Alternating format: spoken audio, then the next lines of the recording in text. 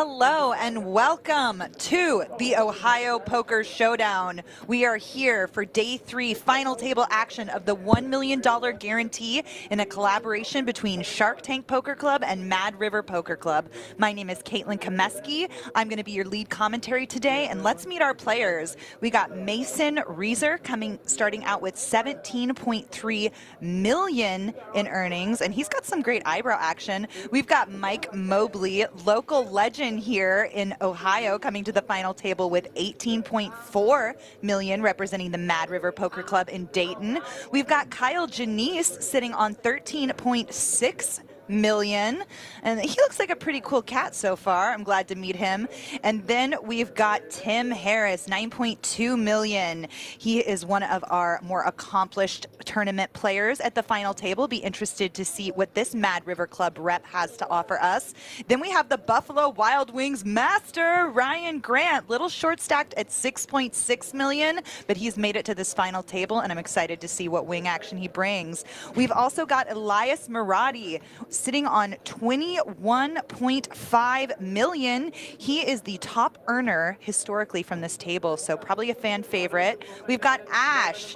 Ash is one of our other short stacks, sitting on 5.8 million coming into this final table, our Shark Tank Poker Club rep. And then finally we have Juicy Parker coming in with 15 million. She is a dealer at Mad River Poker Club. She's the last woman standing. She's our loose cannon. She hasn't come here with a lot of earnings yet, but I'm excited to see what she does. We're going to get cards here in the air. I am joined in the booth by Ronnie Day and Joey G. How are you doing today, Ronnie?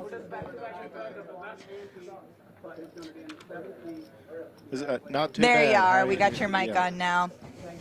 Ronnie is a local legend here from Ohio. He is a bracelet winner from WSOP. You won the Tournament of Champions. For how much was that?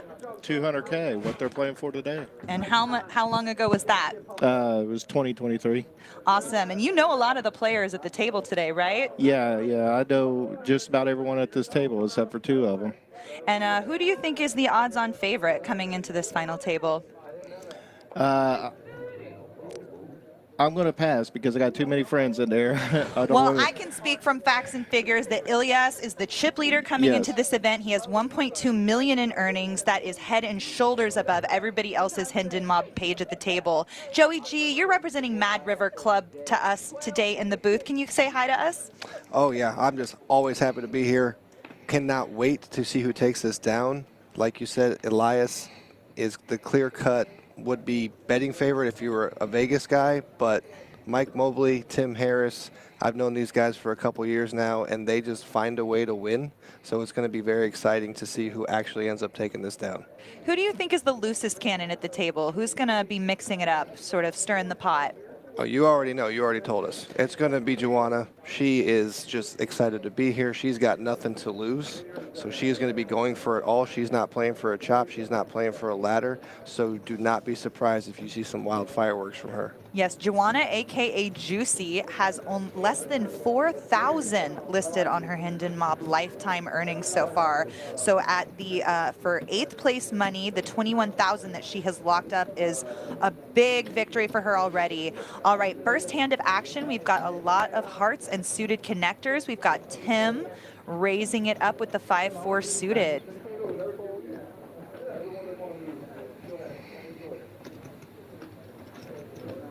Boy, is there any hearts left in the deck here? Yeah, I don't think we're going to see any flushes in this hand. Now, Ash seems to be one of the more studious, deliberate players. We're already seeing him set. Is that sort of his rep on the street? Yeah, he loves to take his time. He's calculated. He's smooth. I feel like no matter what happens today, he's going to take it in stride and just move on to the next hand.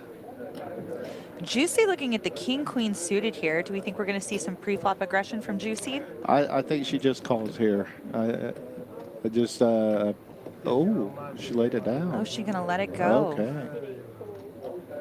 Well, you know, sometimes it's the beginning of the final table, first hand or two. A lot of these people are nervous. This is their first time ever Yeah, she's on sitting stream. in the small blind. Maybe doesn't want to play the pot out of position. So this is going to be an easy victory for Tim Harris.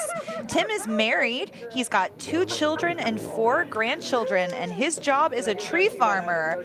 Well, I'm sure Taylor Swift loves that. That's one of her best songs, the Christmas Tree Farm. Maybe she wrote that about Tim Harris. What do y'all think? I'm not up on my Taylor Swift songs. I'm going to have to sit this one out. Oh, it's monoculture, y'all. You got to get on with the Taylor Swift songs. What I knew, though, is Tim Harris has never seen a 4 he hasn't liked. So he's probably going to fold every hand, play aces, kings, and anything with a 4.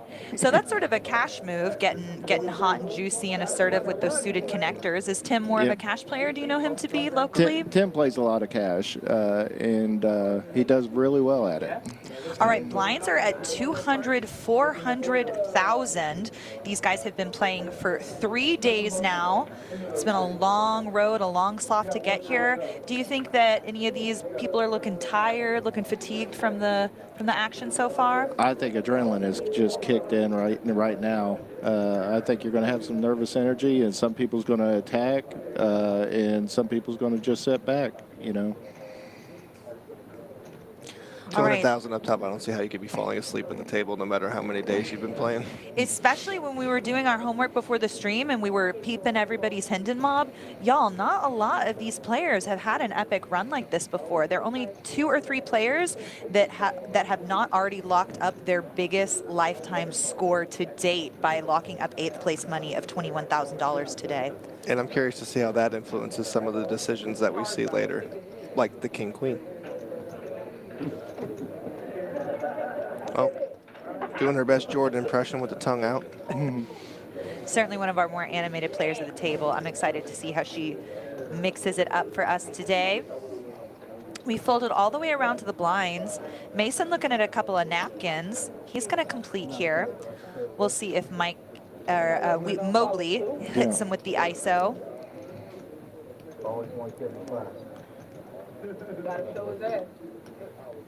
Mobley's lifetime earnings to date are just over $100,000, so that the score that he's locked up so far represents about 20% of that. Great day for everybody at the table. Great day for Ohio Poker. He is going to squeeze it up, get the napkins out of there. Next call. Does anybody seem nervous to you? No, I think Mobley's already had a few drinks today. I think he'll be ready to play. I got him as my loose cannon today.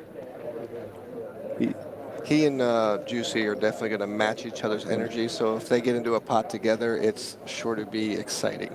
So we don't have any micro stacks right now. The shortest stack is at 15 big blinds. We have Ryan sitting at 17 big blinds. Certainly playable stacks. How do you think these players are going to adjust being at the bottom of the barrel?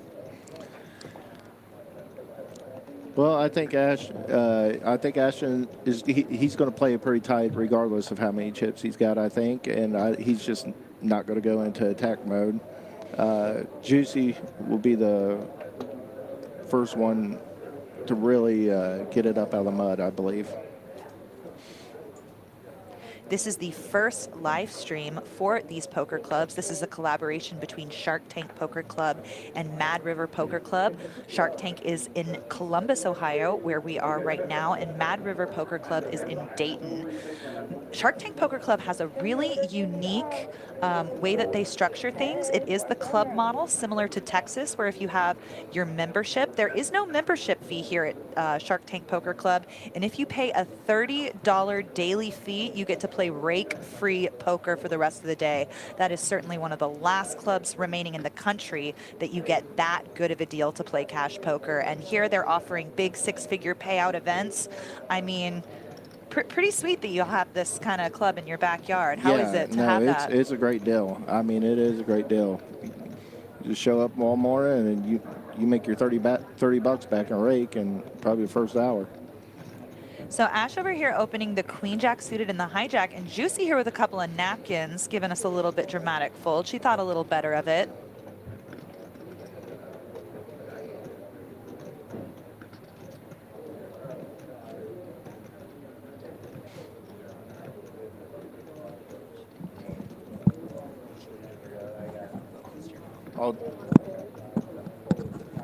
And Mason does lay it down. 10 jack off on the button. Could go either way. But not surprised to see him lay it down there again. Feeling out the table. Doesn't want to get out of line. He's got plenty of chips compared to the shorter stacks. No need to put himself at risk despite having that positional advantage. Gets out of the way. Now, Jesse Fullen, when he is one of the Guerrilla Gaming representatives. Jesse and I were actually nominated for the same GPI award 2 of the 3 years that I've been there. I beat him in Rising Stars, and this year we both lost Best Short Form Video to Nikki Limo, my best friend. But when he was prepping the players, he was like, you don't just have to fold your trash. You can wait till the camera's on you, have a little moment, take it. We're making a show here. So definitely the players taking that note. Yeah. Kyle here with the sexy suited queen. Do you think we ever see a 3-bet from Kyle?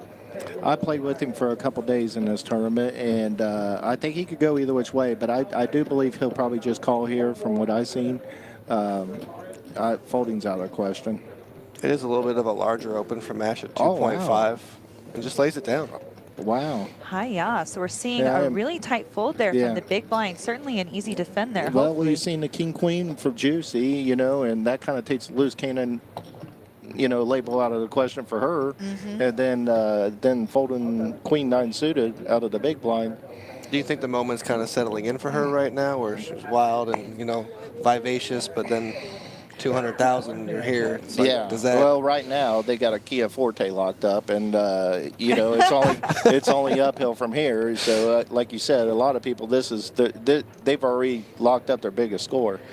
So, yeah, I mean, certainly Ash is in a position here, if he has any idea how tight his opponents are playing, he can kind of leverage that and get in there with sort of these marginal hands and apply a little pressure if we're going to get folds as strong as queen-9 suited. I mean, and if we're going to be results-oriented, he was dominated, so maybe he had the soul read, the whisper in his ear from the angels. The spidey sense was tingling. the soul read would raise. There we go, there we go. Yeah. That's the real soul read. So, yeah, I think these guys are just starting off a little slow, and like I said, the cameras, you know, that's not for everybody. That's it's new to almost all of these guys.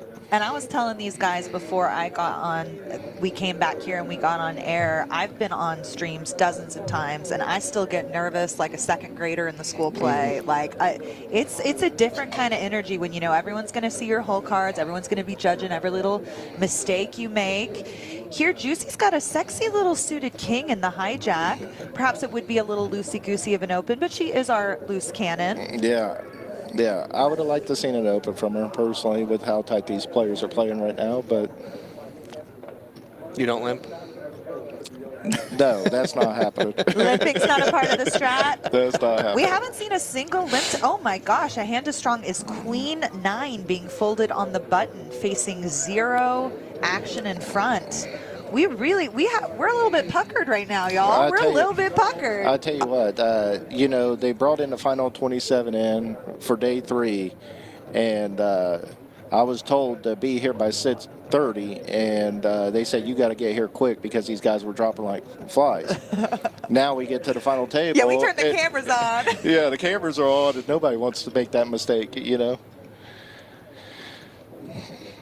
No, chips were moving this morning. When I got here at 1 o'clock, there were 16 people left, and I believe by 3:30 we were down to the unofficial final table. Yeah, that's insane. That's Midwest poker right there. All right, Tim with 9-8 offsuit. Facing the 2.5x open, I don't see a problem with a fold here. And Mike's going to scoop one. Oh, he did open the queen-9 suited on the button. Yeah. We were mistaken. We were mistaken. Sorry to blaspheme you, Mike. Mobley's never folding a suited queen on the button when folded too. Yeah, I thought my bowels were about to fall out of the chair onto the floor. I was like, what are these guys doing? We got to get out there, give them a pep talk. They got to give us something to work with here, right? Plenty of play left, but I am a little surprised to see that they're going with the 2.5 open, given the average chip stack as opposed to what the Wizards and Robot Overlords would call 2x mid-range standard. These guys are not solver guys. Okay, True. Most of these guys are not solver guys, and generally when they're feeling a little bit more nervous, they're going to open a little bit bigger to discourage action, to discourage 3-bets. So, well, Asher's got some jacks to play. Yeah, a couple of hooks. We'll see if he stays with the $1 million open size that we've been seeing pretty consistently over our first few hands. Or if he maybe wants to do that. Yeah, or like do just the min open, invite some action. I like an open here, and maybe you run into a hand behind you, and then you can get it in, you know, because Ash was the shortest, correct? Yeah, I believe he won the first pot, so he should be, let's see, sitting on 6.4, almost 6.5 million. Blinds are at 4K, so what's that, 16 bigs? Yeah. And I'll tell you right now, Mobley likes these kind of hands. So I'd be surprised to see him fold this here. Jack 9 suited is the nuts. Everybody knows that. No, it's beautiful. We used to have a Jack 9 club where you owed everybody in the club money if you lost with it. As the bounty hand? Perfect.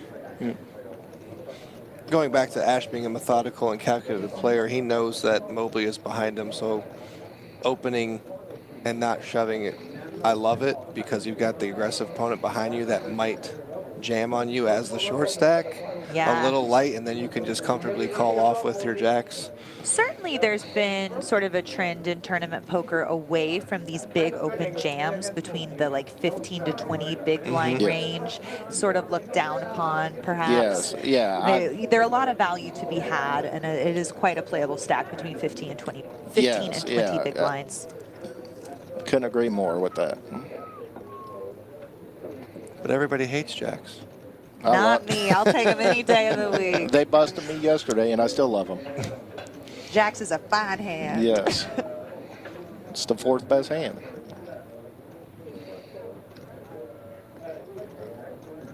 Ryan is our shortest stack here with just over 15 bigs behind. He's going to let it go. Mobley going for the just call in position with the nuts, aka Jack 9 suited. Only one puppy paw on the board for Mike, so perhaps this is just going to go bet full day. Oh, he checked. He checked. All right, check, check. Now a gut shot comes in for Mobley. I would like to see Mobley bet this here. It's been checked to you twice. And you don't even have to necessarily go too large. Yeah. I think roughly 40%, half pot, should get it done most time. It did look like 1.3 million to me. We'll wait for the graphics to catch up. Half pot bet size. Indeed. He's going to get the smooth call. It's going to be hard for Ash to put him on a king after he checked back flop like that. True.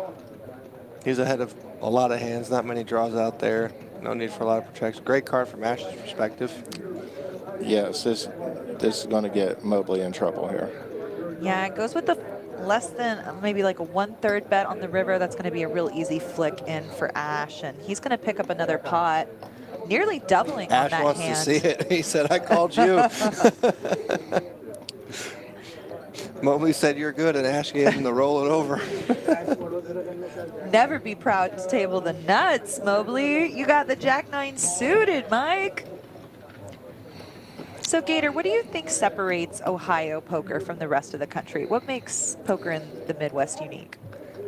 I've played a lot of different places, none of them for very long, but having been here for a few years now, there's something about the camaraderie, honestly. Like, these guys are in there battling, and they will not hesitate to stack you, but the level of just almost familial ties that there are, this community is so strong. Everyone seems to know each other, and everyone seems to be there for one another. It's kind of crazy, because you go, it's very, well, shark-like atmosphere when you go to these different places, and everyone's just out for maximum value and trying to squeak out every edge, but not in Ohio. There's this very, like, we're here to win, we're here to, you know, get the money, but at the end of the day, it's just a game, and everyone is, it's the most respectful poker scene I've ever been a part of. Yeah, I mean, I only got to play cash here for a few hours before we started the live stream today, but people are still gambling in Ohio. You know, you go to these Vegas clubs or maybe some clubs in the Northeast, you got a lot of pros at the table, you got a lot of people with headphones, sunglasses. I didn't see a single pair of sunglasses in the room. I didn't see anyone sitting at the table with, I think I maybe saw one person with headphones in the room that was still making a deep run in the tournament, but definitely still a social game, a true form of poker that you don't get to see places where the poker scene has been developing longer. We're still kind of on the ground floor here in Ohio. Great environment. Yeah. Well, you get that more with the poker clubs. Now, I don't know about Texas. You said you played there quite a bit. Do you have the same poker, the family feel in the poker clubs there? 100%. Yeah. And you walk into a room in Austin, you know, everybody knows everybody. I used to game organize in Texas, so I got everybody's number in the room and my phone. I could, you know, it's definitely that family oriented thing. We're trying to keep the pros out. We're trying to keep the outsiders out. Yeah. And, like, keep the family close in. All right, we got our first limp of the game. Mobley's going to limp ace-3 suited, the wheel ace from the hijack.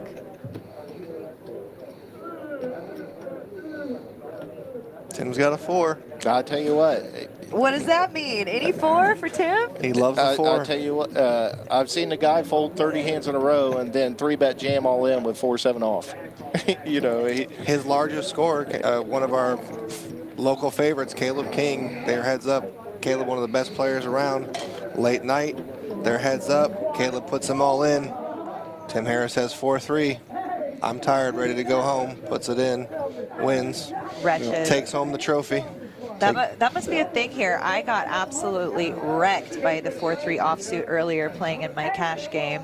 I 3-bet with queen jack suited, got 2 cold calls behind. One of them was from 4-3 offsuit. He flopped the nuts. I turned top pair, top flush draw, so I'm really willing to run it. He one-timed me. We just got an all in here. Oh my God, he's going to shove over from the the limb. big blind, and yeah, this is insane. He is the chip leader too, isn't he? Yeah, that is his privilege. He gets to say no limping on my blinds. Yeah, it's just a heads-up play from Elias. He has no clue that Mike just what he's capable of limping there. I guarantee he didn't put him on ace-3. And with no history, though, you know very well, those when everyone's opening, and then the limp comes in, you can be reasonably sure that their range is. I mean, you're talking 36 big blind shove. So we don't think most of this player pool is going to have strong limps. We don't think they're limping ace-king, aces, kings, and that they're balancing with these sort of mediocre hands like suited wheel ace, off Broadway. I don't believe they're balanced, but at the same time, I could see Mobley limping 9s and snapping that off and snapping it off. You know, I could see him doing something like that. It's hard to put Mobley in a box. He's going to be a little bit all over the place.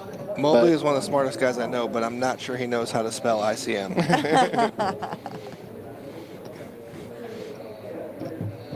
Yeah, do we think any of the players remaining at this final table have an idea about the individual chip monetization model?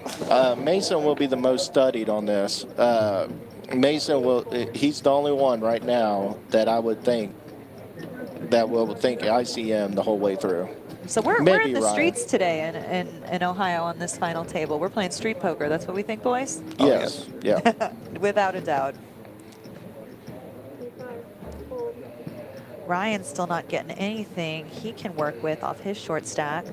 But again, he's still fairly healthy. 15 big blinds is fully playable. Yeah, nobody's in trouble. Yeah. Elias going to limp in with his napkins. Let's see if Ash raises up his. If Mason is the most studied, Tim is the most old school street poker. Yeah. I just don't think you got it. Yeah. I call F your face. Yes. Yeah. Prove it. Sometimes I think he's from Missouri. All right, we got the low ace-high paired board. Nobody with anything. Let's see if we have any fighting for this pot early in the action.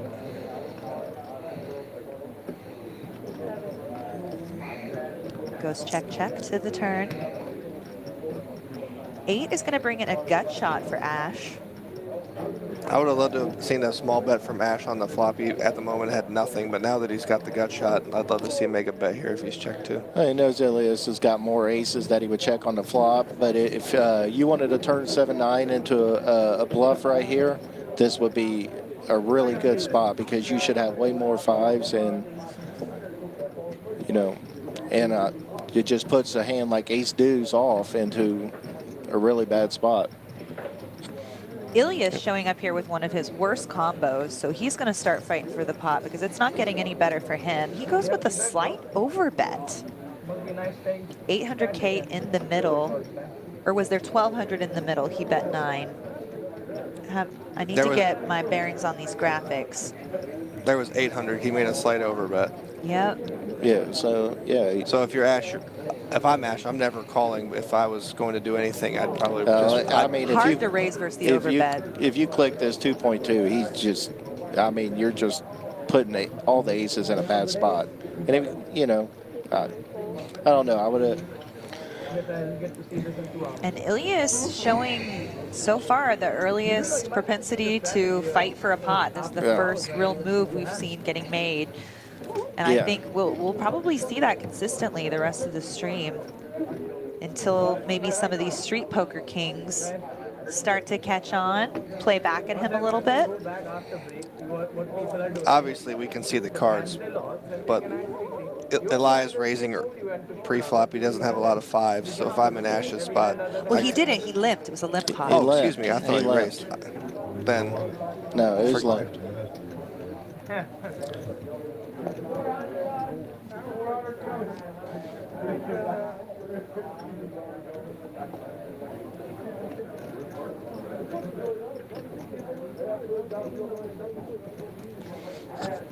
Jason looks the most intense. He reminds me of Bruce Willis in Invincible. His sort of, his aura. Something Mike about with Ray-Bans just ups the intensity Mason? factor. Oh, okay. Oh, I thought you said Jay. Sorry. I thought she said Jason too. Yeah, Mason's got the Sith Lord thing going on Exactly, right now. Sith Lord. That's what I get. Mike's gonna limp again with a suited king, Mr. Mobley.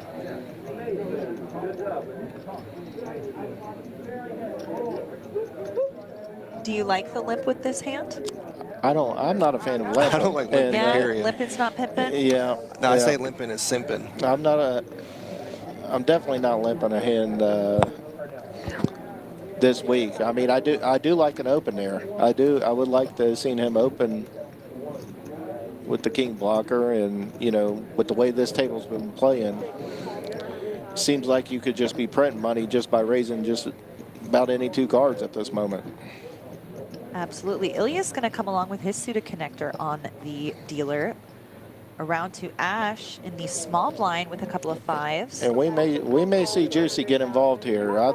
She needs to lift this up. Yeah, I'd like to see a squeeze ISO here from Miss Juicy with the ace-10 of clubs. Question is, how big do you go? Probably with the way stack sizes are, I'd like to see at least 4 big blinds, maybe 3.5. She could also go the route that Ilias did before. Jam it down their throats. I have seen her raise on the bigger side. What'd she go? Sounded like she went for the 6X. Yeah. I don't necessarily disagree with this because it's a little bit on the bigger side, but everybody's just folding out, you know, and we've already seen Mobley limp fold once. Yeah, I mean, she's got 3 riff-raffs in there to get rid of. Yeah. And I mean, who's to say you want action with a hand sort of as middling as ace-10 suited? You're at final table. You're happy to pick up.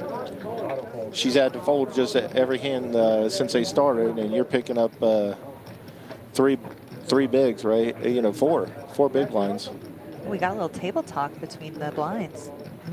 And Ash does have a decision. He tried to find a cheap set to mine, but he does have a pair. And Juana is the loose cannon, so you might be thinking she's just getting out of line with 3 limps, trying to squeeze and take down the pot. Might not have much. Does he consider jamming? I just don't see Ash ever calling here, and I would not be a fan of that play. Yeah. All right, some nice aggression from Juicy. Let's go, girl power. Gator, what are the chips? Can you give us which denominations are each chips? We got a yellow, a pink, and a purple in play, it seems. Yes, so the purple chips are the 25Ks. The light brown wood-like, if I can't really tell it, the wood-like. If you see them up close, they actually have the... Like a wood grain? Yeah, wood grain. Those are the 100,000 chips, and then the magenta ones are 1 million. You said purple was 5K? 25. 25, okay. 25. 2,500s and 1 millions in play. And the wood chips are, what'd you say, that they're the 5K? They're the 100Ks. There's no 5Ks in play. 100K, okay. I only got 3 100K, chips in 25K, play. and a Oh, million. and a million. Got it. I only made you say it 3 times, It's but we fine. got there. We got there.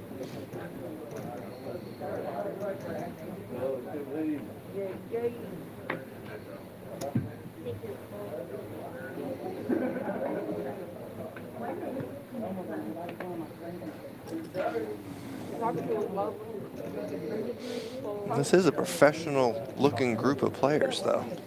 They all wearing their Monday best. They look ready to go. They're locked in.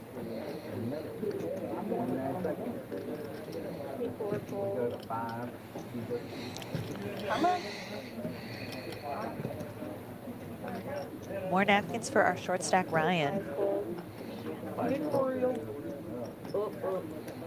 Elias picking up a real one here.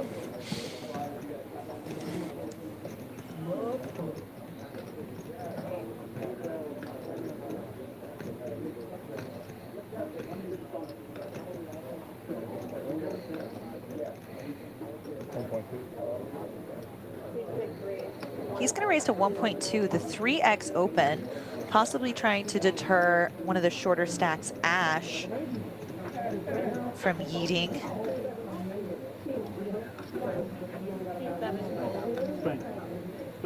JR, what do you think he's thinking here with the almost standard open being You know, 2.5 to now I start mean, going to 3? you pull up this beautiful ace-queen suited, and like Caitlin said, it's deterrent action. I want something inviting. I'm wanting to invite action in. Right, don't you want him to come along a little Yeah. bit, see a flop?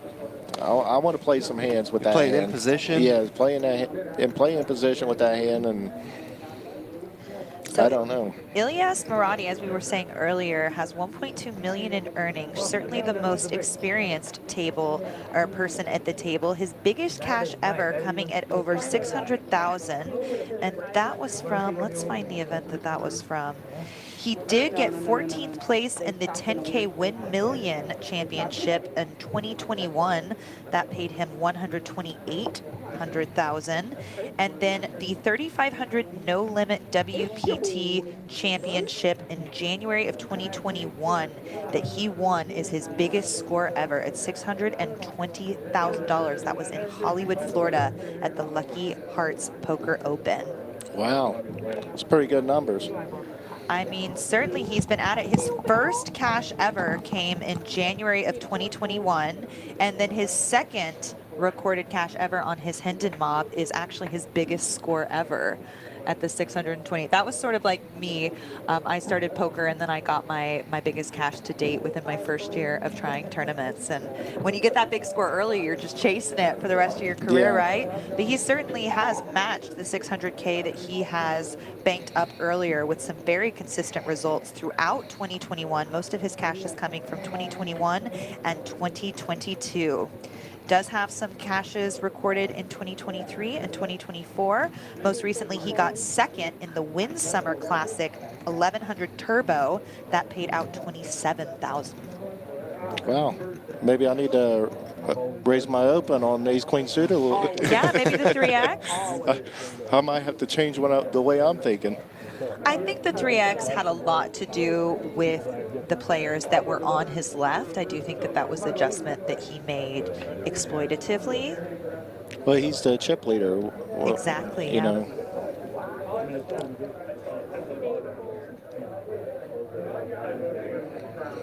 Oh, we got a couple hands here. We got Ace Jack and Mobley woke up with some kings. It is Monday night, though. Historically, Cowboys don't do too well on Monday night. Well, we're not gonna, Blasphemy, I'm from Dallas. we're not going to jinx our guy. Yeah. All right, do you think Mobley has any traps here ever, or do we think we very consistently are going to see the 3-bet? He's gonna go 3-bet, and I think he's gonna go large. Closing the action, Mike, is not slowing down with Kings. Yeah. How do you think he's going to size it? Maybe 4 million? I think he may go bigger. So he's got 14 He knows his man. I know my guy. I'm not even sure. Looks to be about 6.5. I don't even think he actually counted it. Yeah, he just said, "Here, take this." Yeah, he measured that seasoning with his heart. Yeah.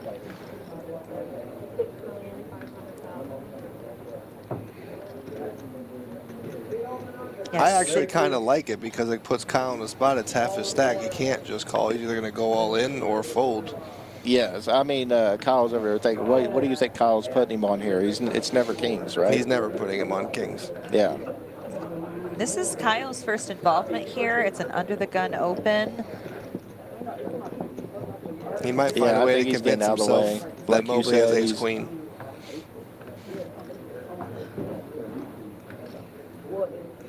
Yeah. Yeah, really He hard to susses put it it in out. there with ace-jack. Yeah. Knowing you're flipping at best, you know. From Kyle's perspective, even if you're thinking about if he's doing it with Kings. And he shows him. Oh, he shows him. But you're just thinking about what are Mobley's bluffs. Well, ace-jack is losing to those bluffs, too.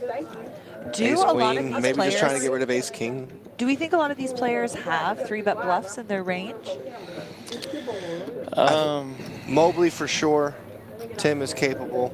Tim definitely. I would put Tim in that category before. Masons will be very calculated. Yeah. I would put Tim and maybe that Kyle in there, in that category. Everybody's still super healthy at this final table. We've got Ryan at the bottom of the pack with, okay, so the blinds have gone up. We're now at 250,000, 500,000 big blinds. So Ryan's stack has sort of been shrunken down from 15 to 12 big blinds. Ryan's gonna be patient. You're not getting him in there until he gets a hand. And our big stack up over 40 big blinds. Heaps, absolute heaps. Ryan does not have an effort button. He will be patient. He will wait it out. He knows that at some point he'll find a spot. Don't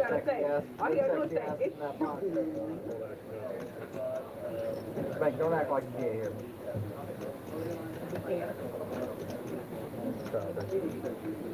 me. Given Elias's chip stack, I think he'd be the most likely to have the most 3-bet bluffs.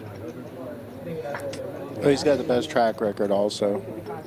And the two players directly on his left are as good as Ash is and kind of more straightforward, so he will be able to get away with a little bit more murder than he would in other spots, I think. Ilya is sort of the first player to go with the 2.1 smaller open size here with the ace-9 suited and ace-9 offsuit in early position, making it 900,000.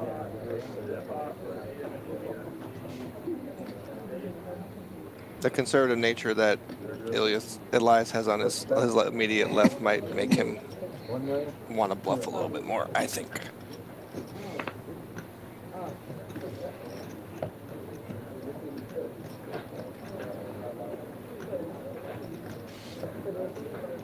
So this would be a good 3-bet bluff perhaps for Mobley. Do we think he's capable? I think he's just going to call. Okay. He likes to see some flops. I wouldn't have exactly minded a fold. Yeah. Small blind.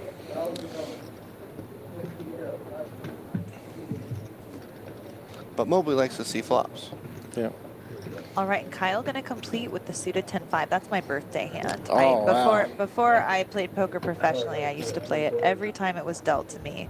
And I think anecdotally I won a lot, so that reinforced the bad behavior. We're going to go to a flop 3 ways here. Yeah, I got a great story about that. We'll come back to it. Monotone flop spades. None of our 3 players holding a spade. Second pair connects for Mobley in the small.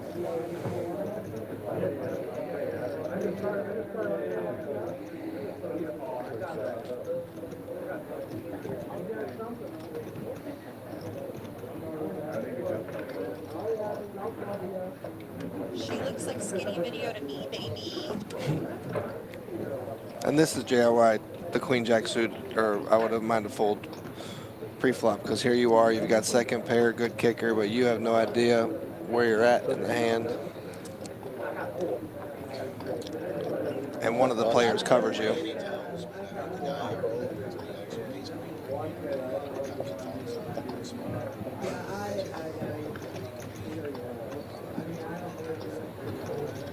All right, Kyle gonna get out of the way.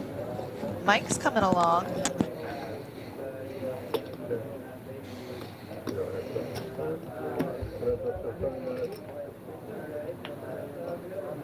Four peels off on the turn, doesn't change a lot. Mobley gonna check over to Ilias again.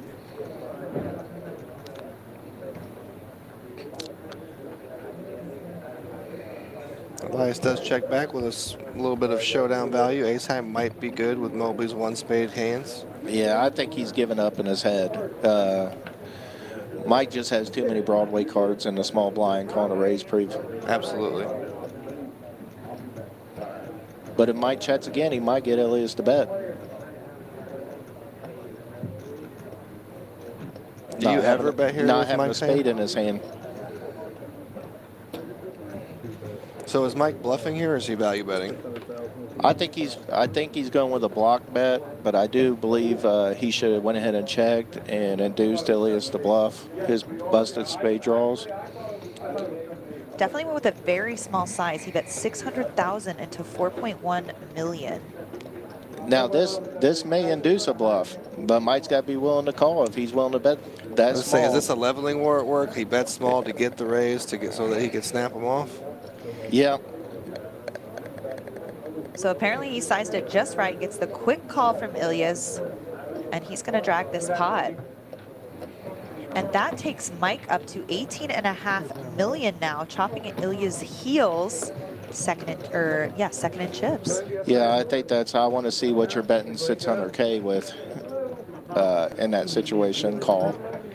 I definitely don't mind the bet there from Mike, not allowing his opponent to check back with ace high hands, the exact type of holding he has. He targeted an ace high hand. I actually think that's a very well played hand by Mr. Mobley.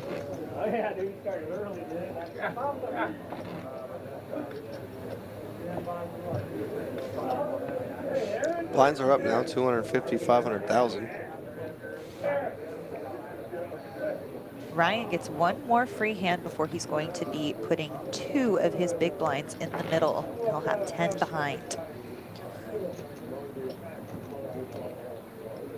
Does Ryan ever bring free Buffalo Wild Wings to Mad River Poker to treat y'all? He really doesn't. Oh my gosh. He hates us. Ryan, what are you doing?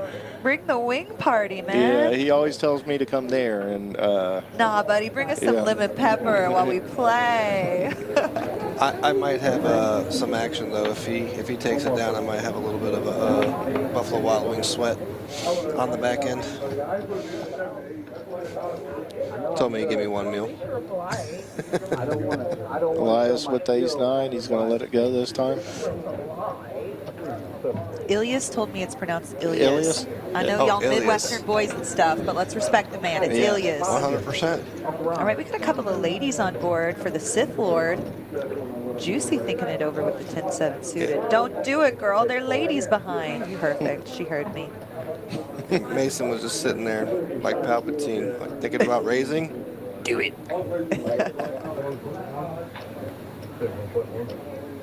He's going to raise up to 1.1. 1.1 to bet. 1.1? Correct.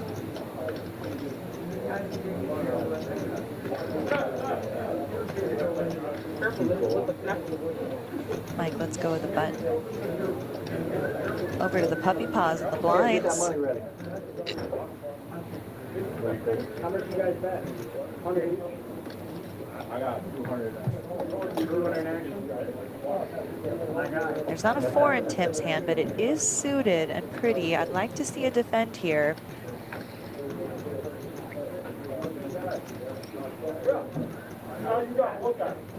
Well, I know Tim hasn't got to play hardly any hands, and this is not his nature Tim's to gonna just let it keep go. folding, you know. We are not doing any of the wide defense. Nobody here has watched a run it once course on tournament poker. They're not defending 80, 70% of hands, not even close. They're letting go of a lot of suited hands. We've seen Queen 9 suited folded in a big blind defend position to just the men open really on this hand with the Queen Deuce suited. So we've got some puckering at the table. We're still showing the trend of really tight play. So at this point, it's, you know, really leaving an opening to whoever is the first to notice that and attack all this dead money that no one's really stabbing at. Everybody waiting for the new toast. Another fact about Tim, he loves helping people that are in need. He told me he wanted y'all to know that, and I see it all over his face. He's one of the nicest people I know. He Is it- really that is. is He's not lip genuine. service. He's genuine. He'd help anyone out. Yeah, so if y'all have a flat tire on the side of the road, look up Tim Harris, tree farmer. Yeah. He'd be more than happy to I'm help you not calling out. AAA. I'm calling No, Tim. call it Triple Tim. Big or small, grand gesture. We have these big tournaments. He'll just bring in fruit, bananas, oranges, apples for the staff. He should bring in Buffalo Wild Wings just to needle Ryan. That would work. I will definitely plant that seed. Okay. Tell him it was my idea. I want the credit. Oh, for sure. Just tag me. For tag sure. me. For sure. Mason got another playable hand with 6s and the hijack.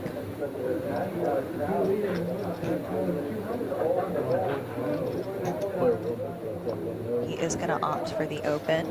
Sometimes perhaps with those 6 in pairs we can find some limps. If we have limps in our range, I know my boy Ronnie here, he says no limping, no pimping, ever. Occasionally you might find me limping a hand like that, but don't tell anyone. At some stages, Mason has that limping range, but at this current juncture, it's no limps and no chops. Mason wants a raise and get it through and move on to the next hand. Do we think there's any chance we're seeing a chop here? Do we have a couple of boys at the table that are going to be chop blockers all the way down to the bitter end?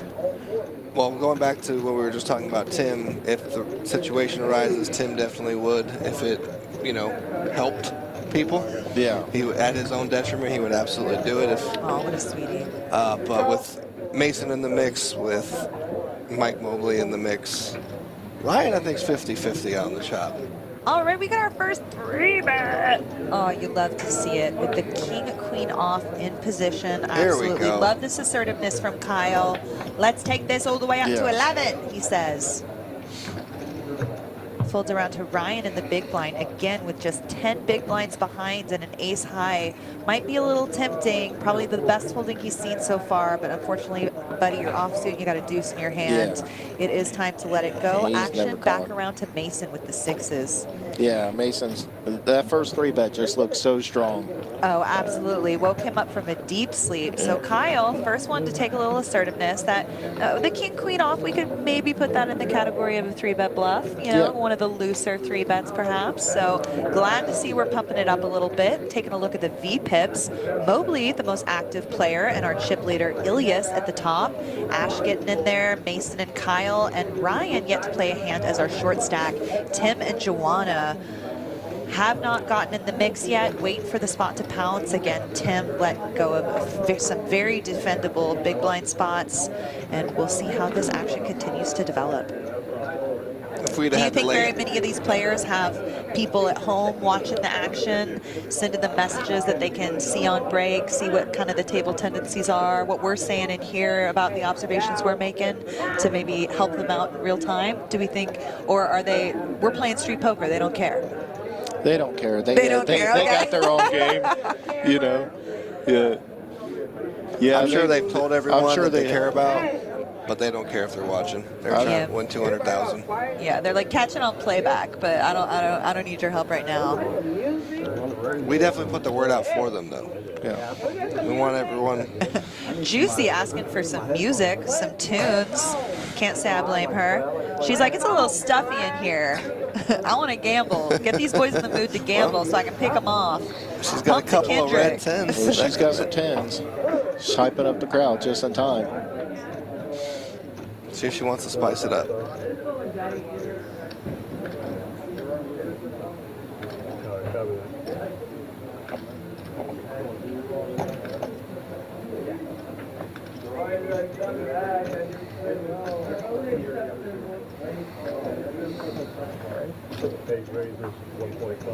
So Juicy going to go with the 3X open as well from early position. This can really perhaps put her in a difficult position if someone with 2 overcards jams on her behind with some of these stacks that are sitting around like 20 big blinds. Yes. We'll see if she gets her hand caught in the cookie jar. Oh, hi, baby. Quit flirting with me, Bubbly.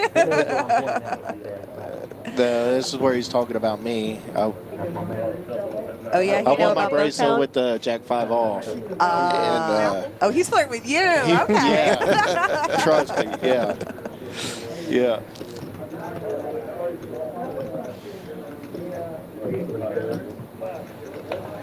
Kyle going to let go of the suited ace in the cutoff, facing that 3X open. Tim not going to hang around with the Jack 10 off. Ilias with a perfectly defendable hand, the ace 8 off in the big blind. If he folds this, I give up on y'all. Y'all need to start defending more big blinds. Well, she does have a 7% VPIP, and It's she true. raised Honestly, 3X. I wouldn't blame him if he does let that go. Perhaps an exploitative fold, but He's definitely aware that she hasn't played any hands. She squeezed one time, but other than that, hasn't done anything. And he oh does let my it go. gosh! Now we're folding ace high at the big blind, y'all. All right. So if what you guys anybody has a cell phone number of one of these players, you text them and you say, you start fighting for pots, homie. It's wide open.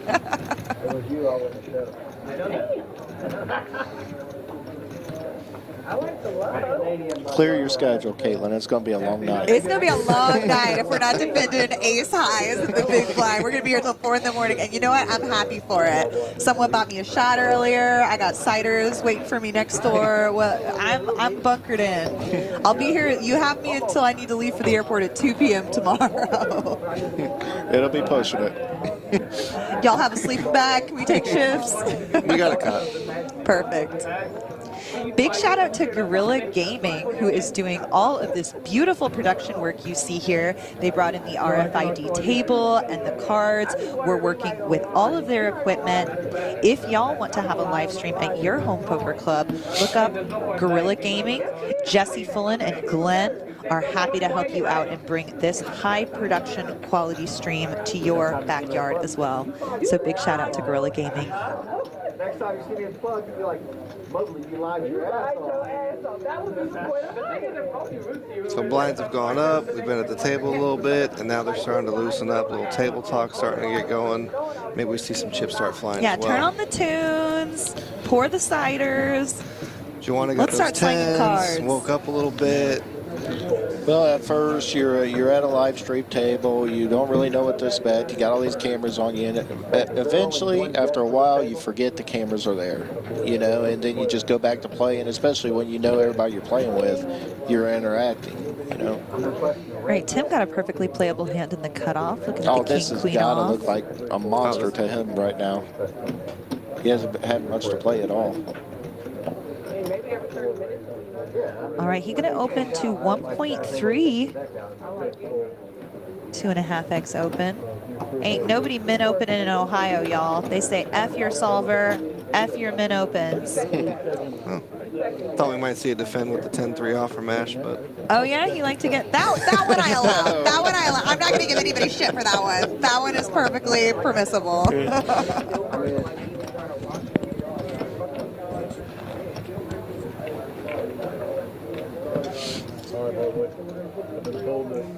So I was asking some of the regulars here who fired the most bullets, and there was one person who won multiple bag bonuses. They fired something around 9 bullets, but they got the multi-bag bonus for like 12K worth of multi-bag bonuses. Every time you got another bag in this tournament, you got a cash payment of 3.5 K dollars.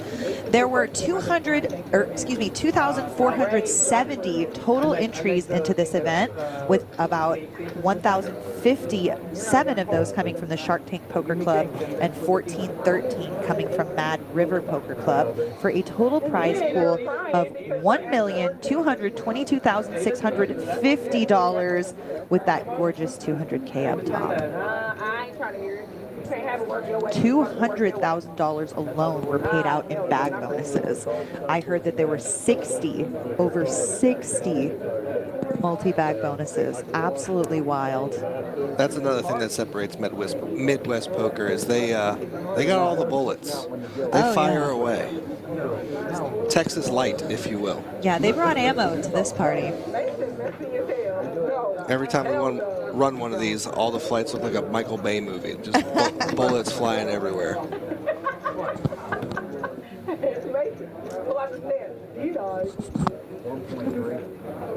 What you say? Mobley's racing it up.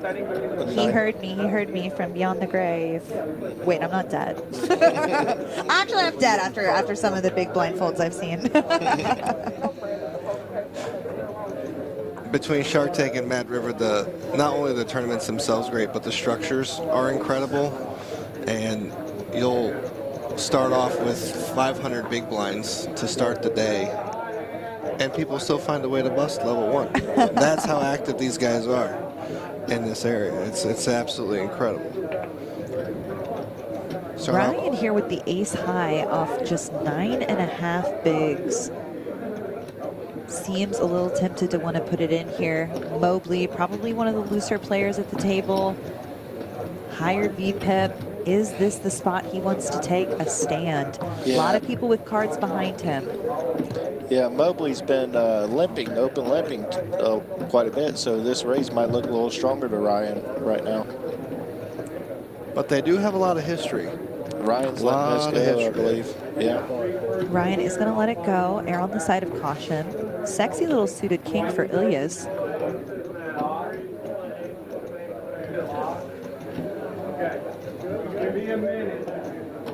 He's going to let that go too. Not even peel on the button with the king 7 suited. We are seeing some very tight pre-flop action here.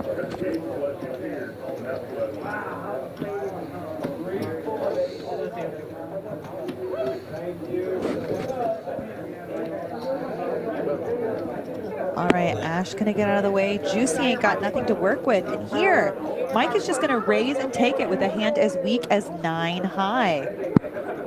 Wow.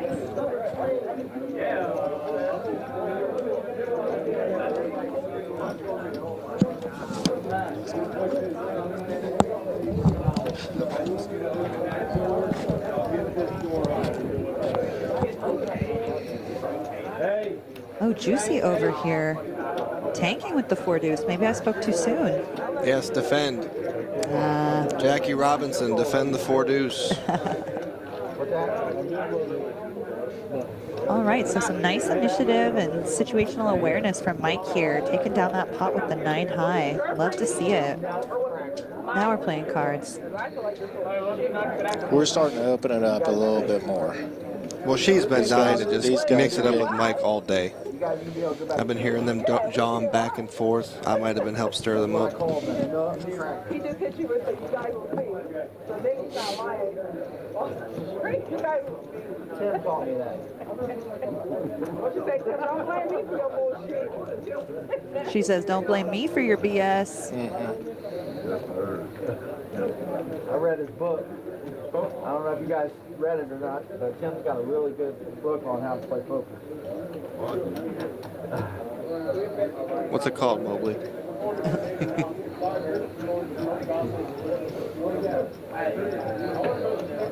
I need to read it, is what I'm asking.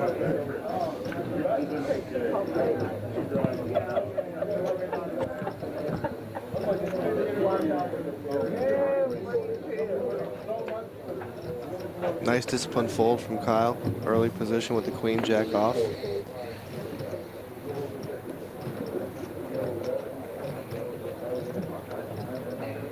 All Yeah, right, Ryan here finally it found comes. something to work with. King 10 off. Pretty bottom of range for that position. I like this, though. He hasn't played any hands. He's got a good image. Only 4 players behind you. For sure. More often than not, the blinds aren't going to wake up with a hand, but And even if they there do, you certainly can are get a lot of the. available options. But his inactivity could even get him hands like King Jack and King Queen to fold, which is an amazing result. Yeah, with how tight this table is playing, I could see that happen.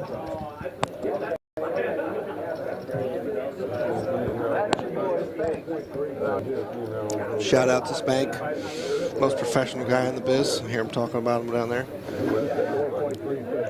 He is our room manager down at Mad River. He keeps the day-to-day going, make sure that we all stay in line and provide the best poker experience to our guests. Amazing guy. And we got him dealing in the box right now. Jack of all trades, master of none. More napkins for Juicy. Well, I don't think Mason's defending your birthday, Caitlin. Nah, I don't think that's good enough. But it's suited. All right, so Ryan taking a little initiative, hanging on there. He's going to steal the blinds and chip back up to 12 big blinds. Still our short stack, but head a little bit out of the water. Took a little bit longer than I would have liked, but it's always good to win that first one. Take it that first pot, get that monkey off your back. Now, Gator, we talked about how Shark Tank Poker operates for the cash players. They pay the $30 one-day fee, get to play all day for free. How does it work at Mad River Club? Similar in the sense that there's a daily fee. It's a slightly smaller rate of only $5, but that's because we charge a $10 seat fee. So still no rake. However, we rent the seat as a members-only club, very similar to Shark Tank. The difference is their member you get your free poker all day, and we just charge an hourly seat fee. Well, it's a little bit bigger room. We've got 22 tables now, so it's a lot of lights. It's a lot of AC. We gotta keep the lead. But great value from both clubs. Absolutely amazing, and some of the best cash games that you can find at either place. People come to Dayton for the 1-2 because it's match the stack. So a lot of places you go, you can only buy them for 100 big blinds, and it's hard to really beat the rake when you go to the casino. But you go down to Mad River, it's rake free, and you And can it's full match the stack, right? full match the stack. Here at Shark Tank Poker, it's 75% match the stack, which is pretty much as good as Still. match the stack. It's pretty close. And that's a great privilege that you get to still play match the stack poker out here. And a lot of the Texas room, they've started capping a lot of the games, and that does protect the player pools long term. But here it's the wild frontier still. All right. We've got a raise from Tim in early position with the AJ, and Ilyas is going to wake up with Big Slick in the hijack. 3-bet incoming, eh, boys? Yeah. I would expect so. How do you think he's going to size it facing the nearly 3x open? He's I'd say- in position. I'd say around 4K, 4,200 would be just fine. And Yeah, about 8.5, 9 bigs. yeah.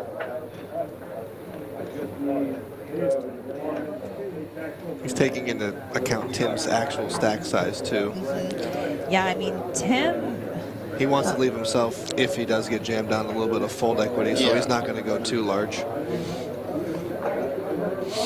yeah, Tim started the hand with just under 20 bigs, so perhaps going 8 or 9 million might be a little too big. He'd be better off going something closer to 3 million. He does go for the 4.5. big chunky 4.5 3-bet, and that's going to be half of Tim's remaining stack here. Yeah, he's either putting Tim in all the way in or folding, you know, put him in a decision for his life.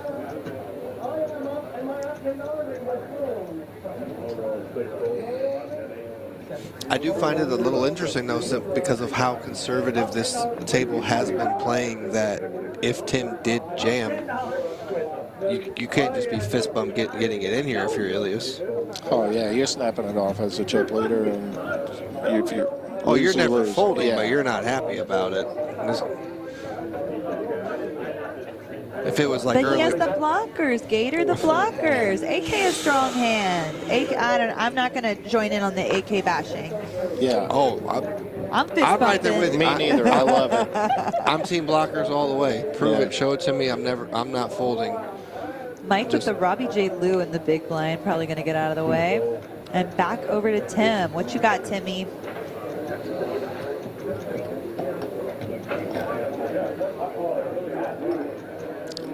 AJ, certainly a hand that can 4-bet, shove a certain percentage of the time, but this is a really tight range formation. He's going for it. All right, he went with Yeah, it. yeah. And he We is have going to our get the first bad all-in and news. a call. Tim is all in for his tournament life, and he's a 3-to-1 dog. Timmy going to need a hook or a whole lot of diamonds or spades to stay in the game.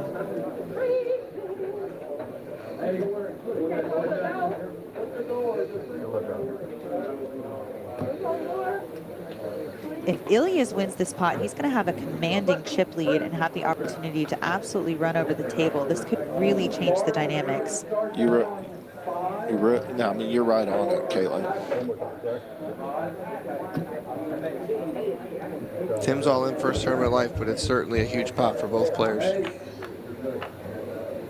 You're good on that front door, Zach. Thank you. No help so far on the 8-high flop. We need a jack and we need it fast. Only 2 available left in Not the a deck. jack, he needs a board pair to give him some chop. Oh, he there it is. spikes wow. the jack on the turn. Now Ilias needs to play catch up with a king on the river, 1 shot. Does he get it? He does not. No, and Tim is going to get the full double up. We have a new chip leader here at this $1 million guarantee. Tim Harris is now going to be sitting at just under 20 million in chips. That's almost 40 bigs. That is going to put him up. Do we think we're going to see him loosen up his game a little bit? Is Tim the type of player to take advantage of a chip lead? I think he's good. I look for more of the same. You know, the only thing that's kept him inactive so far is that he hasn't had a whole lot of hands to play. It's just been dealt out a little bit. Yes. I'm Yeah, not obviously, sure. he's never afraid to put it in there. You know? Never. He's the perfect example of good things happen to good people right here. We're hitting that jack Exactly on the what turn. I was going to say. Is I'm not sure I believe in karma, but if it does exist for the guy that helps everybody else, he got a little help there, that's for sure. We're going to take a look at the payouts here. All 8 remaining players have locked up $21,000. Next pay jump, we're going to go up to 27, and then all the way up to the podium finishes with the big money on top. Third place will get nearly $80,000. Second place, you get a 6-figure score at over $100,000. That's going to be the biggest score for pretty much everyone at the table except for Ilias to date in their poker career. And then first place money, a solid, round, gorgeous $200K. And now Tim Harris looking pretty good. When I was walking around the room talking to a lot of the regulars, the Ohioans here, Tim was a lot of people's favorites as a choice to win this event, and He's just certainly just improved that a lot after sucking out on Ilias. he's an easy guy to root for. That's for sure. Absolutely. Now he's got even more money to help y'all out when you get a flat tire on the side of the road. Yep. He can call AAA for you. He may not even come to help you himself anymore. Just send an Uber. So now Ilias down to 20 big blinds. It's going to be one of the shorter 3 stacks, but 20 big blinds still a very playable stack, especially for a player as experienced as Ilias. And Ryan's still our short stack, sitting at just 12 big blinds. Ash down there in the danger zone. Everybody else pretty much huddling around the middle with Mike and Tim on top, but certainly not so much of a chip lead that this still isn't anyone's game. No, a lot of play left. Like you said, 20 big blinds. It seems like just yesterday that was a short stack, but now with all the information and classes and videos and coaching that's been going on, people understand a lot This more. is going in. Yeah, Ryan just goes for the straight jam with the 12 big blinds with 2 8s. I think that's the play here. Yeah. No other choice. And Ilias might be back at it. You think he's going to be tempted to call the open jam? It's going to account for just over half of his remaining stack size. A lot of players still have cards left behind him.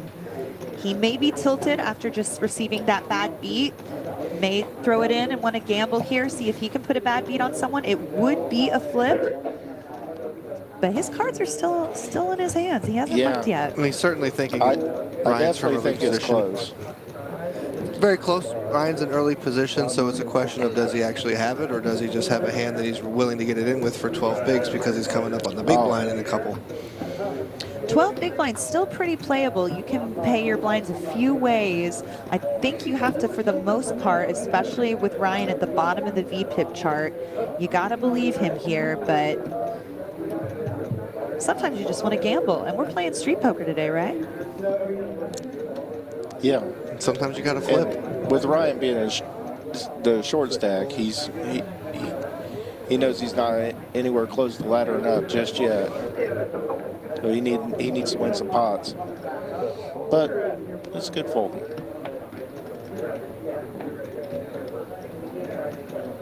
I know someone close to me that would have snap mucked that ace-10. Says it's the worst hand in poker.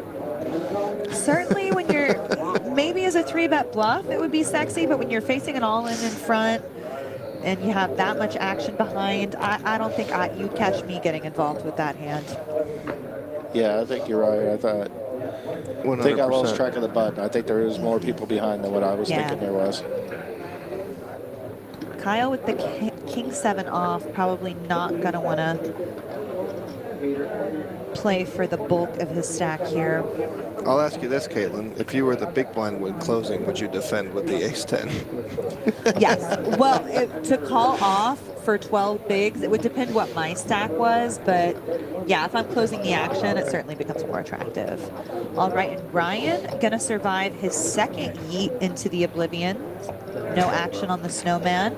He is gonna scoop up the blinds and get up to 14 big blinds.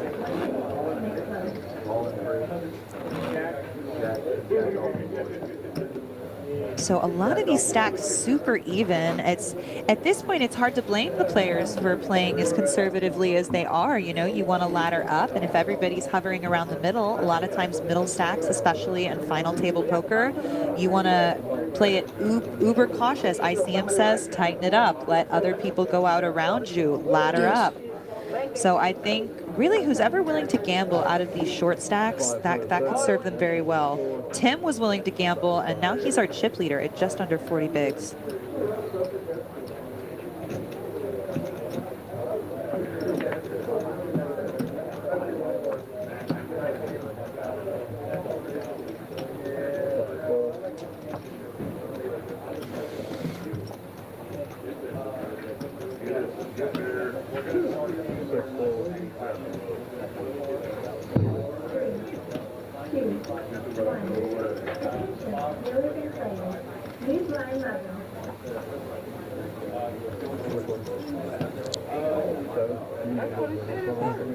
Mystery hand for mash goes into the muck. Let us see your trash before you throw it away. Let us look up that skirt, boy.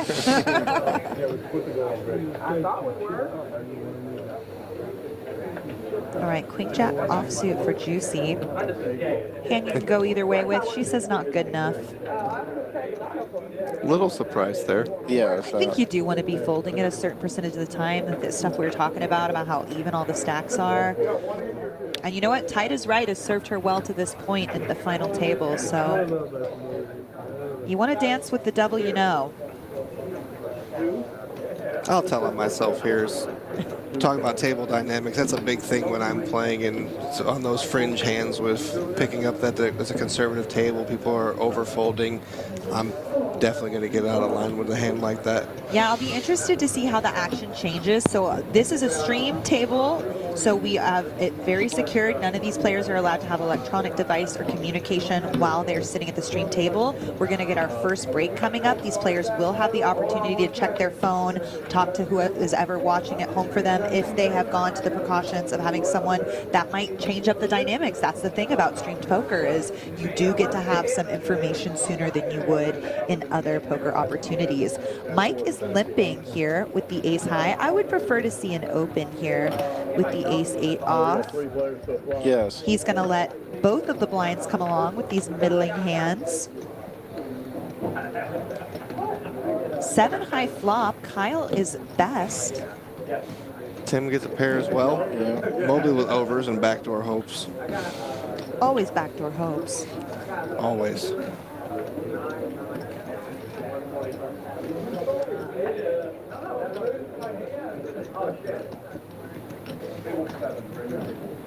Tim doesn't know it, but he does not want to make two pair. What's Kyle want to do?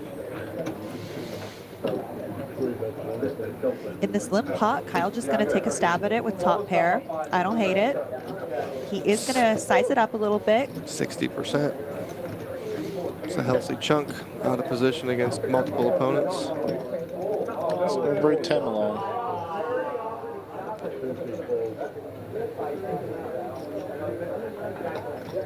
And that's going to take it down.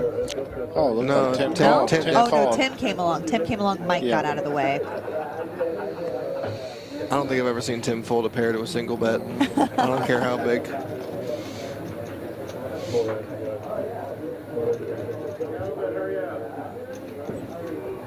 Kyle going to slow down off the peeled jack. Check it over to Tim.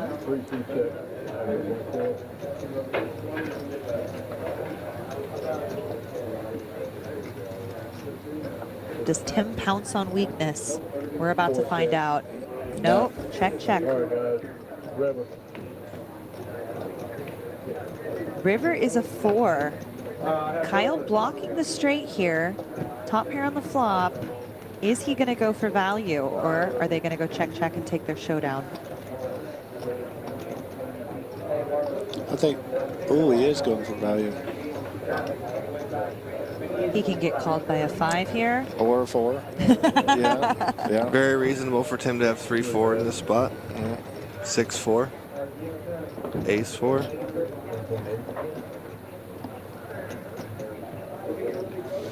All right, he bet 1.8 into 4.4. Just under half pot, really targeting the type of hands that Tim may have here. 2s, 5s, 4s. Tim also has the 6 in his hand. He also is blocking the nuts. Do you think Tim ever raises? Yes, he Yeah, does. absolutely That's does. my boy. Let's go. this is my Putting guy, Kyle to the test. He, Second pair, no kicker, really shrinks up facing the all-in bet here. Yeah. I love this move from Tim. yeah. But if you're Kyle, you're thinking, what could he possibly have? I've Yeah. got the 6, I've got the blocker. Yeah, it's unlucky for Tim that Kyle has the same blocker in his hand, but I would be very impressed with our boy Kyle if he can find the call here with second pair, no kicker. But Mike did limp the button, so Tim could have 7-4. He could have 5-4. He could have deuce-4. All Tim got options the check. available, limp pot. and he's played tight enough. He could conceivably have 6-8. So even though it's very weird to see this all in, This is gonna Kyle work. does let it go. Tim This- gets it through. That's tree farmer poker right there. Yeah. Let's go, Tim. Oh, he dropped the log final on him on table. that one, that's for sure. Heck yeah, that was beautiful to see. Nice hand, Tim Harris. yes. Shout out again to Tim's 2 children and 4 grandchildren. You got a pretty dope pop, y'all. We're gonna have a dealer change here. A whole bunch of lots. My God. Look at that smile on Tim's face. Yeah, he got that liar smile. He knew he got away with it. Like, I got away with one. I mean, just really great play. Yeah. You love to see it. Can't bring yourself to call. You can't bring yourself to fold. You might as well raise. Just, hey, I'm going to put you in the hard position. You like your hand, brother? Pretty sure you slowed down on that jack, eh? Well, Tim's a pretty savvy guy, and Kyle's in the small blind. So what 2 pairs does Kyle really have in that spot when you've got the 6 deuce? Sure, 7-5 maybe. He checks the turn to slow play, but probably not. Is he calling 7-4? Probably not. So what strong hands does Kyle really have in that spot? And Tim picked up on it and wasn't afraid to put it all to the test on what he believed was the right decision.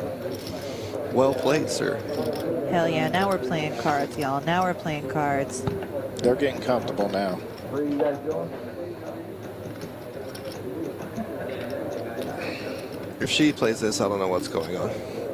She might be getting bored. She might Could- be getting a could little be. bored. I think she was a But lot the- more active earlier in the king, tournament. okay, there it goes. Yeah, she folded Queen Jack last hand. Yeah. That'd be. Right, that's what I mean. No, my girl has already 7x'd her lifetime earnings by locking up 8th place money here. Definitely trying to make a few ladders, get that 6-figure payout for 2nd place or better. We finally have our first min open of the evening. The blinds are at 300, 600,000, and Mason has opened to 1.2. And he runs in the And he kings. Cowboys. Oh, Tim, the poker gods reward assertive, wild bluffs like our boy Tim Yes. just made. That's why he has kings right now. That's the only other reason. I will not be convinced of otherwise. And we're going to see a nice 3-bet. How do we think he's going to size it out of position? Go with the traditional 4x, 4.8 million? I wouldn't be surprised if he bet 6. Yeah, Yeah, we like the more cash sizings yeah, here. here goes 5, yeah. What was that, 5.1? 5.1. 5.3. Yeah.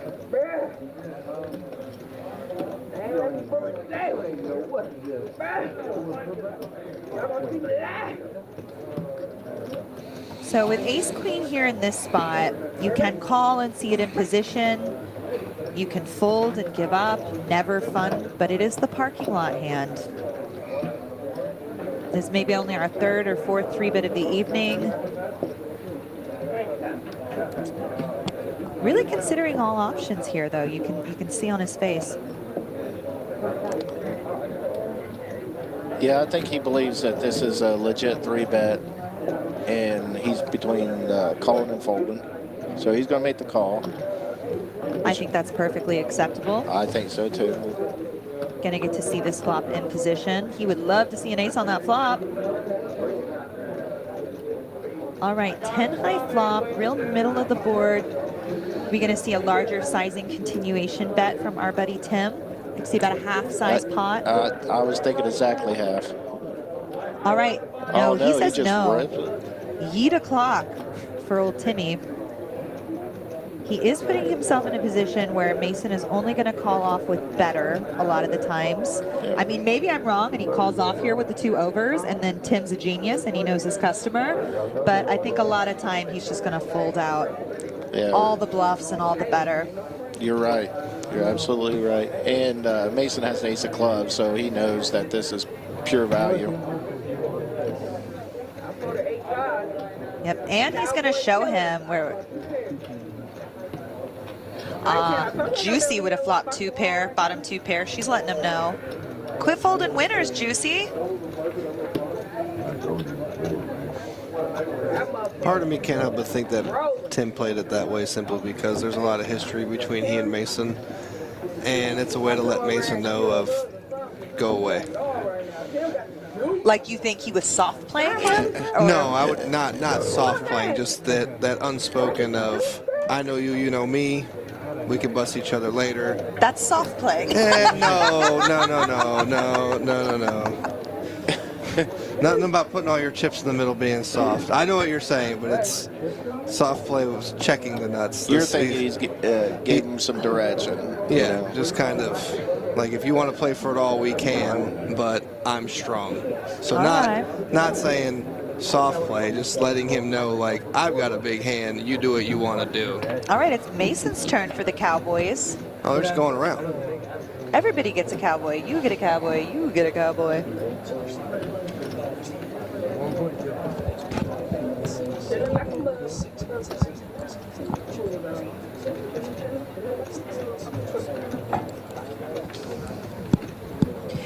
And we got another min open.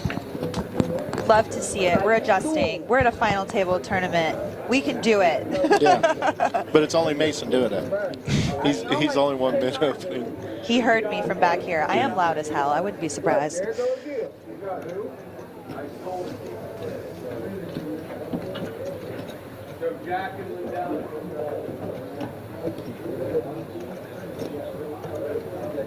Oh, wow. We could have a real collision here. Fireworks. Ilias with the queens in the big blind. Ryan gets out of the way, and now we may have some premium on premium violence. This is what makes tournament poker so brutal. You play for 3 days, you're playing for 200,000.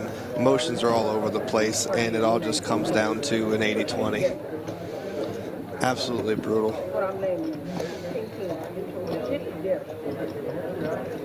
My turn.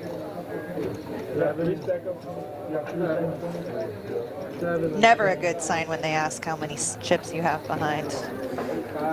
I always read that as strength. Do y'all always read that as strength? more Yeah. often than not.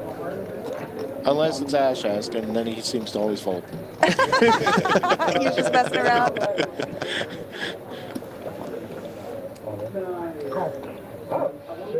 All right. Snappity snap. Snappity snap. We are going to have a massive flip here. Nearly 20 million in the middle. Ilias needs a queen to drag this pot. Their chip stacks are so even right now. I don't even know which player is at risk. Oh Ooh, my. king in the Oh, window little with something a for gut everyone. shot. Looks like the jacks were already folded out, so there is one remaining jack in the deck for Ilias. Can he find it? One time for the one time.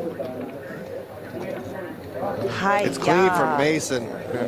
Mason gonna chip up here to almost 20 million. I think Ilias, the graphics do say that Ilias is eliminated, but our production team is letting us know that he did have him covered by just a few blinds.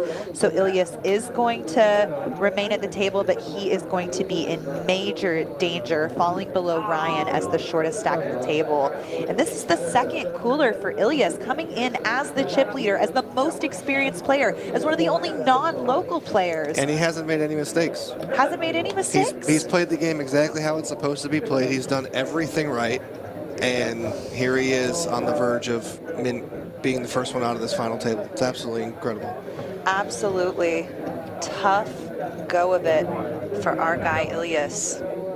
We're going to see shortly how much he has remaining behind. He's got all those purple chips. The purple chips were the 25Ks. Yes. 25Ks. So he looks like he's got a couple million behind. Maybe he'll have 2 or 3 big blinds behind. Sith Lord finally took his hood off. Got a little hot under there after the big double, eh? Now we got some flopping top chips set like moving. that. He put a force choke on the hand, that's for sure. Yeah, these are not the droids you're looking for, Ilias. But isn't Kalen that would make poker specifically so great is unlike a lot of other sporting events or other games where the best win, that element of just the way the cards fall, it can be anybody's day, anybody's time, and anybody can win. 100%, that's what makes the game great. And when I speak to players that are newer or they're nervous, I had someone in my stream chat the other day saying, I'm nervous to go play poker in a casino. I've only played in the basement, or I don't know if I can hack it in a Vegas casino. And you know what, you always got to tell beginner poker players, everybody just gets 2 cards. And anybody can get hit with the deck at any time. And I heard a lot of the people around the room saying like, wow, these are not the people that we expected to be at the final table. Like, these aren't our local crushers. And as we were going over the Hendon Mob earnings, almost everybody is setting a new high score for themselves to today. And that is what is so special about tournament poker. In the Midwest specifically, because it's never been, up until the last 5 years really, with what Shark Tank's been around and Mad River coming on the scene, Midwest poker is now a destination spot. Before it was Texas, Vegas, Atlantic City. I mean, Atlantic City basically, it's not dead, but it's not what it used to be. So having the spot in the middle of the country where people can go and win this kind of money is just an absolutely special thing.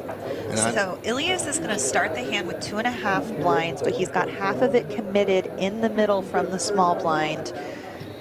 Homeboy could really use a premium right about now.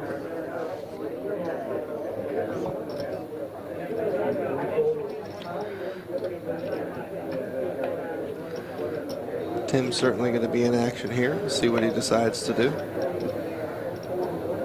Late position with a suited ace. Can't be folding those. Ace-6 is going to be one of your Or you worst could, what do suited I know? aces. That's why he's there and I'm here. Yeah. I think a certain percentage of the time you can 3-bet with that, but facing the early open, I think it's predominantly going to be a fold if we Yes. did consult a chart. But I'll be honest, I got lost in the graphics. I thought it was folded to him. yes. If it was folded to him, for sure, we wouldn't be getting in there with any suited ace. Ilias, Queen-9 suited, with about a third of his stack committed already, not willing to gamble with it, with the action in front.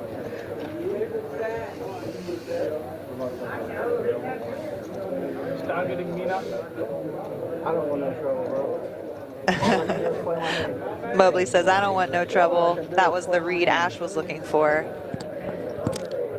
at 7-9. There's not much I can do, man.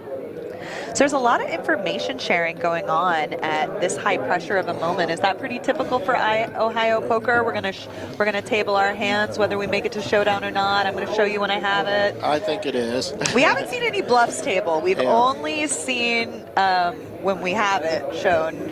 Yeah. So I'll be interested to see if anybody has the cojones to table a bluff. I think that would definitely blow the roof off the joint.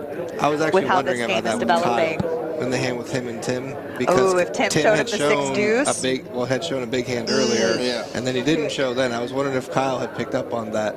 Well, that was really the only major bluff we've had. Sith Lord, Yeah, I think put Tim- off. Tim's too nice to rub it in. I believe That's true. it would have been a good. It would have been a good time to table one. But you got to balance. Yeah. Yeah. Don't show any of it. You know.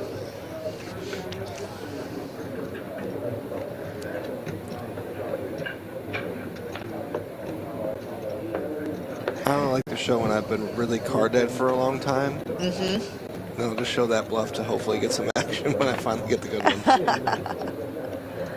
Always a good way to get paid.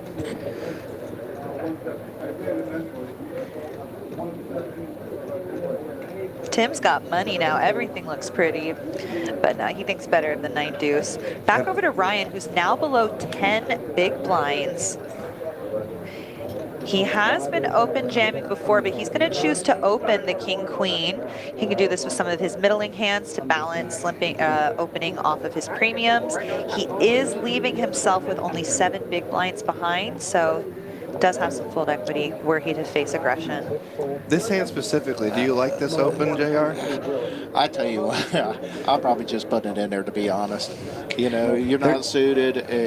You know, I think You can get people to fold better Yeah, hands, like maybe a weak ace off. you're blocking it. Yeah, you get all the weaker aces to fold, the ace nines and the ace 3, ace 4, ace 5 suited, and you're blocking ace king and ace ace queen. So let's just get it in there. It don't flop well. Yeah, he's in there. He's experimenting. He's trying. He's in the lab. Lucky for him, Juicy ain't got nothing, but she is enjoying her moment, and I love that for her. Yeah, I hope she really does good in this too. She's gonna let go of her napkins. She just wanted to make Ryan sweat a little bit. Yeah. Oh, she making threads. Okay, girl. She was putting it to us yesterday. No, when I walked in the building today, she was chip leading the event, and I just started asking everyone immediately. I was like, "Who's the hottie with all the chips?" Oh my God, who's this? Who's this little snack? And then they said, one of the dealers. Yeah, they said she's a dealer, and then we looked up her Hendon. She's got like less than 4K on there. I was like, well, gosh darn, girl. Heck yeah. You love to see it. I was telling these guys earlier, my friend Mallory Klaus only had 12,000 on her Hendon mob prior to taking down the Texas Card House Dallas main event for over $200,000, nearly 300. I think it was 275. Sometimes those fairy tale moments can happen in tournament poker. That's what we're here for. Right there. Full metal jack right there. Say something stupid, see what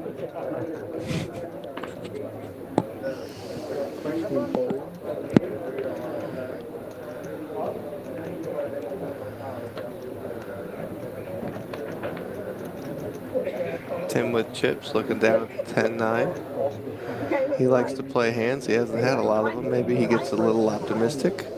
Goes prospecting with this one. It's got 50 blinds. You got 2 shorter stacks behind you. You don't want to start opening up 10-9 off right now. You know Tim, son, he don't care. He's like, Yeah, he does not care. I want to try to see a flop with this hand. Ilias with just his 2 final blinds, waiting for any paint to get in there. Oh shit, D-Ron's got his nose open over there.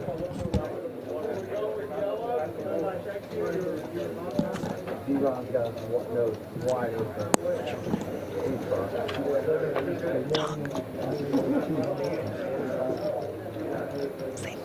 Hello, how are you? I'm trying to decide which microphone you are. Okay. Okay. So we could mute the proper microphone.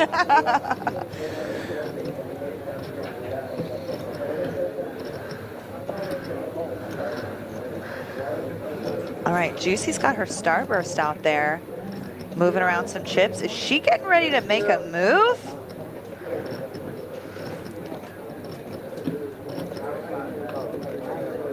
Oh, I would love this. Oh, no. Just going to let it go. I gotta get rid of KS Mower. We are now being joined in the booth by the owner of the Mad River Poker Club. Would you please introduce yourself to the listening audience? How you doing? My name is Spank. I'm the room manager. I'm not the owner. Oh, okay, my apologies. You're good. You're good. Now you were just dealing out One there. second. Hold on. I'm Okay. being beckoned. Oh, he's being ushered in. Okay, we'll catch up with him and see what kind of tells he's picking off the tables because he was just in the box. All right, Ash peeled on the button with the 10-7 suited. Mason defended. King 8 off. Oh, no, it was an open, excuse me. I was about to Pardon, say, I open. think I missed that too. I would definitely like to open. She wants to hear the Chris walk. She wants to say, you're not like us. And Lil Seaback going to take it down. Yeah, I like that. I mean, we haven't seen enough of that yet. I mean, it's a good place to start for Ash there. Yep, get a little momentum going. It's enough music playing in my head. Juicy's still calling for the tunes. Yeah. She needs some vibes to get in there and mix it up with the 9-4. I'm trying to tune all the people in there out.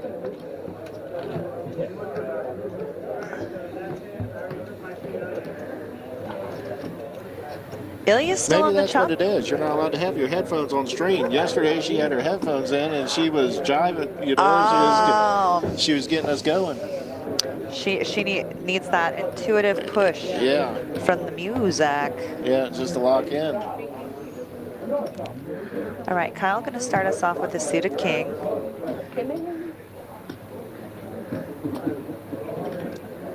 He says no thank you. Tim with the hammer. Probably going to You get call out that of the way. hammer? That's a hammer. That's a There- hammer? There's a hammer and a crooked nail. Oh, I see now. Yeah. I see it. Yeah. He's not feeling that flirty. No. Poor Ilias just keeps picking up the bottom 10th of the deck when he just needs anything to get in there. Probably kicking himself for passing on the Queen 9 suited now. He's had a deuce in Yeah. his hand, I think, 2 or 3 times in a row now. I think I'm with you. I would have probably went with the Queen 9 suited. It was chips in the pot. You got a big blind. You got to open. You know. Maybe the It's charts just would gonna tell you to flop get well. it in there. I Yeah. think it does. I think it does. When you're below 5 blinds, pretty much anytime you put your money in the pot, you're going to be gambling. Might Yeah. as well gamble with something pretty. Might as well have a good drawing hand to go at it, right? Right, You might know. as well. Follow me and Ronnie Day's poker course. Might as well. Might as well. .com.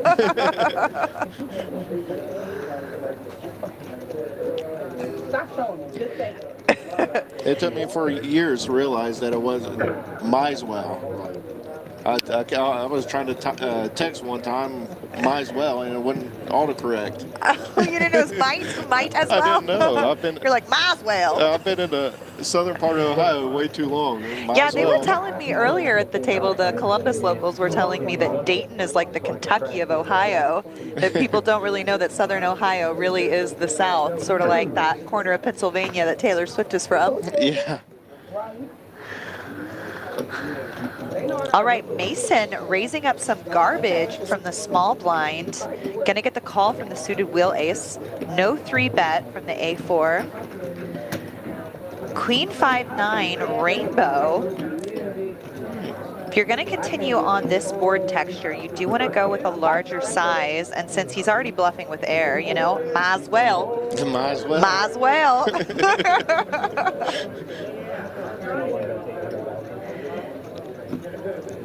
It's going to go with a little bit of a down bet, it appears. That looked about 800,000. 800,000 is correct. He's got 3 to a straight flush. Mobley could float some backdoors here, yes. Absolutely. 3 to a straight, 3 to a flush, 3 to a straight flush. Ace high going to be good at showdown a lot of the time in blind v blind action. He's not ready to fold. Ace peels on the turn. Since Mike bet out at the queen high board, do we think he slows down here? Do we think he continues to try to represent the ace? I think Mason's he's ready to check fold now. You know, that call won it for him. Yep. He didn't even need the ace. You do get some chutzpah points for taking a stabby at it, Mason. You do. Unfortunately, you just ran into it. Yeah. And Mike going to continue to chip up as second in chips, with only Tim having more chips than him at this time. Juicy continuing to accost the dealers for all the napkins they're dealing her. I'm sorry. Sorry. She's apologizing. We accept your apology, Yeah, girl. We still love you. We got to get her going. Yeah, so She don't- turn those tunes on for my girl. Get her a Celsius, you know. She ready to let loose. Yeah. Open this thing.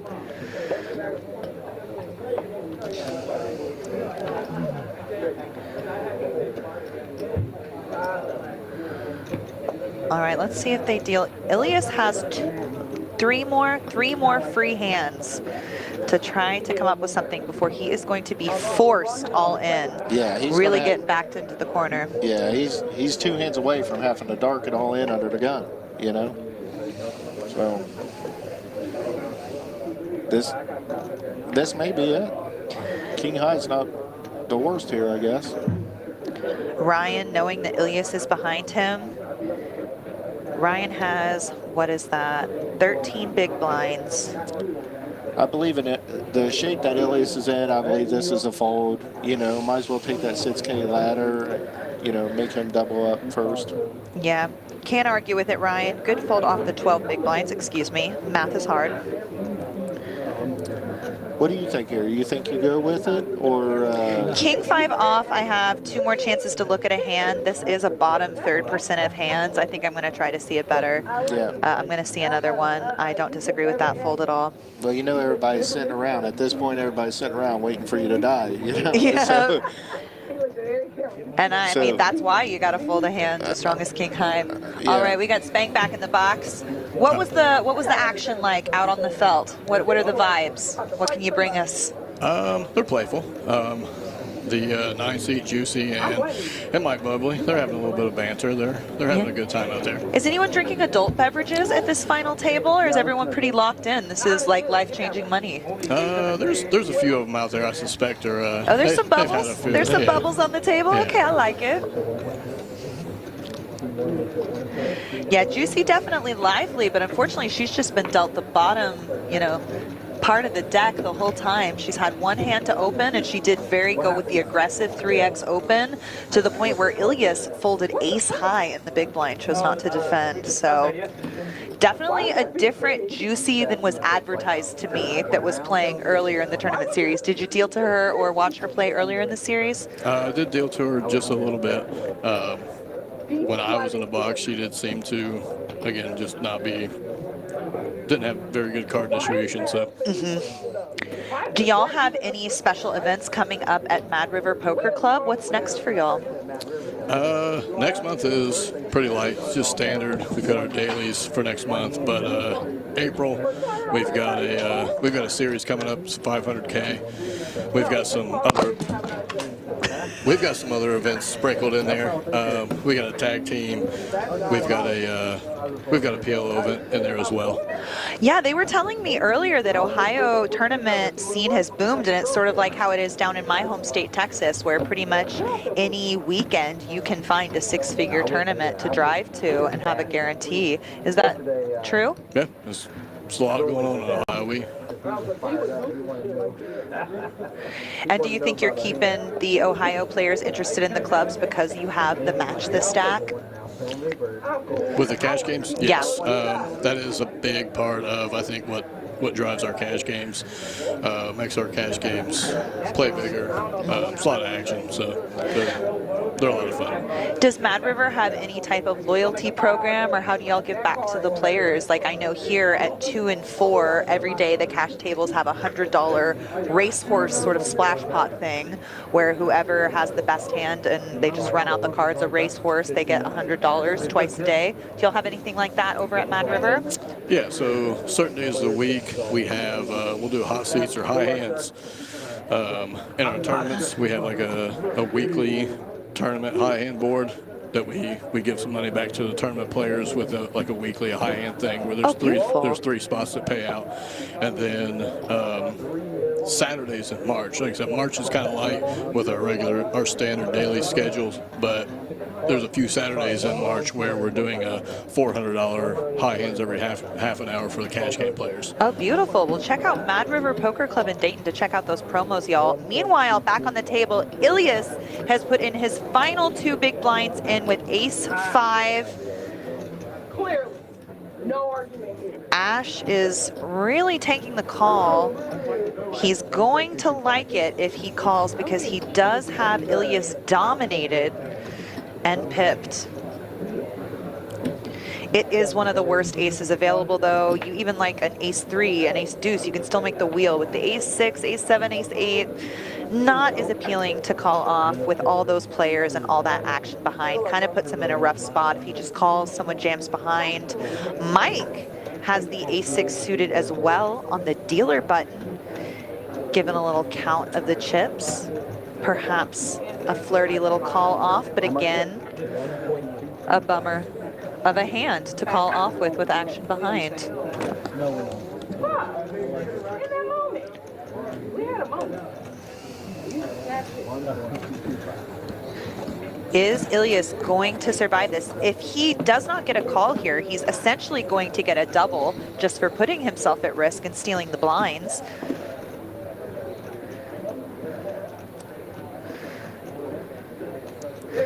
And because we have seen one of the 5s and another ace-6 folded, these hands are likely going to chop if these are the 2 hands that go to showdown, but we shall see. All right, Mike is going to find the call with the ace-6 there. Ilias is going to want to see some paint when we run these cards. Well, you're going to get Tim coming along here too, I believe. Yeah, just another blind for Tim to see the flop and play a side pot with Mike. These are the 2 big stacks. Perhaps Tim just wants to catch the ladder, get out of the way. Doesn't want to be tangling with the other big stack at the table. I don't know how he's going to approach it, but he's giving it the once over. Yeah, I don't know how much tangling there is. You know, this is... Like you love the microphone, Ronnie. Like you want to kiss her so they can hear you. I know. It's like if it's not uncomfortably close to your mouth, it's not close enough. Is a rule of thumb. You have to be aware that it's there. Oh, so Tim did fold the 7-8. That is very surprising. He did. I can see. Maybe he just wants to get out of the way. Let's take our ladder. All right, we do have a couple of higher cards on the board. The equity is running very close together, 60-40 at this point. All right, we're looking very likely to a chop if we can get one more. And yes, this pot is going to end in a chop. The kickers are not going to play, but that is essentially a almost double up for Ilias. He went from 1.2 million to nearly 2 million. So he does chip up a little bit and he can afford to play his blinds now, live to see another day. Yeah, and somehow Tim saved money on that. Ilias doesn't even realize he got robbed. You hear him admit right there that he felt like he was supposed to call, but he let it go. Yeah. Another look at our payouts. The first player to bust off this final table has $21,000 to come home with. Everybody making 5 figures today. A lot of people setting new high scores. The big 3 podium up top, 78,000, 120, and then that big juicy 200 up top. Who's it gonna go to? All right, Ilias under the gun here with just 3 and a squirt behind big blinds. He's got the queen 9 offsuit. We saw him fold the queen 9 suited in the small blind earlier. Yeah. He's just got to wonder, is he going to take his chance with the big blind? He didn't like it suited, so he might pass. I think the charts would tell you to maybe wait and fold here. I would have to check it myself. I don't even know, but This one would be it's hard close. with everybody else still holding their cards to put it in with the queen 9 off. Do you want to take your chances in the blind? 2/3 of your stack going to get put in the middle before you see any cards. He Yeah. is going to let it go and take his chances in the blinds.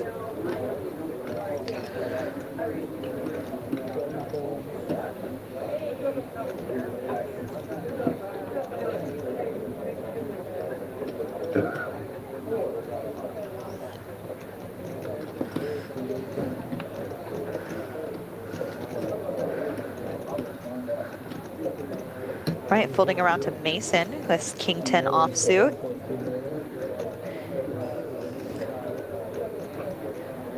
He's going to open, min open. And that's another thing, when you're at a table with less experienced players, if you as the more experienced player set the trend, a lot of times you can get the rest of the table to follow suit. So if you want people to maybe overcommit, maybe you set the trend of starting the bigger opens. Or if you want to play small ball, you want to do the Daniel Negreanu thing, kind of nickel and dime people, you do what Mason's doing and you set the tone of the min open. Yes. Yeah, they keep up at 4X, and then they see that a player they respect go, min click, and they'll start bringing it down. Monkey see, monkey do. Yes. Are y'all going to go into like an ad break, or are we going to talk through that? Thank you, Roger. All right, Tim with the 7s in the small blind. That great candidate for a flat in the small blind, right? Little set miney poo, but he says no, that is a 3-bet. That is a 3-bet hand. Now, did he go all in, or did he really 3-bet to 17.3 million? I tell you what, Did he just put in an arbitrary amount of chips? Did he do the thing where you just grab a handful? I wasn't quite paying attention, but I hope that's just a graphic mistake.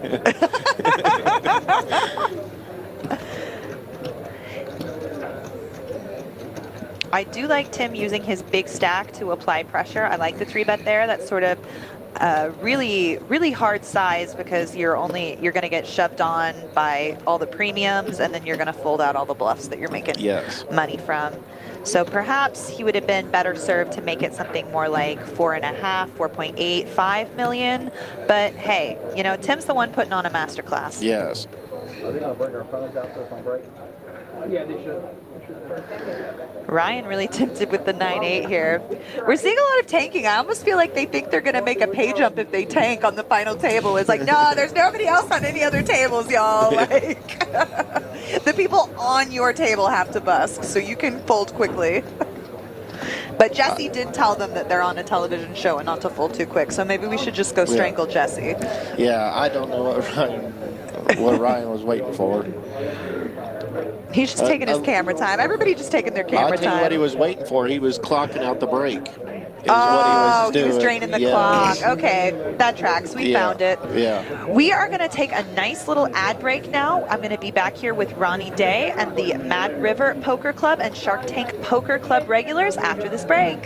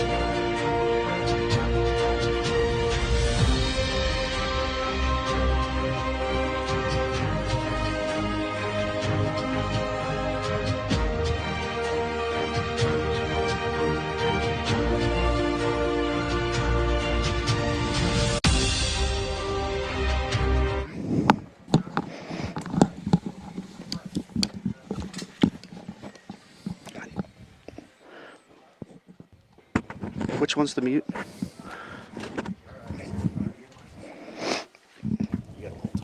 just want one picture with her. Put the headset on. I'll probably never do this again. I love it.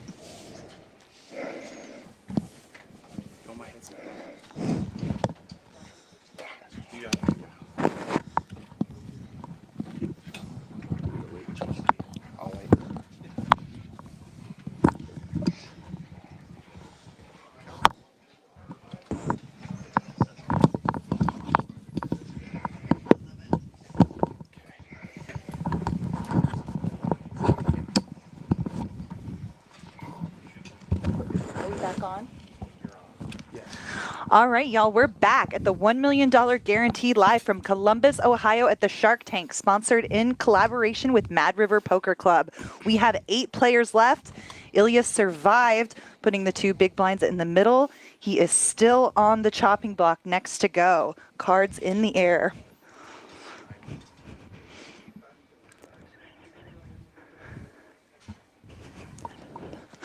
All right, Juicy with the hangman in early position.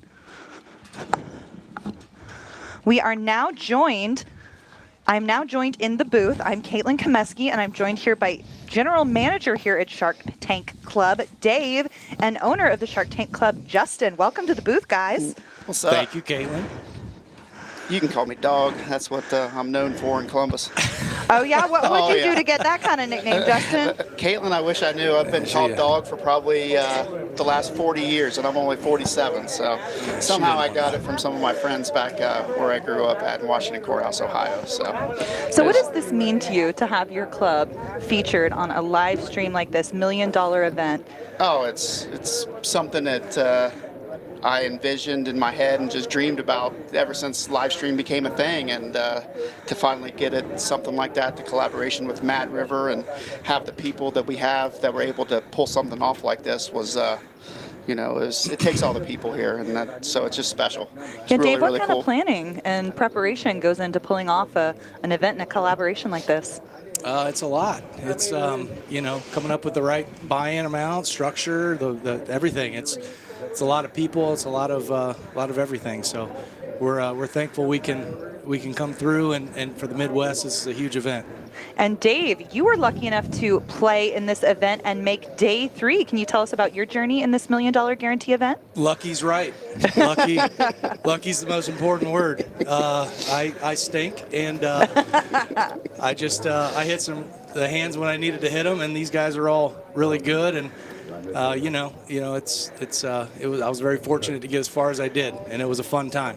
Is the person who busted you still on this table? Yeah, I'm quietly rooting against him. There he is, right there, Ilias. He's a really good player, but he got me.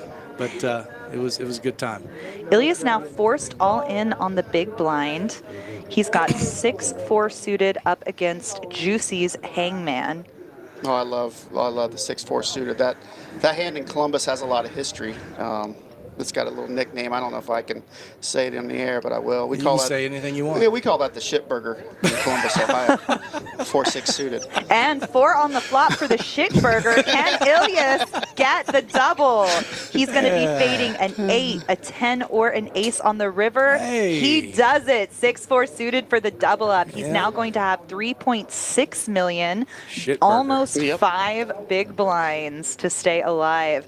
La Cucaracha refuses to go away. He went into today, this final table, as the chip leader, and through no fault of his own, he got coolered the ace-king versus Tim Harris's ace-jack. Jack on the turn did cooler him out of a lot of his chips, and then he got another cooler, getting 2 queens against Mason's kings, or Mason's kings.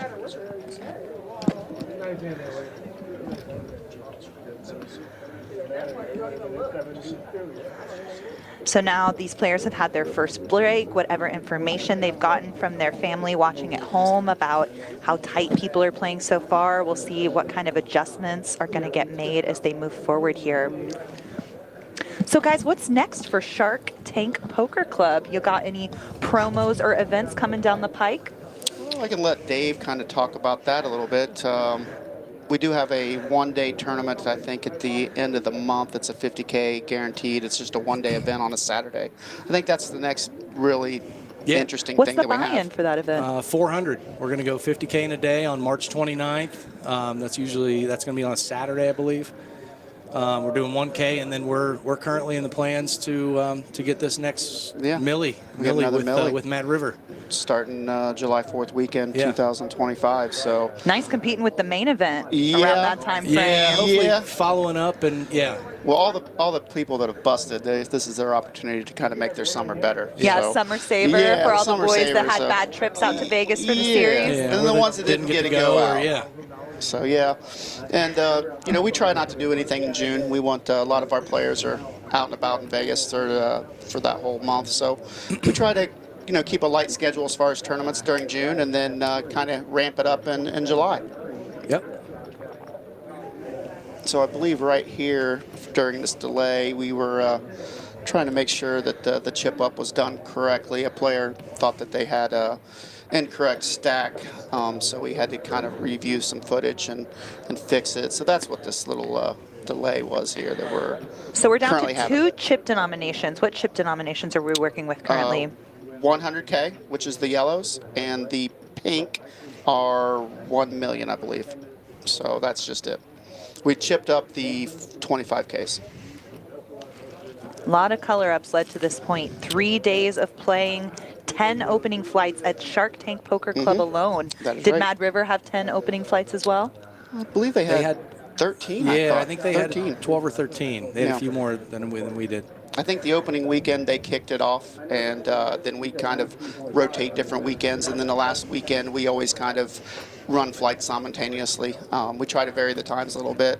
And it you is- Go ahead. I'm sorry, you were offering an accelerated flight too, a turbo flight on Friday night. Can you tell us about that one? So the accelerated flights, when we do those, we just change the blind levels to where they're 15 minutes and then there's instead of 30. And we start with the same chips and everything. It's just, it's like we call them turbos or accelerated. Some people prefer those, and some people won't fire any flight until they get to that. And then Mad River did that as well on Saturday, where they had a accelerated flight as well. So what kind of out-of-towners do you get? Do you have people coming in from Michigan or the Northeast? What travelers do you get coming into Columbus to play these big events? It's mainly Midwest, but we get a lot of we get a lot of Detroit players. There's not a whole lot going on in the Detroit area, Fort Wayne, Indiana, West Virginia, the Charleston area, things like that. So we've got, anytime we run a big event like this, we get all the Midwest players. So that's a big thing for us. So trying to focus on the big, large, guaranteed events for us. That's where our sweet spot is right now. If players do travel to Columbus, Ohio, are there any local hots or tourist attractions or restaurants that you recommend the players that are coming into Columbus? I know, throw you a curveball. They're like, wait a second. Dog's pretty much the authority on high-level dining, so I'll leave that to him. He's a big baller. Well, I have a sweet spot for Jeff Ruby's. We have we have some good friends that are on the service staff there that take care of us, including one of our friends, Ryan Kalb, who goes as Peel. He actually won this same $1 million guarantee, I believe, 2 years ago at Mad River. But he's a server at Jeff Ruby's. So whenever we get together in town for a special event or something, we kind of go there. And that's do that. Steakhouse? It's a steakhouse, yeah. Heck yeah. Jeff Ruby's in the Midwest is it's one of the most renowned steakhouses in all of the United States, I believe. It's very high end and it's nice. Really good ambiance in there. All right, I'm going to put that in my Oh, yeah, Zagat's yeah, journal for next time I got to, return to Columbus. Yeah. All right, cards are back in the air. We've got the chip discrepancies all ironed out, and we are ready for some more final table play. Juicy folds around to Mason with the suited hangman and under the gun +1. I've known Mason for about 20 years. Mason actually grew up in a really small town called Sabina, Ohio, which is about 10 minutes from where I'm from, and it's a small farming community. So I've spent a lot of time with Mason over the years, and he's a really, really good dude, and he's a pretty good player. We've played a lot of hands together over the years. Nice. He's going to open it up with the suited ace. Mike going to come along, just call in position with the Jack-10 offsuit. Really a hand maybe you want a 3-bet or fold. Maybe not even 3-bet that often, but he is going to take the spot in position. We've seen Mike take some of these calls in position, see a flop with it. We'll see how that serves him.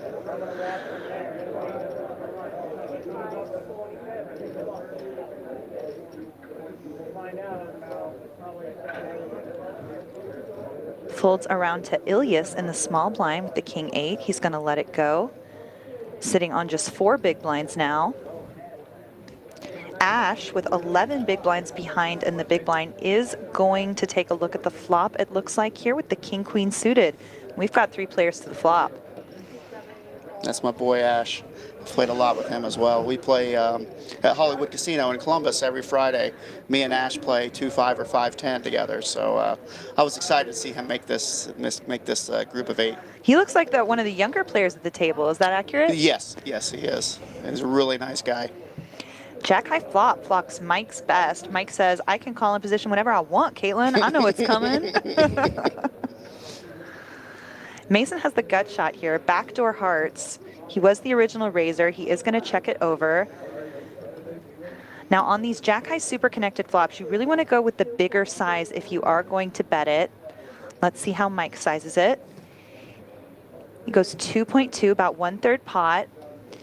Ash going to let go of his gut shot and overs. So what do you think about him letting go of that gut shot and 2 overs there? You think that's a spot where maybe he could get a little frisky? No. Get a jack to fold there? No, I think it's totally fine. Totally fine flop. You definitely can find some raises there. I don't know if I would want to be calling there. He definitely has the nut advantage, being is the big blind defender on that Jack high super connected board. So I definitely think that your instincts are right on point that could be a spot to maybe take a play. But both Mason and Mike still had their hands at the time, so he's got that Mike in the middle as the original raiser. Maybe he doesn't want to take that spot. All right, here's a look at the chip counts. Timmy Harris, our tree farmer extraordinaire, leading the pack at 39 big blinds. Mike Mobley, one of the more active and assertive players at the table, his aggression being rewarded. He's chipped up to almost 30 million. Mason and the rest with the short stack. Poor unlucky Ilias at the bottom, our most experienced but our most unlucky today. Let's see if he can't spin it back up to be a contender at this final table. We are still 8-handed. We have not lost a player yet. So let me ask you this, Caitlin. How long have you kind of been in this poker business where you're a comedian, but you're also a very good player? I know my fiance Sarah and you played on the WPT Voyage. Yes. And she was fortunate enough to get 3rd and you were 1st. Congratulations on that. Thank you. But, that was a good time. I had so much fun that entire event. All the ladies were drinking. It was very social, very chatty. That was one of my favorite ladies, of course, because I won it. Well, I won yeah, 10 grand and I got my obviously. WPT title. Of course, it was a great day for me. But all the ladies that played that event were so talkative, and we were able to go for each other's throats while also really appreciating everybody's personality at the table. I've been full-time with poker since about 2021. I started out doing game organizing, and I worked for a smaller club in Austin, game organizing, working on their social media. And then when that ownership sold, I moved to content creation full-time at the beginning of 2022. I started out doing long-form vlogs that were sort of middling in success, got like 5K, 10K views on a couple. And then I had my breakout moment with the Jack 4 scandal with Robbie J. Lou. I did my first poker impression sketch comedy videos. That first one, I was lucky enough to go viral. I got 1 million hits on that one, my most popular video to date. And that sort of created a platform for me that has taken me a lot of places. And here I am in Ohio. I know. The pinnacle of it all. So me and Dave, we are actually in a group chat where we actually recreate live vlogs and try to create our own content. Yes. Usually ours is about golf and how bad we are at golf and how much we lose. And when Dave throws a club in a tree, we chat about it and try to make a little content on it. So we followed in your footsteps on some of that. We're not to your level yet. We haven't got anything going viral. I think maybe about 17 views is what we're at now. But we're working our way up. Do y'all gamble out on the links? But yeah, unfortunately we do. Unfortunately for me, but some of my friends back home that are listening wins, and Dooley usually works out well for them. Usually not good for me. And the Live King, Yale Greenfield, which I believe you know, he gambles with us as well. So usually benefits them more than it does me. But it's a lot of fun. Nice. We're reaching the end of this pot. Juicy defended the 10-7 suited. She's got third pair. Mike has top pair. It's going to go check on the river, and he's going to drag this pot. And we have a new chip leader at the table. Mowgli now sitting on 31.7 million, just edging out Tim here. Definitely his aggression, his willingness to play pots being rewarded early in this final table play. Yeah, I'm not surprised to see Mobley entering a lot of pots. He's always pretty active when he comes and plays a lot of our flights, and that's kind of what he's known for in this Midwest, as far as Dayton, Columbus, Cincinnati area, as far as when he plays a tournament. He's pretty active, so when he's running good, he's quite dangerous. Is the culture in Ohio, everybody plays cash and tournament? It's not like, oh, that's Ash, he's more of a cash player. Oh, that's Juicy, you only see her in tournaments. Everybody kind of jack of all trades here? I would say more so than most areas. Yeah, I mean, you get some guys that play both, obviously, but I think that, you've got some tournament killers that right. they only, that's all that they do. Right. There's, I'd say it's a little bit more than what most places around the country are. I know Ash plays equally probably cash and tournament. Mason as well. I think he plays a lot of cash. Some of these other gentlemen, I'm not really sure, but generally people that play in the Shark Tank, a lot of them play both. They'll play the nightly tournament when it's wrapped up or they get knocked out. They'll just jump in and play cash, whether that's PLO or 30-60 mixed or whatever. They just like to do everything, and that's kind of how it's always really been.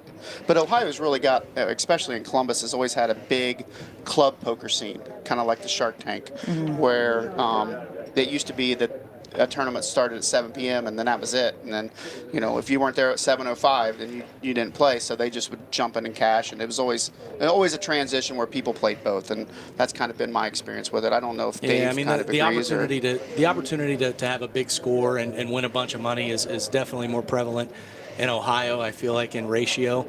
$1 million guarantee. We're already planning on our next $1 million guarantee. So, I would say big stakes cash games aren't quite as prevalent as, say, the opportunity to make a big score in a tournament, and that's probably, kind of the way Ohio operates. Right. The hand that we just saw, Mobley opened under the gun, really large open. He went with the 4X open with the ace-king. We've seen him limp with some middling hands, and we've seen him raise up really big with his stronger hands. He could be telegraphing the strength to the other players, and he did not get any action with that ace-king. So he puts you, and it's weird that, I don't have as much experience playing with these guys. I was just telling our buddies the other day, I ran deep in this thing and, ran pretty good, and I thought I played okay, but I've played probably 10 big tournaments in the last 4 years.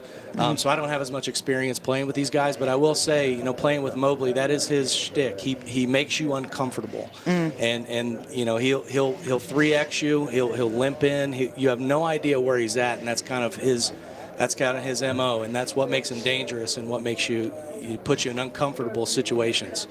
And that's what makes him good.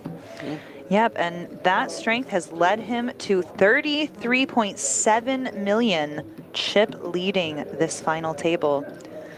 Tim nipping at his heels at 31.3 million, looking down at the queen 10 off in early position. He's going to think better of it. Ryan's still our short stack with just over 6 big blinds remaining, hanging in there. Ilyas at death's door here with 4 big blinds and ace high. Oh, he's going to let it go. He's got a lot of hands behind. He's going to wait for a better spot. Ash has a playable hand here in the cutoff, king-queen offsuit. He is just below 10 big blinds to start the hand, but he is going to opt to open this. 2.2 million, going with that 2.5x open size off the 10 bigs. I can see Juicy maybe 3-betting here. She's been waiting for a spot. Is this the one she's going to choose? Been very selective so far. We've only seen her get involved with the suited 10-7 that she defended and the 10s that she opened 3x. Is this time to make the move? sort of hard when your opponent opens bigger off of with just the 10 Right. big blinds behind. I That was just telegraphs a thinking lot that. of strength. Maybe he's only doing that with his premiums.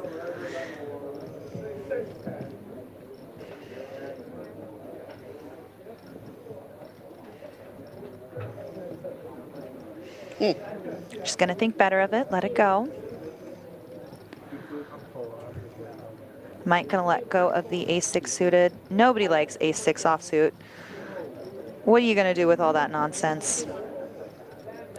Oh no, excuse me, that was Mason getting out of the way with his napkins, and now Mike has the opportunity to complete here with ace high. Don't break my heart and fold an ace high in the big blind again.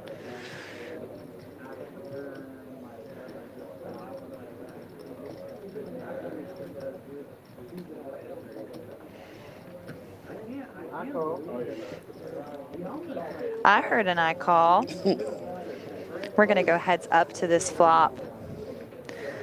Ash leaving himself with a stack to pot ratio of 1-to-1 right now. Gonna really hope to see some paint here.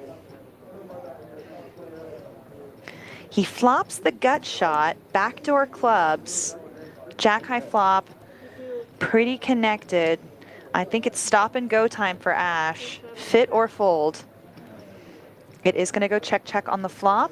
8 on the turn brings in a gut shot for Mike. Ace high still best.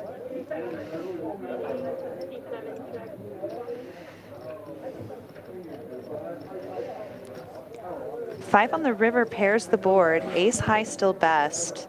It's gonna go check all the way down, and ace high gonna take it down.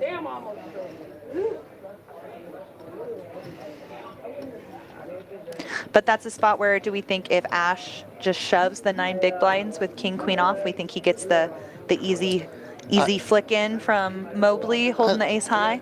I think Mobley probably folds. You don't think he wants to No. go 10 big blinds? That is No. going to be a little chunk of mean, stack. I apologize, guys. I was wrong. I don't think he does. I think he folds, but I mean, Mobley's a wild card. I mean, it's hard for me to put into, put anything into what he might and might not do. He just kind of is sporadic a lot of times. But I do think he folds there in that spot.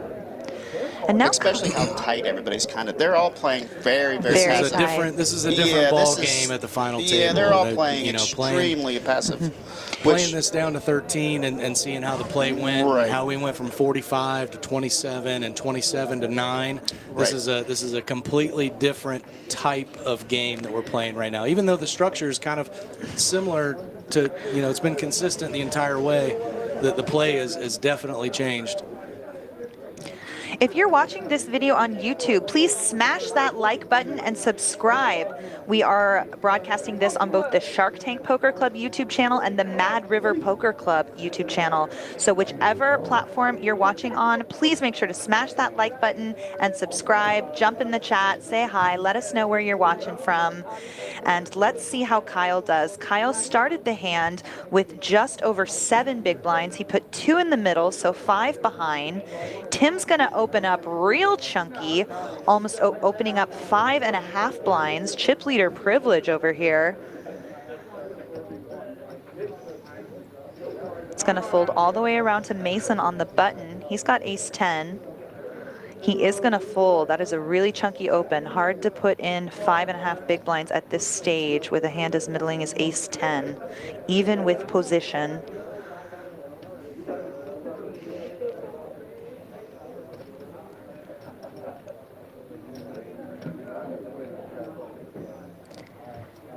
And Kyle gonna let it go. Tim gonna take it down. What do you think of those really large open size, Dave?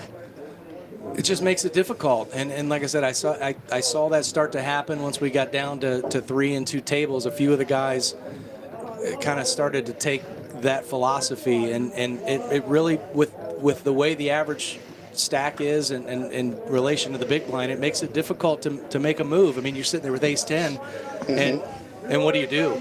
I mean, you have you got to make a decision almost for your stack, and it's a different type of philosophy.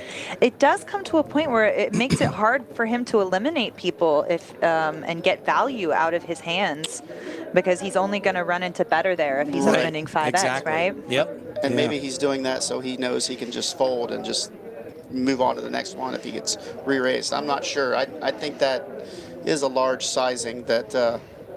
But maybe the structure has a little bit to do with it, with big blinds and the chips in play and the other relative stacks that he knows that, you know, he could get shoved on and he's probably not good, or at best he's flipping. It's not just your chip stack. Yeah. I mean, you got a 5.2, you got a 3.2, a 5.4. I mean, you open now. I mean, not that 9s are the biggest concern, but you know, it's definitely, you know, pot recognition or stack recognition is a big deal at this point.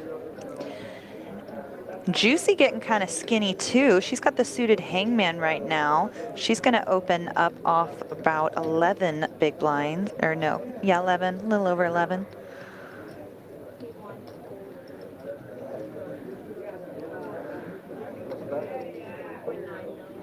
I've got the chat open. I see you, Money. I see Austin. I see Kristen and Eddie. Welcome to our chat. Fearless Joe, Haas, Brett. Thank y'all so much for tuning in. Make sure to slam that like button and let us know where you're watching from. I got the chat open now. Kristen rooting hard for Juicy. Hard not to root for Juicy. Last woman standing, biggest personality at the table. Oh, for She's sure. a dealer. Yep. She's only got 4K on her Hendon. Impossible not to root for Miss Juicy. She's got about $3,999 more dollars than the dog's got. So she's doing pretty good. She's You got an old goose egg on the Hendon well, dog? I actually might have about $1,200. I think I got. You just I been think I unlucky. been cashed a $500 horse tournament last year. Somehow I made a sweated wheel that on her one. ass when I started with the That was king. good. So it was a good run. You played good in that one. I did. Yeah, I just got out and play them sometimes. All right, it's going to fold around to Tim in the big blind, 10-6 suited, certainly defendable. But we did see him fold rather tight in the big blind before. We'll see if he continues that trend or if he takes a stand and uses his chip advantage. Thanks for smashing that like button, Aubrey. What's up, G&G Trading?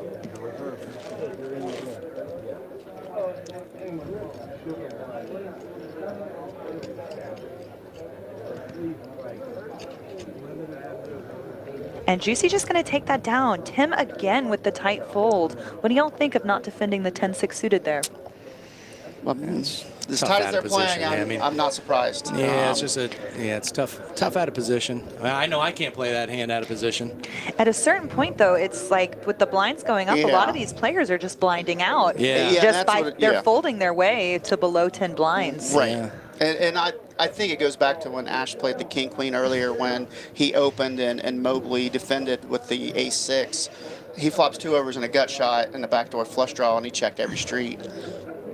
I think at the turn I think you got to at least bet the flop, maybe just 1.5 big blinds. It's worth the pot at that point.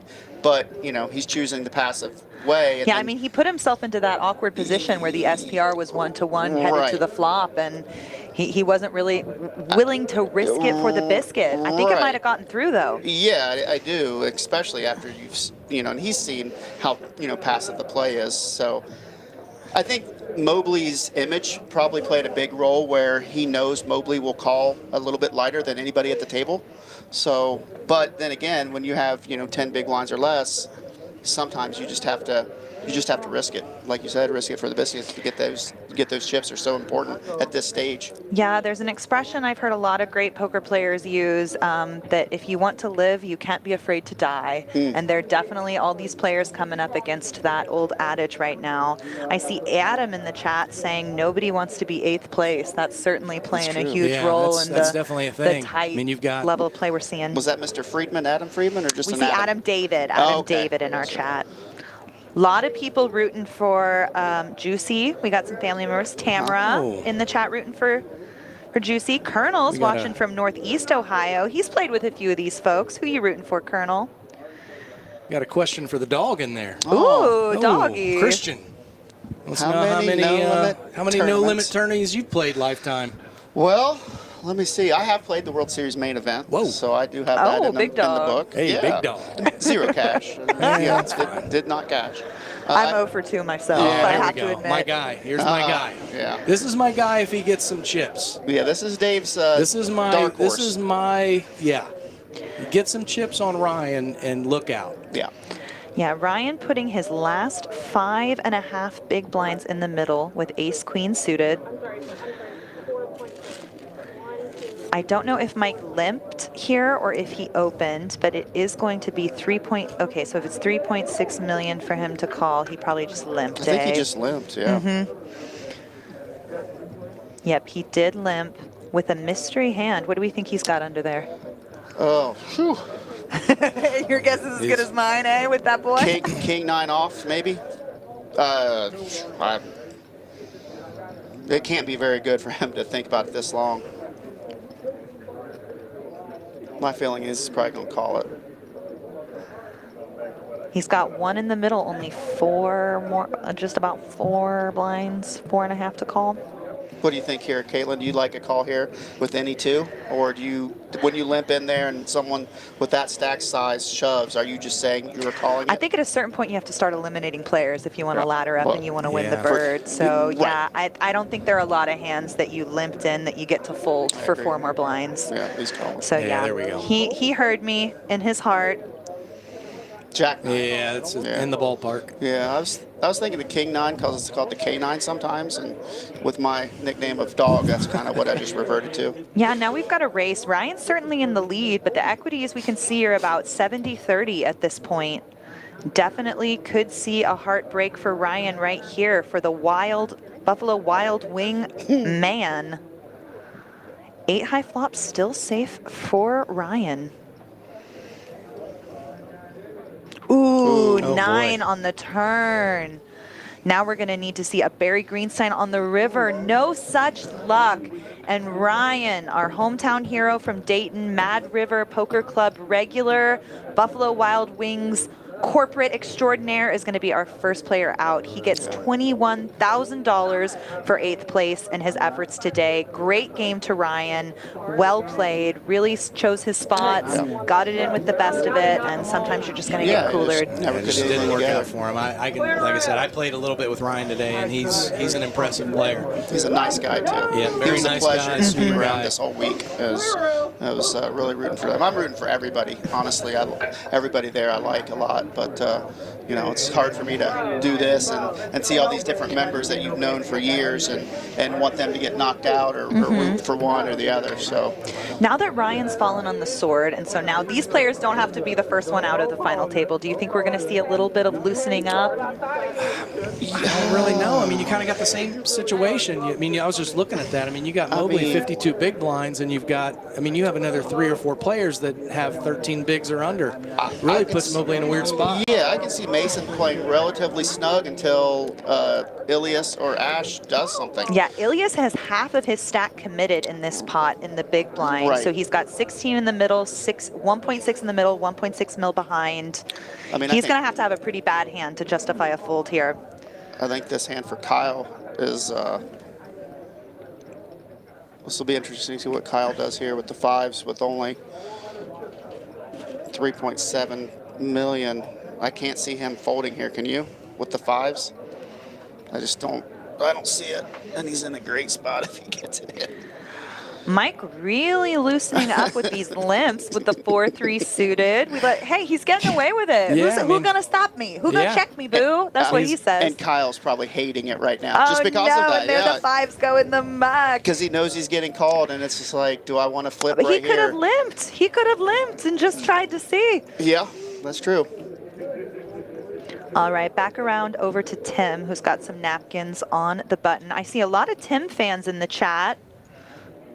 We got Josh Harrison rooting for Tim in the chat. Well, Christian's really letting you have it in the chat there, dog. Who, me? Letting the people know that your Hendon mob is currently at 3,561. Yeah. Well, see, these guys know where I'm at every Friday and Saturday. And, you know, I'm always at the main game with the casino. And Yeah. anytime they want a shot at the champ, they can come and get it. So, Yeah, Christian, I haven't seen Christian show up you know, on oh, Friday or no, Saturday. Ilias lets go of Oh. a suited hand Whoa. with just 2 big blinds behind. He would have had dominated Mike. Oh, no. So I guess Mike didn't limp that hand. I guess he opened. We missed that action. But, wow, I'm very Mike's- surprised to see a folded hand in the big blind. And Ilias, you would have had him right where you wanted him, too. So now Ilias is going to live to see another pot with just 2 big blinds behind. Again, the blinds are at 400,000, 800,000 big blind. Mike's got the table right where he wants them.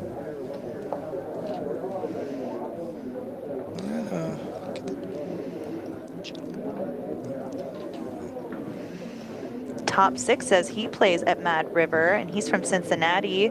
Hard to choose who to root for, but he's rooting for Joanna, for Juicy, aka Juicy. Like I said, hard not to root for Juicy. Juicy has King 10 off under the gun. Probably a little too loosey-goosey of an open, but again, everybody's backs are getting up against the wall here. We have the Beth Locke shout out. OMG, dog, small dog. Why are you a small dog? Yeah, that's a good question. I'm not sure, Beth. You probably have to ask Sarah that. I have no idea.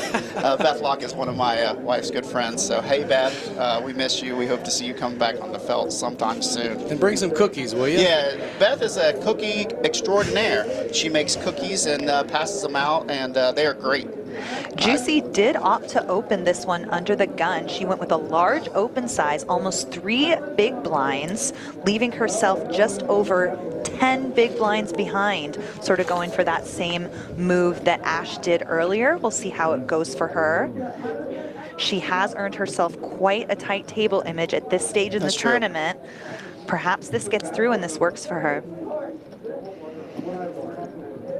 I actually like her chip stack right now with her image, with the relation to the short stacks. So, you know, she could, you know, she could ladder up. I think she needs to loosen up a tiny bit, but this definitely looks strong for her. It does. With the 39 hands that we've played so far, her only getting involved in 2 or 3 of them up to this point. So I think this is gonna go really well for her. We have seen a lot of suited hands getting fold with the opportunity to be defended in the big blind. This one's going to be no different, and Juicy is going to drag this pot, get herself a little bit out of the danger zone, and chip up to 13.1 million. I think I'm going to pass on the headset to my friend Quinn Richards. He's sitting here. He's eagerly waiting to get on the live chat. Quinn Richards is getting ready to jump in here, everybody. Quick shout out to Quinn. I've been playing with Quinn's mom and dad for probably 20 years. Some of the nicest people I know, but everybody that knows in the poker community in Columbus is scared of Quinn. Quinn's been crushing, like we were talking earlier with Caitlin about people in Columbus, do they play cash and tournament? Quinn plays PLO. He plays no limit, and he plays tournaments, and he does them at an extremely high level. So I'm excited to get him in the booth and kind of go over some things with him. And he's also a really nice guy, so his mom and dad did really great. Caitlin has been great. I'll probably be in here later on today, but I will pass this on. Looking forward to seeing you later, Justin. Thanks to Justin. We still got Dave in here, and we're going to be welcoming in Quinn. Take a seat, Quinn. Back to the action, we have Mason with the min open. He's the only one opting for this size, which I think is optimal given the stack size and the stage of the tournament we're in, but hey, what do I know? He opened to 2x. Tim with the suited ace and the cutoff. Does he want to come along?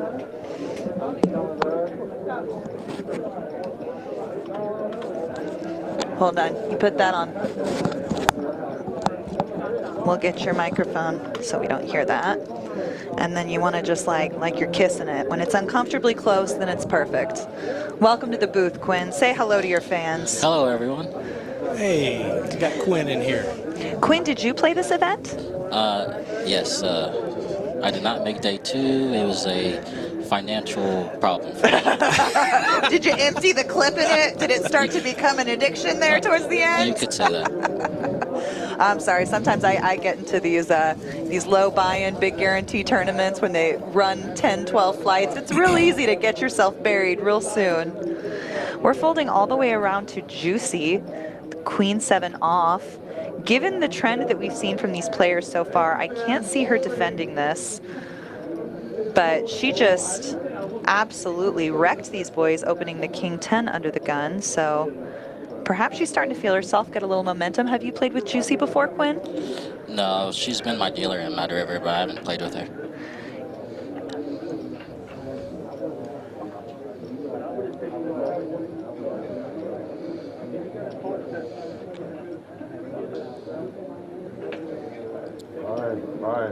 All right, she is going to defend. We're going to see a flop here. I love it, Juicy. like Get that. in there.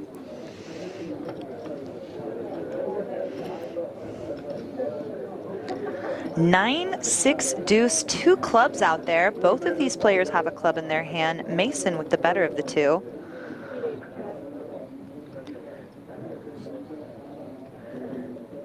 Mason with just over 10 bigs behind. Is he going to opt for the C-bet, holding the ace of clubs in his hand? I think if he could see her hold cards, he would just C-bet and take it down. But we are going to go to the turn 4. This is a card that favors Juicy's range. Do we think Juicy ever finds a lead here? I do think she should. She should, for sure. Do we think she can?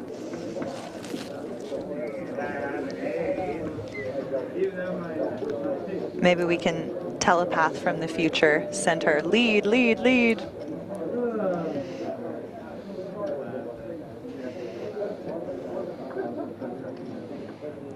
Quinn, you look so familiar. Have we played together before? We have played to. together in Texas. We played on live stream together. There it is. I knew I'd Wow. seen you, and it had been so recently. Well, it's nice to see you again. Same. All right, we're going check, check on the turn. River 6. Pretty difficult for Juicy to win this pot once it plays this way.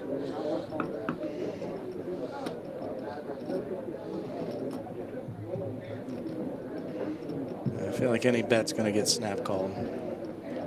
Yeah, with the action, the way that it went, it's going to be really hard to get him off a hand like ace-jack. Maybe if she overbet the pot, 2x jammed, maybe, but Quinn's looking at me like I'm crazy. He's like, no, the hand is over. It's been Yeah. over for some time. Let it go.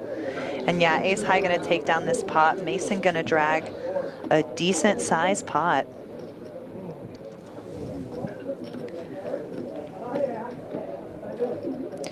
So Quinn, what do you think separates Ohio poker from the rest of the poker in the country? My initial impression is it's just the family environment. It seems like just a few years ago, y'all were in grandma's basement all playing together for the last 10 years. And just with the clubs, we just brought the family environment into a more regulated space. What do you think? It's definitely friendlier than some of the other places I've been to. I've been to Vegas many times, Florida, Texas, California. I think one difference about Ohio is we have casinos and card clubs that other places usually just have one or the other.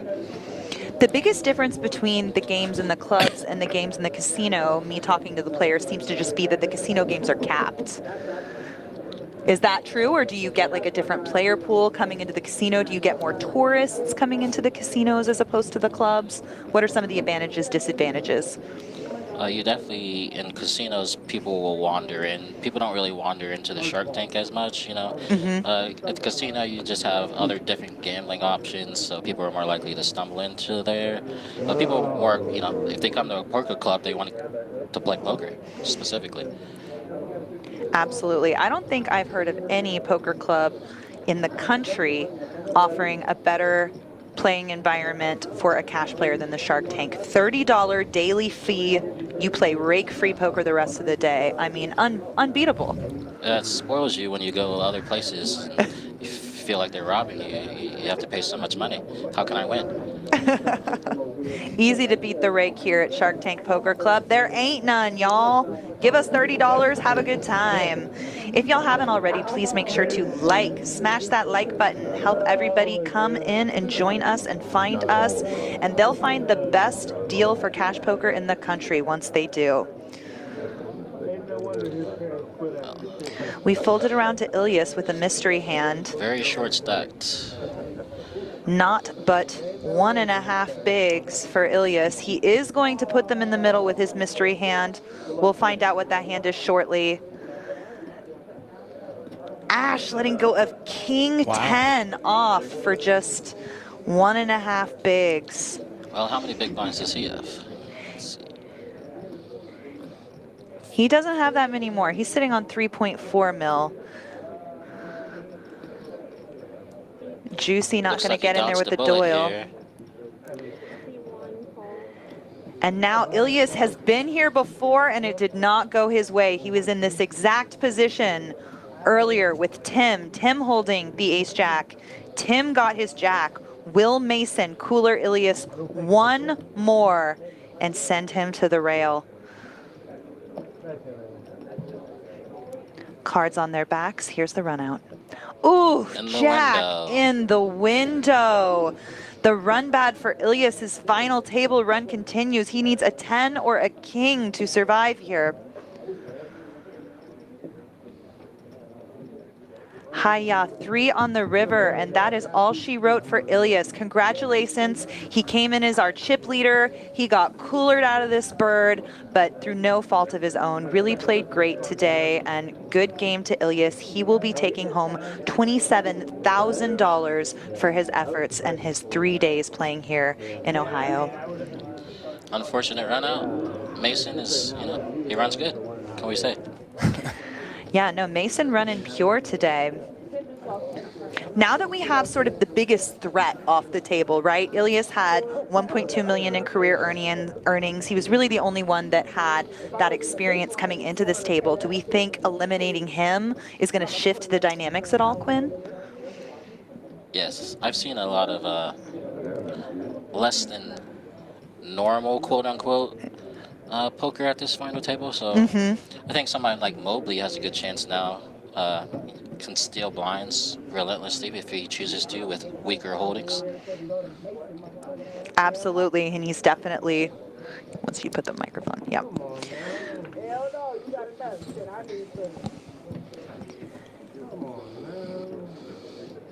All right, back to the action. Kyle gotten very skinny himself, sitting on 3.7 million, less than 5 blinds. Now we have 2 micro stacks hanging on below 5 big blinds, both Kyle and Ash next on the chopping block. Juicy, also not out of the woods yet, sitting on about 12 blinds.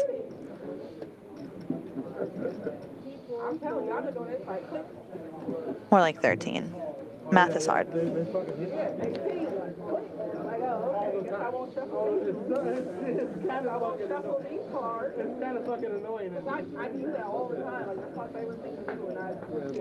Brittany in the chat saying she's noticing that the players are playing more reserved for sure. No one really bluffing or anything. You can tell they're trying to focus and wait for the right shot. There is a balance, though. You want to wait for the right shot, but this is a tournament. Blinds are going to be going up, and a lot of these players are finding themselves blinding out of the tournament. Yeah, you see a lot of very conservative play in late stages of tournaments, especially for players who don't have big scores necessarily. They're way more likely to never bluff and just look for the nuts, honestly. That's absolutely fair. Again, most of these players have already locked up their highest score by making it to this final table, so hard to blame them trying to get those ladders. Ash next on the topping block with 4.3 bigs, Kyle 4.6, and then we've got Juicy and Mason kind of in that middle stack area, and then Tim and Mike with their foot on the gas and their foot on their throats, honestly, really controlling this final table with just a little bit of aggression and assertiveness. It would be a pretty big mistake for people to bust before the 4 big blind stacks busts in almost every scenario. Definitely. So Juicy and Mason are those players more so that have to play probably most conservatively. Definitely. Quinn, you've been labeled as the best coach in Columbus in the chat. What do you have to say about that? Well, since I've never given any formal coaching, I'm confused. You just speak your mind at the table sometime and they label you coach for that? Perhaps that's it. Juicy's got ace-9 offsuit in the cutoff here. Good enough. The blinds have gone up this hand. We are now at 500,000, 1 million big blinds. She's opening to 2.4 million off of the 10 big blinds, leaving herself just 8 bigs behind. Going to be a very similar spot to the one Ash put himself earlier when he opened the king-queen off.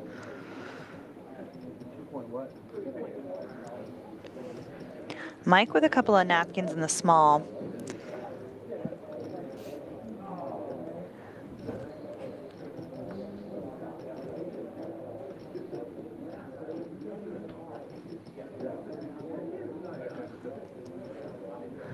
Really thinking about it here. Is this just a little bit of posturing or no? He puts it in the middle. Kyle with the king 5 off. If I know, he's got 1.7 behind, less than 2 big blinds behind. If now, win, buddy.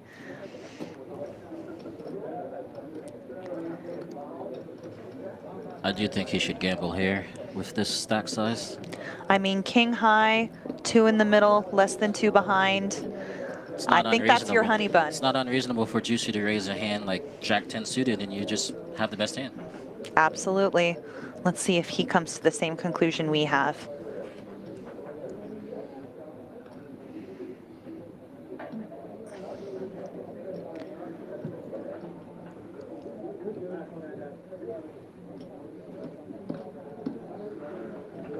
Just agonizing to have to put your tournament life on the line with a hand as weak as king 5. We definitely see him going through that now. No, don't do it. Oh, no. I gotta say, I believe that's a mistake. I believe that's a mistake too. He is going to live to see another day, but at least Juicy had the clemency to show him the ace high, so maybe in game and moment he can believe he made the right decision. Chances make champions.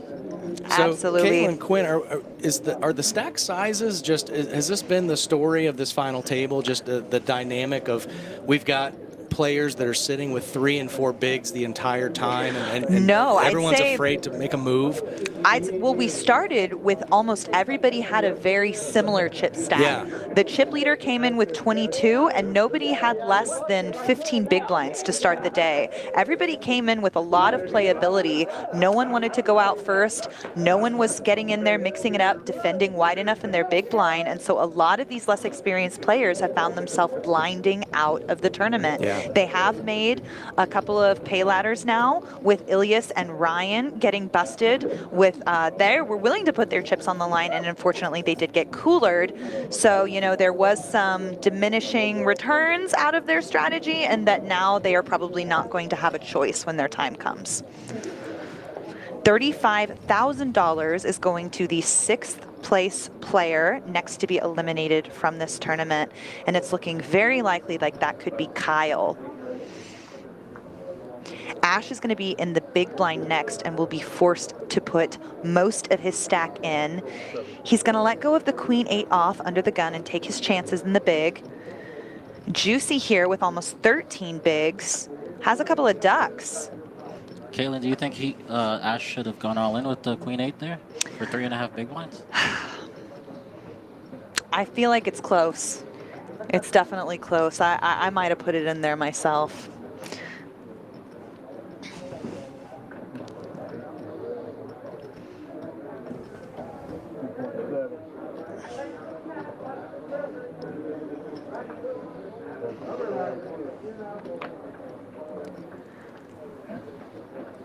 Juicy did opt to open, again choosing the larger open size, goes to 2.7. Back around to Mike with the 6-3 suited on the button. That's the Killeen Nuts, Killeen, Texas, where I'm from. I'm not originally from Killeen, but I do play a lot of poker in Killeen, and RIP Kai Rector, that was his favorite hand. Popularized it in Central Texas. It's going in the muck. As is Kyle's small blind. Kyle left with just 1 big blind behind. Tim has to put in 1.7 to defend the 5.4 offsuit. Earlier he folded suited hands in similar positions. I can't imagine he's going to reach below to 5.4 off to defend if 10-6 suited wasn't good enough. Oh, and she's singing at him too. He don't know he flipping with her. Look at the equities, boy, you're ahead.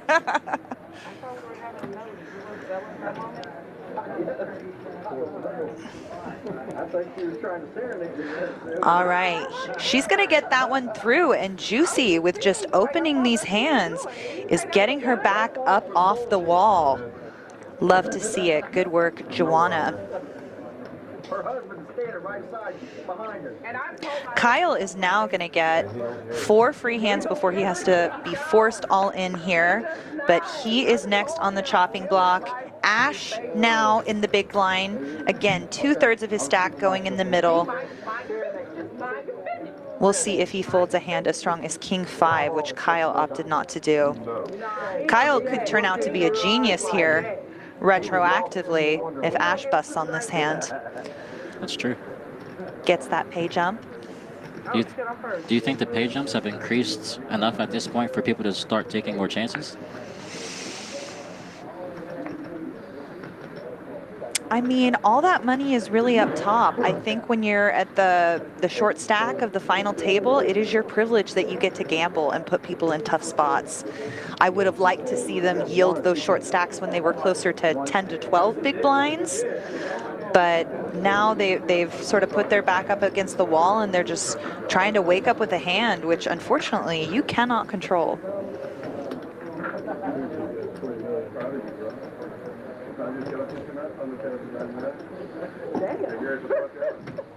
Mike gonna raise it up to 3 big blinds from the cutoff. And if they didn't, sometimes you have to put your nuts on the table. Somebody Hey, you showed them the other day. All right, Ash is looking at a suited wheel ace here in the big blind. Do you think the money's finally gonna go in here? It's a clear call off.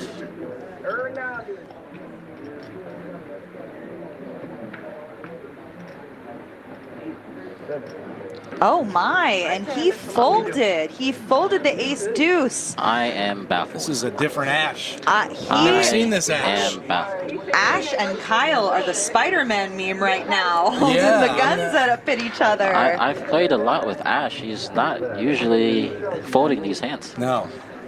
Yeah, this is a different Ash than I've seen for a couple days. They're trying to wait each other out to get this last ladder.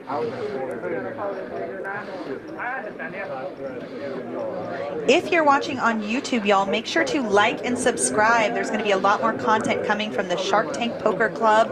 Another stream coming up for the $1 Million Guarantee that's coming up in July, possibly. So make sure that you're subscribed so you get those notifications and you know when we're going live. Thanks and shout out to Gorilla Poker, the production company that's doing all this production. They brought their RFID table in and their cards. So make sure you drop us a chat. Let us know how you're enjoying the stream. I'm just baffled by that ace deuce suited fold with 2/3 of his stack in the middle.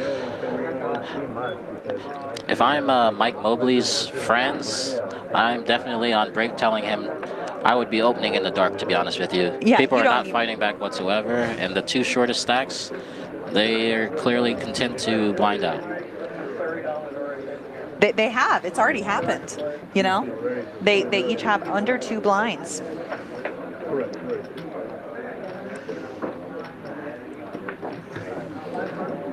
All right, Mike again going with the 3X open. Oh, I'm guessing he'll go with that one. All right, Tim's out of the way. Ash in the small blind. Are we about to see him light up like a Christmas tree? What a genius. He's a soothsayer. He's a soothsayer. He knew. The flop's going to be 5-5 deuce, right? Juicy with the suited king would need to put 2 more in the middle to play a side pot with Mike. I think certainly a reasonable way to go. You flicking in the 2 big blinds here to play a side pot with Mike? I would call personally, but the way they've been playing, it doesn't seem like that's going to happen.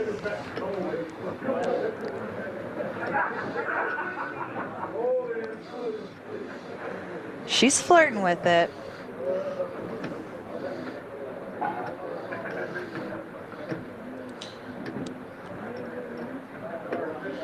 Have 2 different hands to eliminate Ash, get yourself more money. Yep, a lot of times, you know, people aren't going to be bluffing the side pots. You can check down the action with Mike and get that elimination. Now, Mike is going to have to find a 5 or a whole lot of diamonds to cooler Ash, who is in a dominating position. This is roughly a 65-35 race.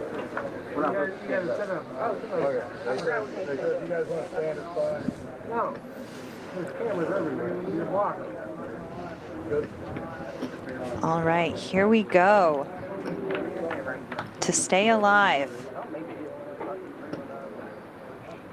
Ace, Jack 10 on the flop. Ash jumps ahead.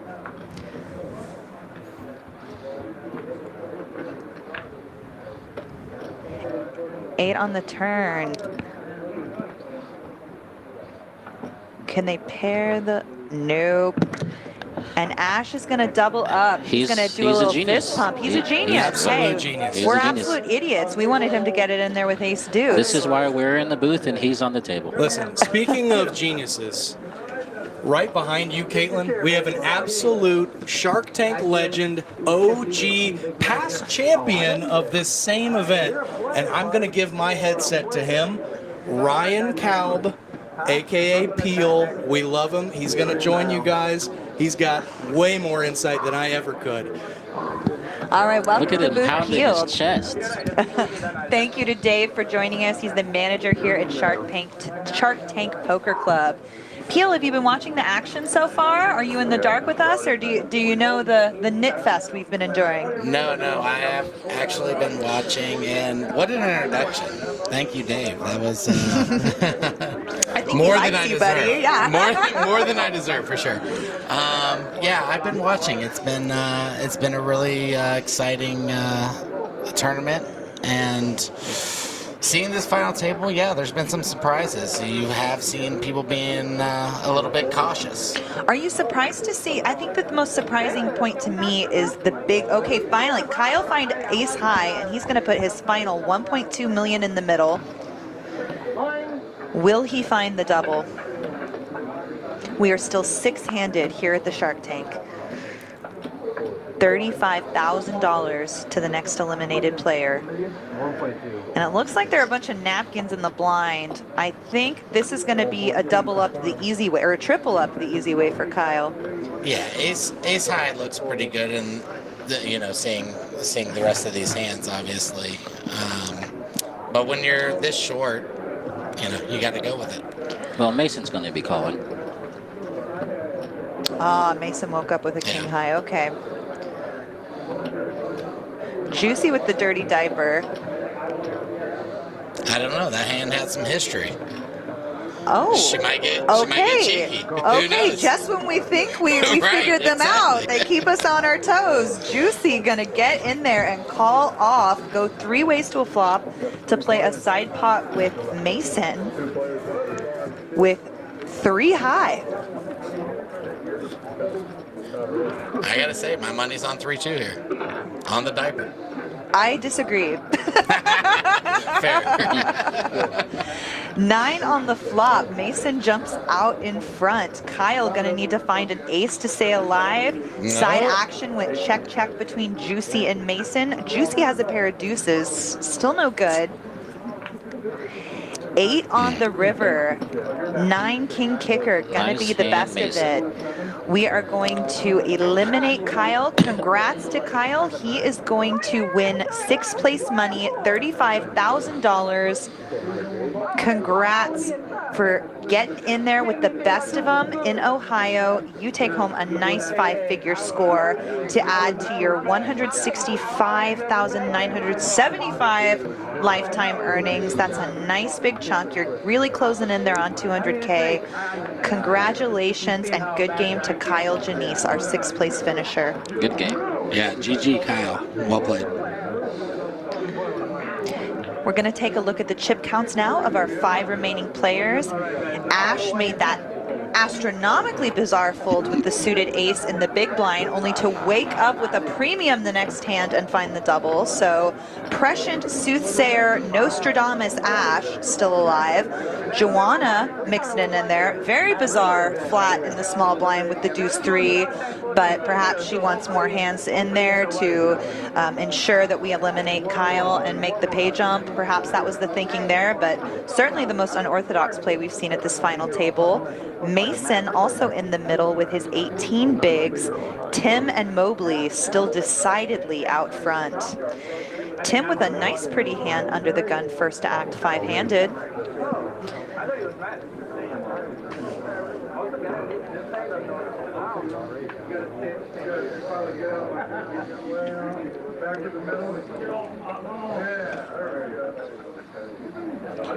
Another very tight fold.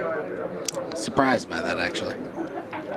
Tim with 30 big blinds, I believe he definitely should open that one, particularly 5-handed. He also likes to, you know, be active. Surprising. Peel, would you ever fold that hand? You know the answer to that. We've played enough hours together that you know that I'm not folding a suited connector like that. I'm not sure you would throw 5-3 of hearts on the mug. I said it's suited connector. You heard me. Juicy has ace high in the button. It looks like she's going to opt for an open here. Do you ever just jam ace high on the button with 12 bigs in this formation? I think it's probably the proper play. Yeah. 5-handed, I think there's absolutely, that's completely fine. You definitely want to be taking the advantage that you have of the small You just blind clean up all your attacking equity. pots. Sure. She raised to 2.4 mil. Instead of Mobley flopping trip fours, for instance. Exactly. Mike with the widest defend we've seen this evening being rewarded with the trip fours on the flop. Juicy has a 1% chance of winning this hand, and she does opt for the C bet. How does she size it? 2.4, same bet, leaving herself 7.3 behind, SPR below 1. If this hand makes it to the turn. Mike gonna go with the smooth call. No reason for him to do anything else. Absolutely, absolutely. There's not much he can be afraid of. Rainbow texture. He's got this one locked up and he knows it. Queen on the flop. Gonna check it over to Juicy. Give her another chance to bluff it off. She's gonna check behind. We're going to a river. Deuce on the river changes nothing. Is Mike going to check one more time? Nope. He's going to go ahead and jam and put her in the tough spot.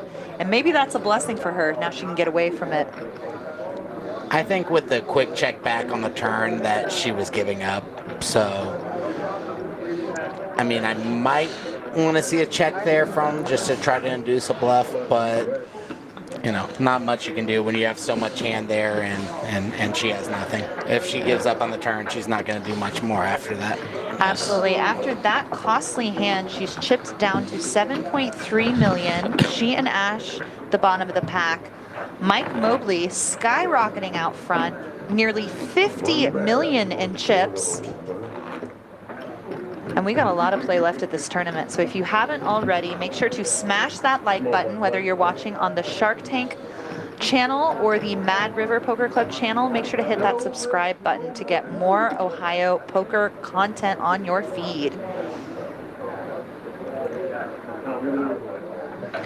We got some people in the chat saying it was the right call by Juicy in the small blind since she was already in for half a big to call off for another half a big. I don't know. I think that might be the one hand you get to fold there, but she did get to race another hand versus Kyle's hand and guarantee the ladder. So I see where you're coming from. Well, that's the benefit of being on this side. You know, we get to see all the cards and make all the right reads, and sometimes when you're in game, it's a little bit more difficult and you might make some other plays.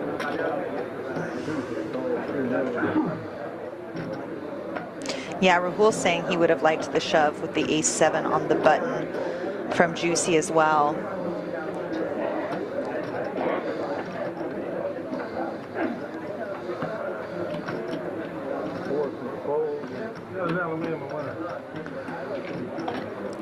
All right, Mason opening to 2 million. Mobley on the with button. the defend from the small blind with the 5-3 offsuit. Mixing it up. Queen Jack 8 flop doesn't connect with either player.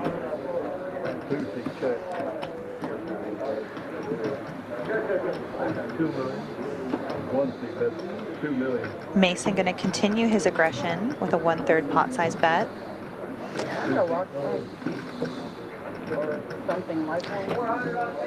And that's going to take that down. Next hand.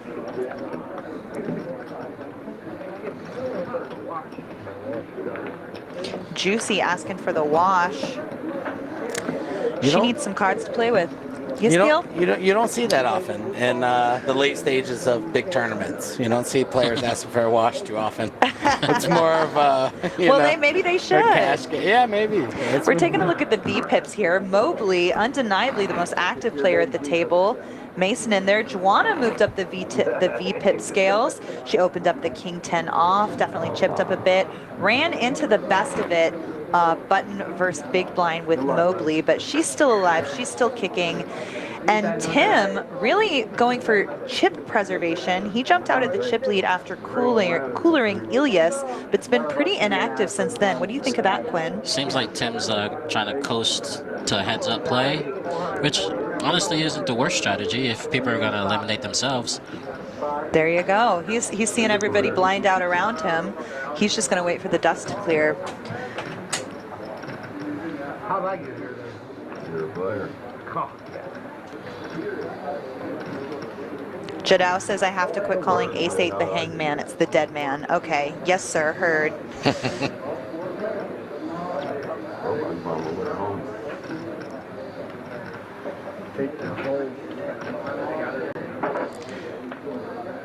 Mason in the cutoff with Ace-7 off.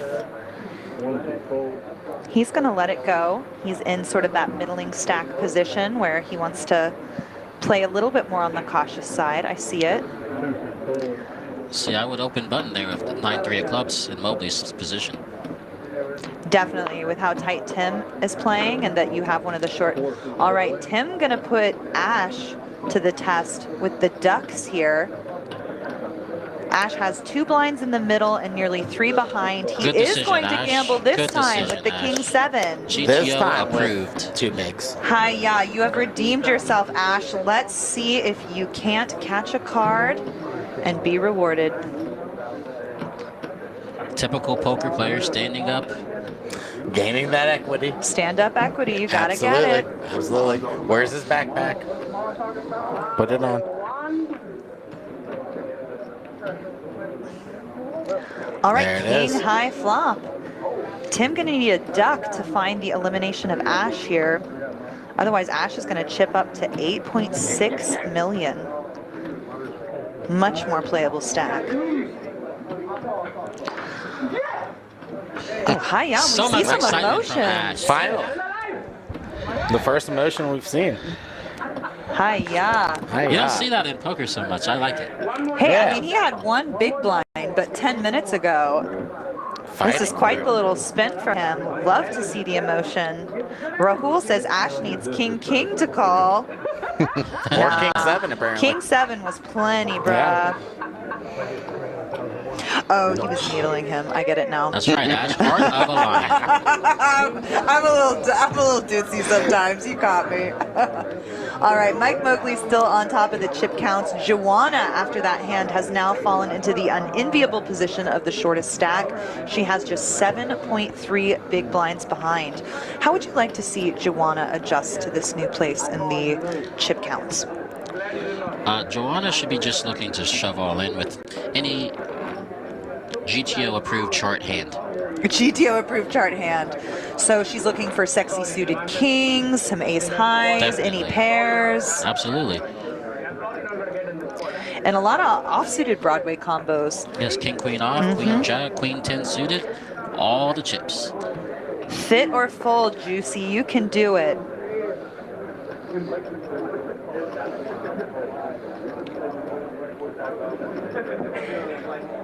Elise says she'd be high kicking and back flipping too. Heck yeah, Elise, we love to see exuberant poker players. Absolutely. These pay jumps aren't small. They're so- playing for real money here. Absolutely. 200K up top, 120 for second, Sure. 78 for third. We want that podium finish. We want that big money. Do Absolutely. we think Tim is going to 3-bet this hand? I would love it if he did. I would love it if he did.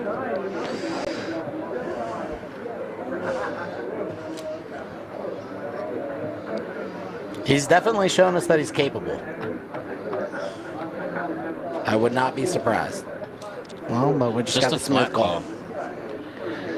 Wow, big hands everywhere. Wow. Hi, yeah, everybody got a little piece. And here we go. What does Ash do with this hand? I mean, a squeeze all in could get through here. I love Yeah. this. Yeah, he heard me. I love it. I love the play. it. I absolutely love the play. Juicy with all that action in front of her. Is Juicy 8-10 going to call off off? is going to shrivel up a little bit. Yeah, that hand definitely shrinks after what happened in front. And you with the got call an and open, the a all-in flat, and raise. a jam Yeah. in front. You're in the big blind with ace-10 off. Is this the moment, Juicy? Juicy, you got your friends screaming for you in the chat. Brittany and Kristen really trying to see you get that double.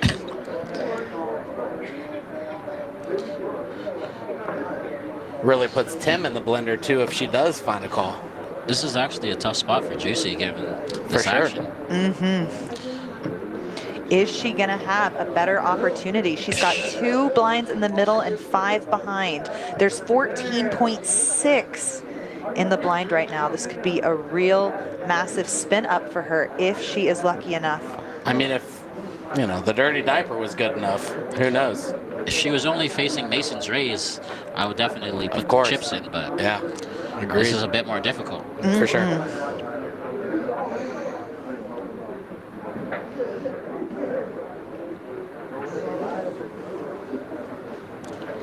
Ginny says first time, good hands. Yeah, this is the first time we've really seen a bunch of good cards in the hold to see some pre-flop fireworks.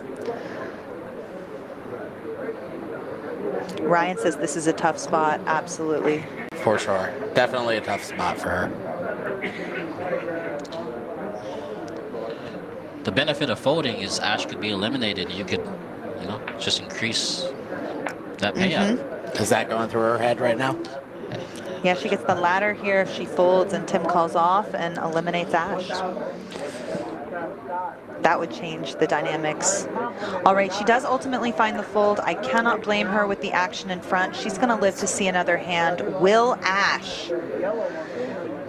Queen Jack in the muck. The buck stops at Tim, who opted not to 3-bet the ace jack on the button. Will he call off? Good fold by Juicy, by the way. That's Absolutely. a really, really tough spot. Now she has the chance to ladder up. Absolutely.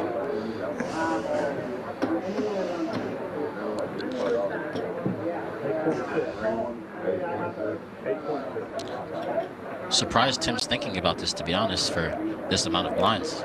Yeah. Represents roughly a third of his stack to call off here. I mean, with these blinds, Ash is doing this with so many hands that you beat. It's really hard to lay this down. Well, is he though? I know he folded the ace deuce for 1 blind. True. Yeah. But maybe he just needed the 1 double to get his confidence, and now he'll play. Maybe he just had like a little angel whispering in his ear. Sometimes I listen to the little voices in my head that tell me to do things that are quote unquote incorrect. Maybe he's now had the confidence to play the game that got him here. Absolutely. A little He bit of looks gamble. tense as heck. It's a tough spot for sure. What do you think his heart rate is right now? His blood is pumping cement right now.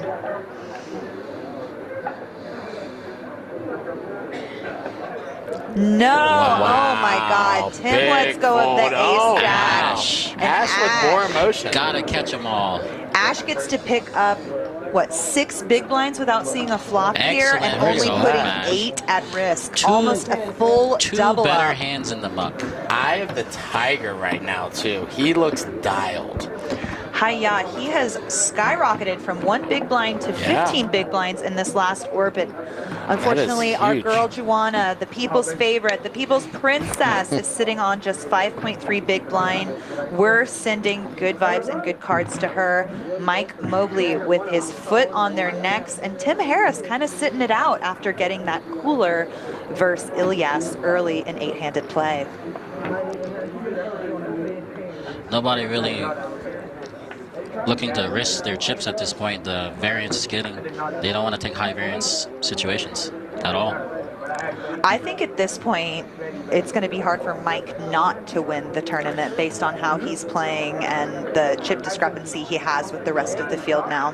Absolutely. Him being able to lean on these smaller stacks right now, I mean, it's going to be hard for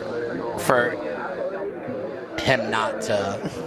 He's a kind of 2-to-1 pick him off. over a 2-to-1 chip lead to the next deepest player. Who is playing very passively right now. Very passively, yes.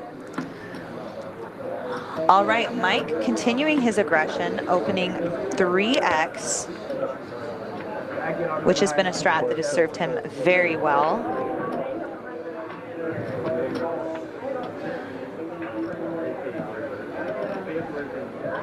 Juicy taking her time on every decision, keeping us guessing on every last one. I kind of love that about her, the theatrics. She loves the camera time. Who doesn't? Oh, Who my won God. it? I'm a little sleut for the camera time. Yeah, you and me both. And Mike again is just going to seal the blinds. Raise it and take it, raise it and take it. It's fun to be in Mike's spot right now when you have that kind of chip lead, when it's five-handed and there's these kind of pay jumps where people are playing very, very conservatively, making, you know, they don't want to make any mistakes. Yeah, we have a $10,000 pay jump from 6th place, which Kyle Janice secured to the next elimination. $45,000 for 5th place, $58,350 for 4th place, and then the big money up top for those podium finishes, $78K to 3rd, 126-figure payout to 2nd, and that big, juicy, beautiful, bountiful $200K up top. Who's going to wrestle it out of Mike Mobley's hand is the real question.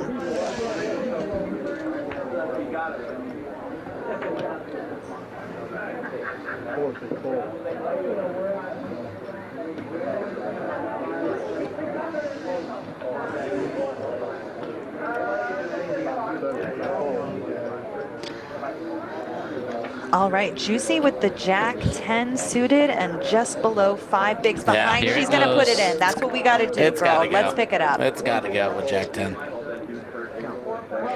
Mason quickly folding the King 4 suited.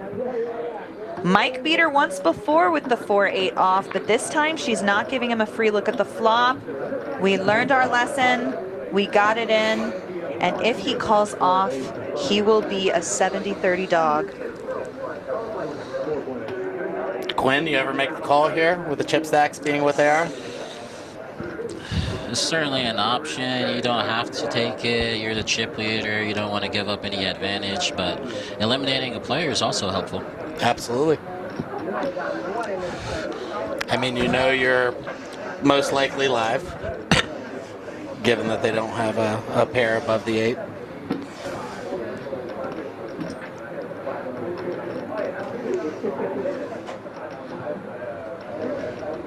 Merry Christmas. Sounds like it's going right. again. Merry There it goes. Christmas seems like a donation. Can he get lucky again? This is a race. Equity is not so disparate. It is 2 cards, 70-30. And she does not seem thrilled with that call. I mean, she has Jack high. Would you? No, absolutely not. But looking at the 8-4, obviously, you know, you want that call, but you're right, 70-30 is not great. 70-30 is great, but it's not. It's no 80-20. It's not. Sure. It's not aces versus kings. Sure. All right. Hi-ya gut shot on the flop. Juicy but pairs not the bad. top Gut shots. court. A 5 or a 9 is going to eliminate Juicy. Neither player holding spades. Hi-ya, there 5 is on it, the yeah. river is the death What a card for brutal game. Juicy. Yeah. Mike's willingness to sacrifice a few blinds and eliminate a player has paid out. Congratulations to Juicy. This is her biggest score by far. She's taking home $45,000 for her effort. Before today, y'all, she only had 3,800 recorded cashes listed to Hendon Mob. This is a very big milestone in her poker career. I hope we see a lot more of her. Everyone in the room was saying how she was running the game, she was applying pressure. I think we saw a different version of her at the final table when she was trying to ladder up and make those pay jumps. Who could blame her? But I haven't heard a negative word about Juicy. A joy to play with, was great energy on this table, and congratulations, $45,000 you're taking home, Juicy. Way to go. Absolutely. All right, we have 4 remaining players. We have Mason and Ash on one side of the table with 15 and 17 bigs. Tim Harris kind of coasting in the middle on his 20 big blinds. And then Mike Mobley up top with 55.6 million.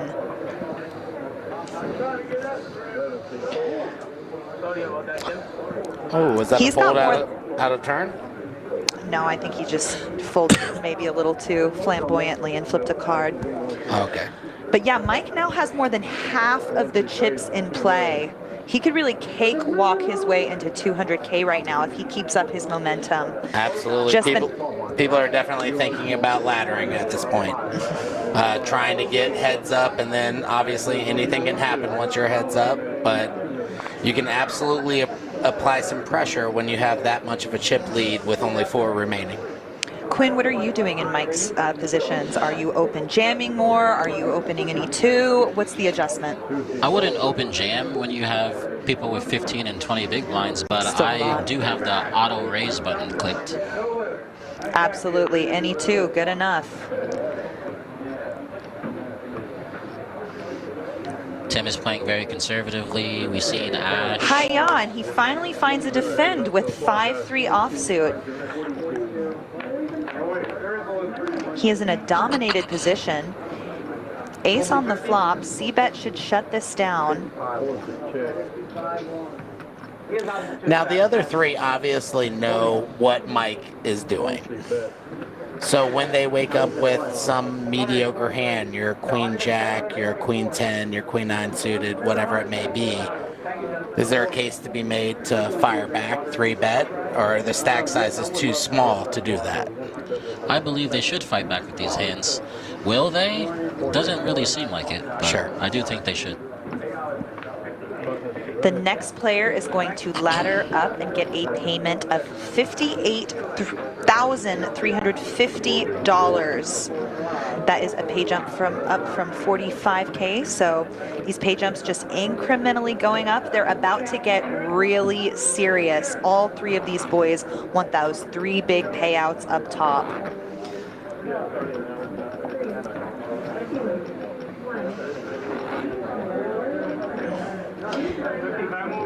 Jenny in the chat says Tim is going through chemo treatments right now.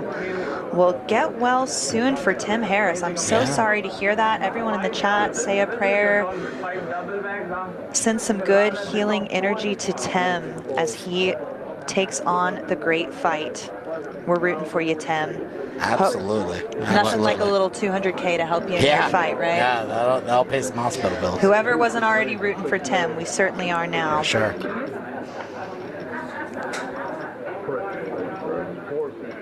Monster open from Mobley. 6 big blinds.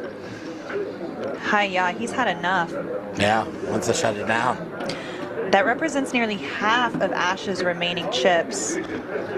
Yeah, I think that's pretty strategic. I mean, are you opening to that level to basically call off if they jam, or what are you doing there? He's obligated to call Ash's jam. I'm not so sure he would have called Tim's jam, however. Sure.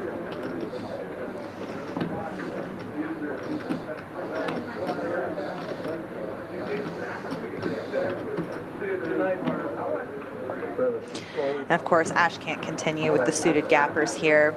Mike gonna take down another pot, and the rich get richer. If y'all are watching on YouTube, please remember to smash that like button. Send us a note in the live chat. Let us know where you're watching from. Let us know if you know any of the remaining players, who you're rooting for. We want to hear from you. Another look at the chip counts. The blinds still at 500,000, 1 million. They will be raising those blinds shortly, but as it stands now, Mike with over half of the chips in play. Stranglehold.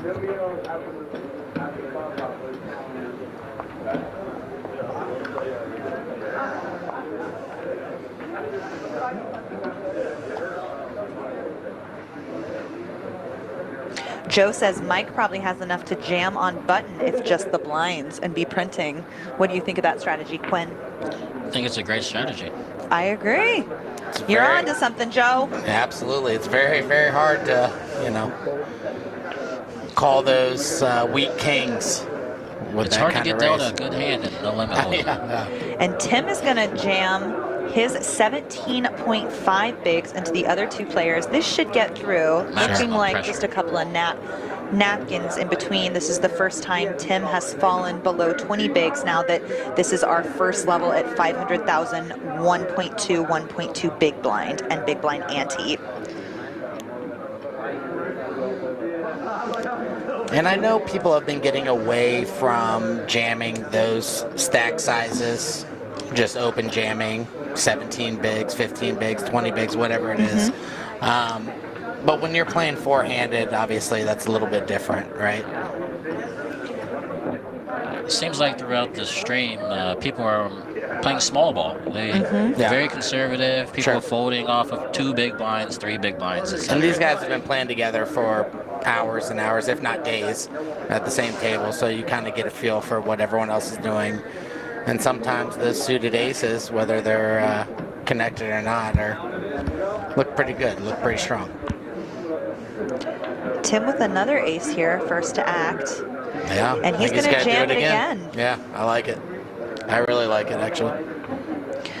Well, this is on Mike's big blind, so if Mike wakes That's up with true. a decent hand here to call off first, And guess what? Yeah. Yep. I take that back. You I take hate it back? You take it back, I Pio? hate it. Okay. That is awful. What a terrible play. No. Mobley, don't slow roll him. Yeah, just get it in there. Come on. Do not slow roll him, Mike. Put the chips in. We're obviously going to see a call Do you here. think Mike just maybe as a friend of Tim's doesn't want to bust him? There might be that dynamic, but it doesn't change the fact that he's calling. Yeah. 200 clams up top.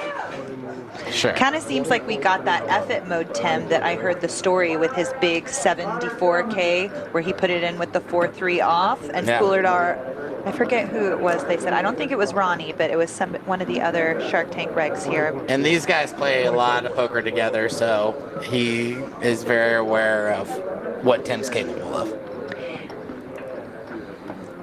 If Mike finds the call here, and for whatever reason, Tim can find the Miracle Crab, that would be a huge swing for our final four Yeah, absolutely. in the chip counts. I can't see a fold here, obviously, I'm wondering why it's so agonizing. I just have to imagine it. Come on, Mike, find the call. To me, it's a snap, but obviously it's a lot easier being in my seat than it is in Mike's. It's 20 bigs. It represents, over a third of his stack. And like you said, if you make the wrong call, if you're going up Do you against a think he's pair and you're flipping, reticent? Do you think he's reticent to flip, or do you think he's putting Tim on Ace King and Ace King only? it's got to be a combination of both, right? I mean, you got to go through all those scenarios and Tim decide from certainly there. has pairs in his range here. Absolutely. And we didn't And do you see wanna the flip other for hand go 20? to showdown. He doesn't know what he just shoved with before, but this is 2 shoves in a row. You have the parking lot. I think this is a slam dunk Mike will call take it. off. That's What? Oh, wow. What? That is Don't show shocking. him, Tim. Please show him. Absolutely show him. Hi-ya. Mike would have likely eliminated Tim and took a exceptional chip lead had he made the Yeah, call. they will be talking about this, but hey, we didn't see the flop. That was, what do you think is more surprising? That fold of Ace Queen there with the chip lead, or the Ace Deuce suited fold for 1 blind with 2 in the middle? Ace deuce. That one is That's still. This one was at least for 20 bigs and represented a big chunk of the stack. Absolutely, absolutely. And especially when you have a stranglehold on the other 3 remaining players. You don't want to flip for 20 bigs or potentially flip for 20 bigs.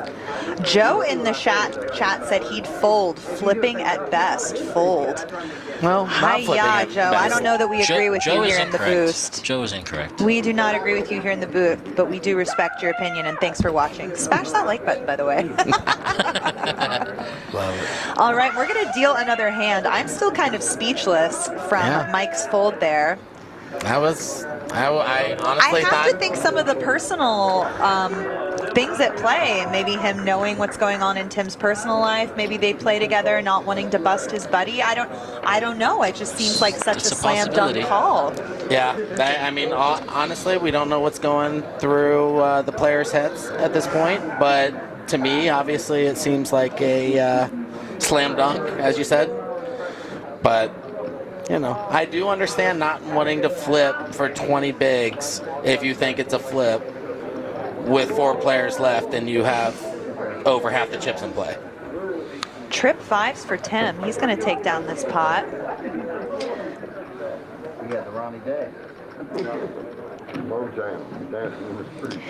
The Jack 5 is the Ronnie Day here in Columbus, Ohio. That was the hand that Ronnie, who was in the booth with us earlier, aka JR, took down the Tournament of Champions, his WSOP bracelet run for 200K himself. Props and shout outs to Mr. Ronnie Day. And his lovely mistress, Tammy. I met the lovely Tammy. Great people here in Ohio. I've yet to meet anyone who is the least bit jerky to me, y'all. Y'all really have the salt of the earth here. Thanks a lot.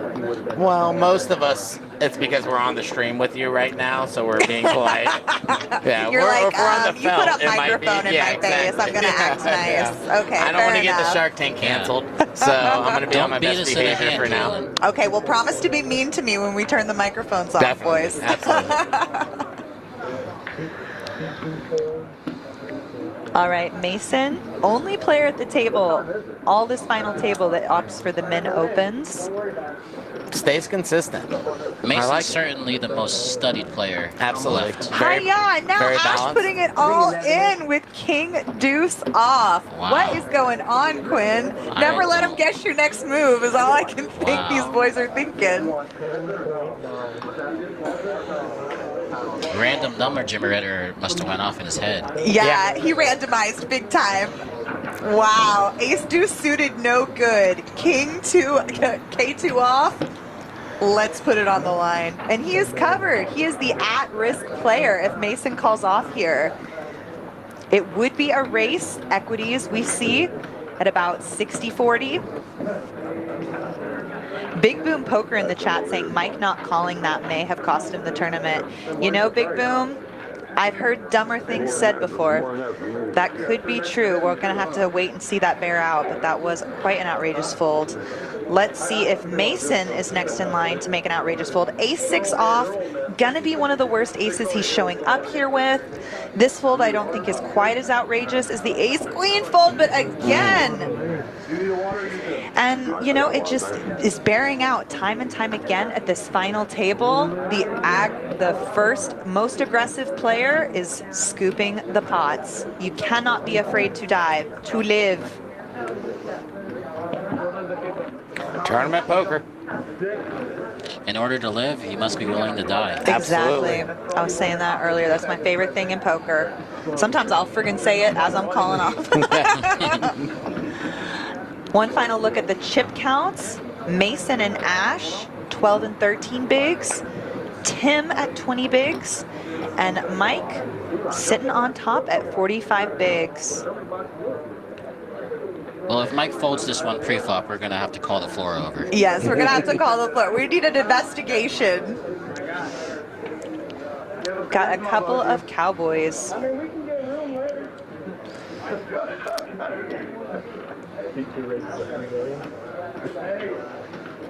can't wait to go to 3 million. God, no. I got it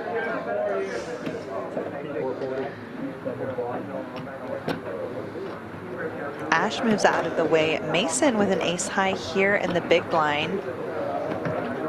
1.8 mil to complete, leaving himself with 10 million behind. I mean, you know, Mike's opening up a lot of hands here. You might think the ace-4 is a Mike squeezable has hand. been telegraphing the strength of his hands quite a bit with the opening sizes he's choosing. When he is stronger, he is choosing these 3 and 4x open sizes. When he is weaker, he is limping. So perhaps Mason can get away from this here if he has caught on to that as well. We did actually see him open up the Jack-10 suited for, what was it, 6x? Yes, that's true. Yeah, he's an agent of chaos. He's So, chaotic good. yeah. All right, Mike gonna take that Makes down the with the good Cowboys. fold. Makes Show the good him. fold. Mason, And very shows, aware shows player. his buddy. Very nice. Yep. Yeah. Got the cheap pretty guys and everything. Couldn't get nobody to fight. Very friendly poker in the Midwest. A lot of shows. Definitely a lot of information sharing that you Sure. wouldn't see on some Absolutely. other tournaments when they're playing for this kind of money. For sure. Mason now next on the chopping block. He's fallen below Ash. Next payout is going to be $58,350. Pay jumps go up from there.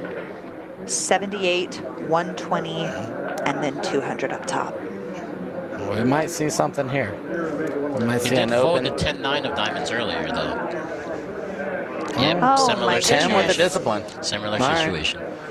That's Jack 9 suited. That's hard not to open. Of course, I play more cash than tournaments, so. Suited wheel ace for Ash here. Does have a stack that might want to just be open jamming. Yeah. Yep, he did.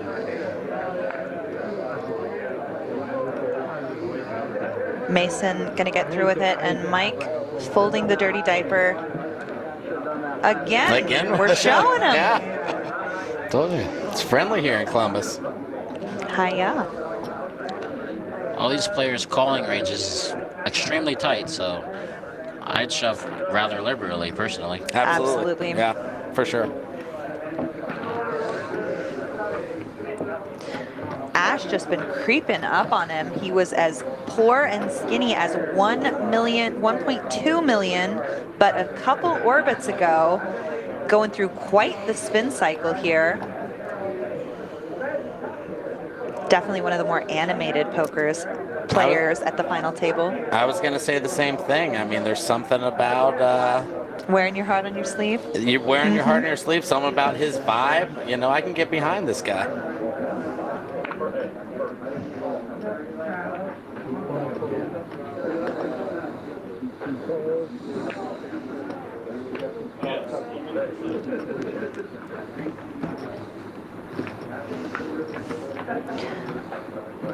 Now we're going blind v blind. This is a limp pot. Tim opting not to raise it up an ISO with the ace jack. Very non-standard. And then he is going to show his top pair. Good kicker.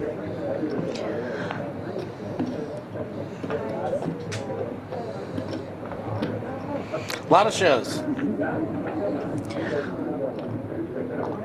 All right, Mason slowly withering away down to below 10 big blinds now, playing some stop and go poker.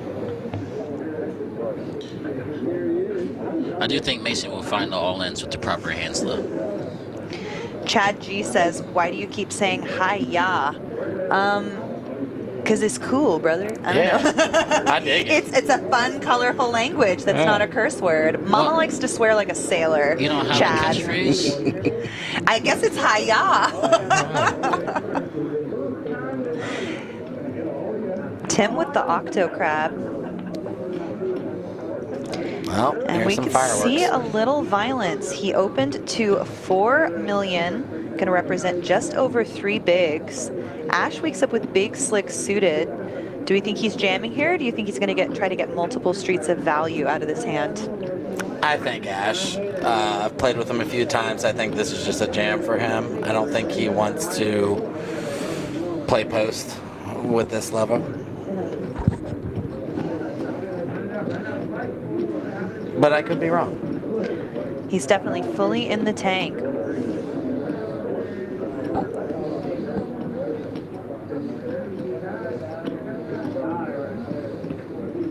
Roger that, thank you.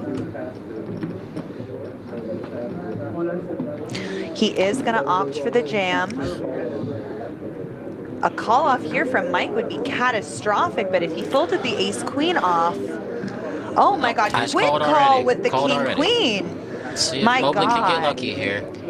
Ash in a phenomenal position to double up here.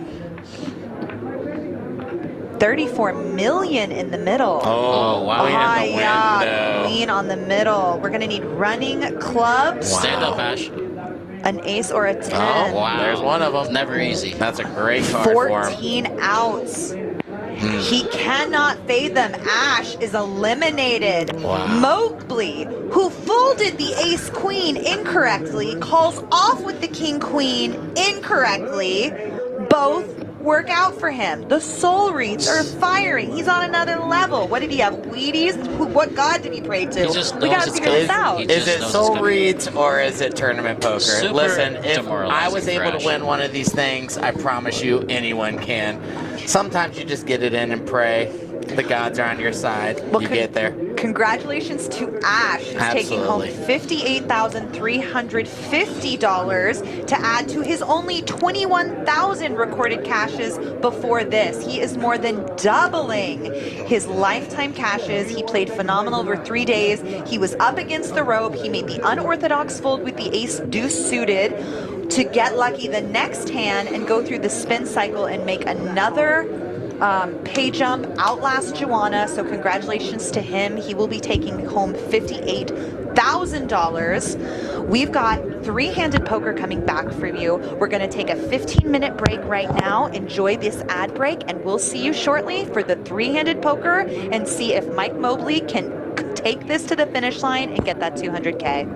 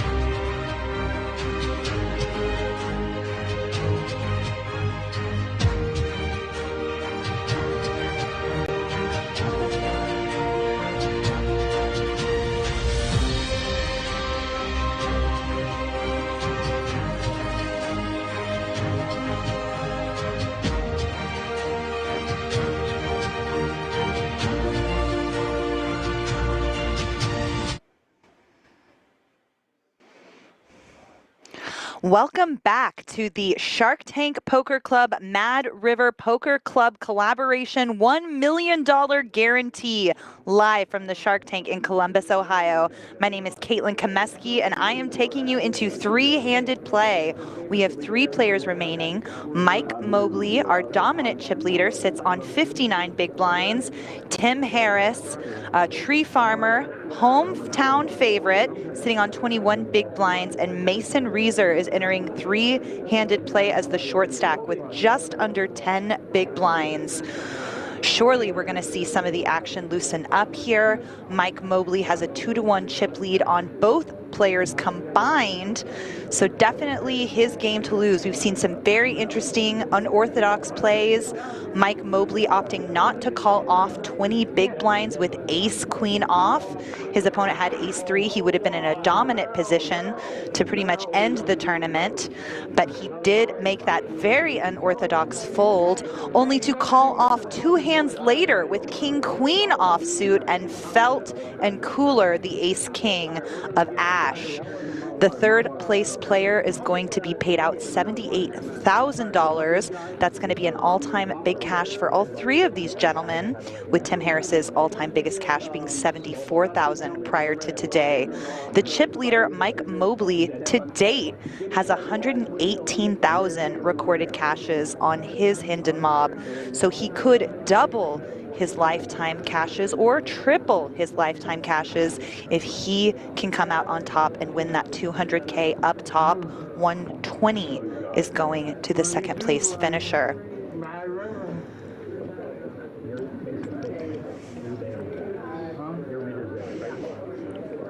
We're getting them spread out and adjusted for three-handed play. I'm going to check in with my friends at the chat. Let me know if you're still watching, who you're rooting for to take down this bird.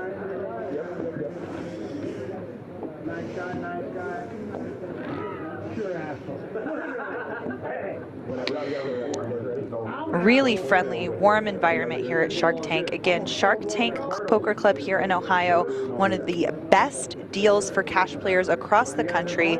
You pay $30, that gets you rake-free poker all day long. No membership fee on top of that. All right, we see a lot of back and forth in the chat. Dan Gatz has been wildly entertaining. Kudos to Shark Tank and Mad River. Nice job from me and the other team in the booth. Everybody commenting on that ace-queen fold.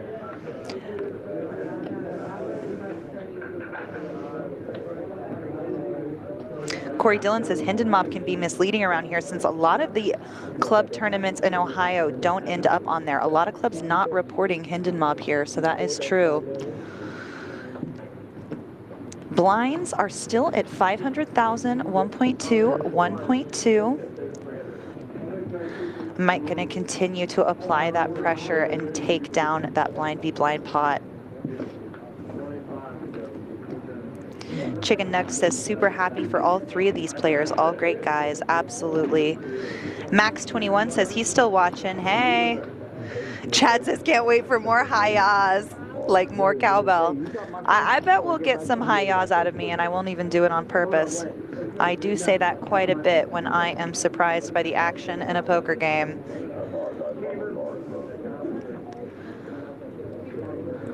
All right, Mason going to be first to act on the button with the Jack-8 off here. Has less than 10 big blinds behind. He's going to get out of the way. Over to Mike in the small blind with the King-3 off. He is going to complete. Tim looked down at the 10s. Earlier in the same spot, he had ace-jack offsuit and did not isolate versus Mike in the small. He is going to opt for the isolation bet this time. Gonna pump it up.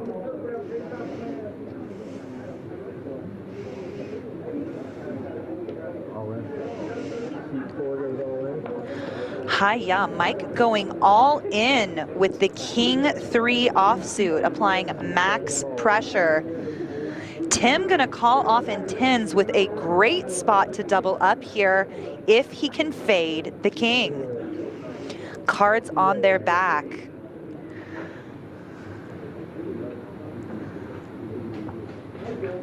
Tim would win a $50 million pot in the chip lead. Safe flop for tens. Mike's gonna need a king and a king only. Diamonds are covered by Tim, not gonna be any help for Mike. 4 on the river is going to double Tim. Tim Harris, the local tree farmer. He gonna start putting in some of that animation. He happy to double up. He is now tied in chips with Mike. 48.9 versus 48.2 million. Very spicy. Hi-ya indeed. We see Erica's in the chat still watching. Brittany's still going strong.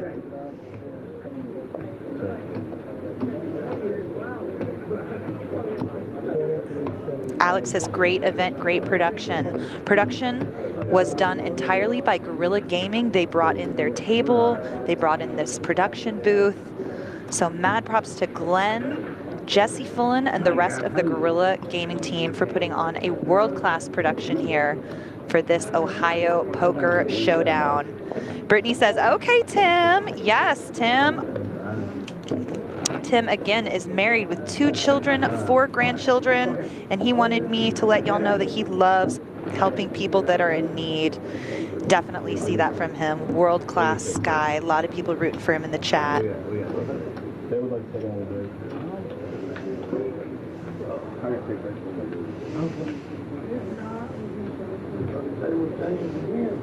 Looks like we might have a little discussion here. Maybe they're going to leave the table. They might be talking deals here. Next payout is going to be $78,000. The second place money is $120,000. And first place is going to be $200,000 up top. Now that Tim and Mike are really chip to chip, you gotta wonder how they're feeling. If you have any questions for me in the chat, please let me know. We're gonna be having a little break here so we can chit chat with y'all. Beth says you're a great commentator, Caitlin. Thank you, Beth, I'll take it. Boys in the chat say, or Brittany in the chat saying that Tim is from Springfield. Shout out to Springfield. Doesn't every state have a Springfield state? Kelsey in the chat sending love to Tim.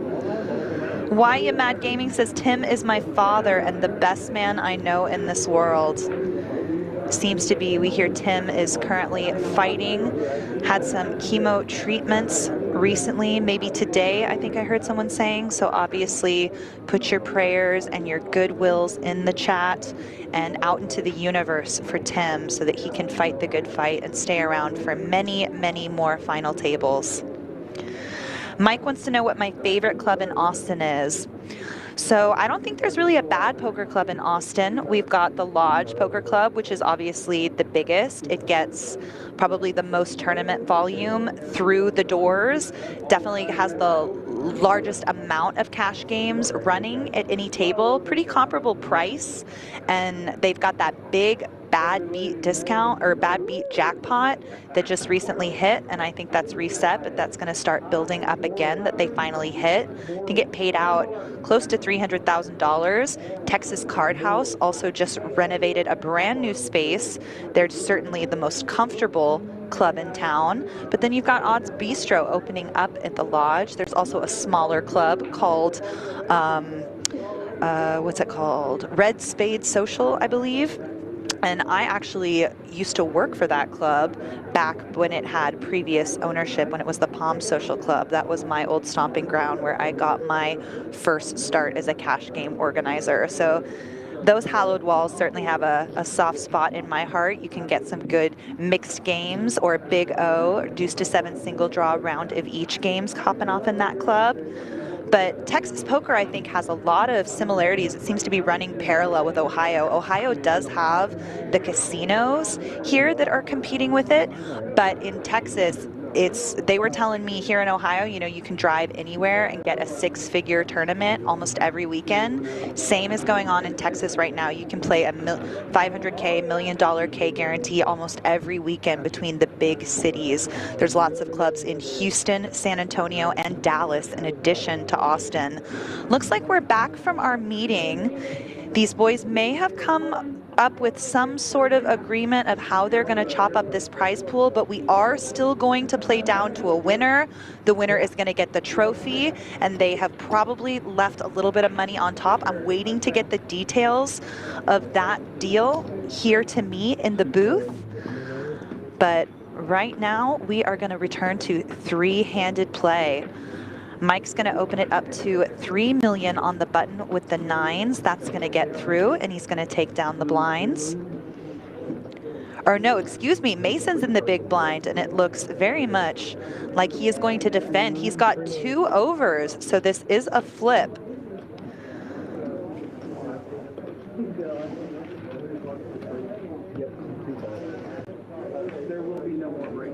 Midwest Poker is definitely not GTO FP Poker Stat, says in the chat. Yeah, definitely not seeing a lot of solver approved plays, but I am seeing a lot of aggression being awarded. And at the end of the day, poker is a game for aggressors. The poker gods favor those willing to risk it for the biscuit, and today is no different. Max coming in with the edgy questions. Tom Dwan versus Doug Polk poker analysis.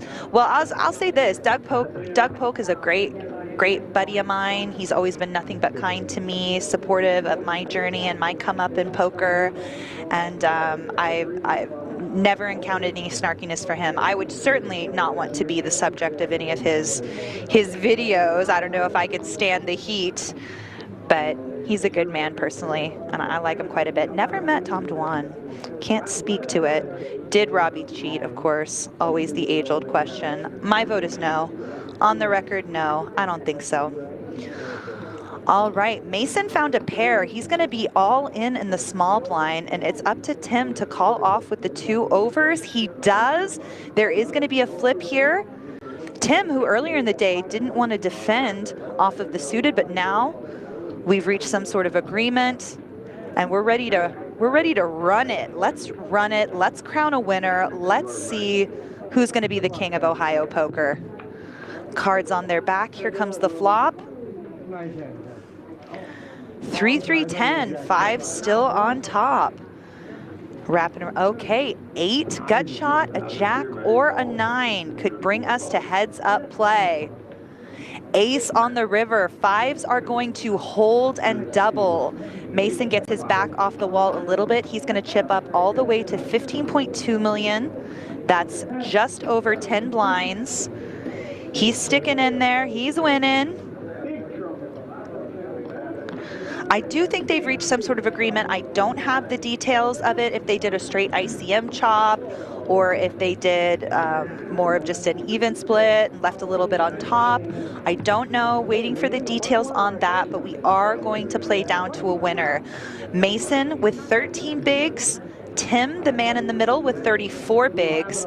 Mike Mobley, been our chip leader for a while, remains on top with the 43 big blinds. These stacks kind of evening out now.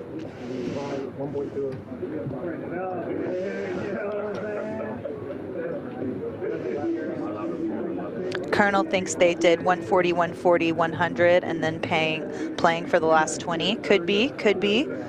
Don't know. I'm remaining to see.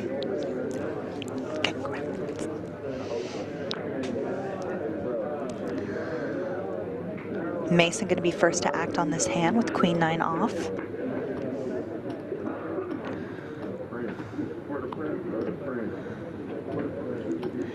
Mason, who has under 100,000 on his Hendon Mob recorded caches. Again, a lot of the Ohio poker tournaments do not make it onto the Hendon Mob recordings, so these facts and figures could be a little off of reality.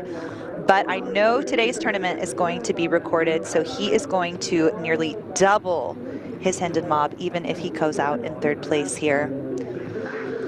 All right, Mason raises it up, and both players call. We're going to go 3 ways to a flop here. Oh, no, excuse me. Tim 3-bet. Tim 3-bet with the Queen 7 off, and he is going to get the riffraff and the crumb bums out of there. Get a nice little chunk of change there. Timmy continues to chip up. Mike Mobley kind of has his head in his hands. Maybe the wear and tear of the day is starting to get to him.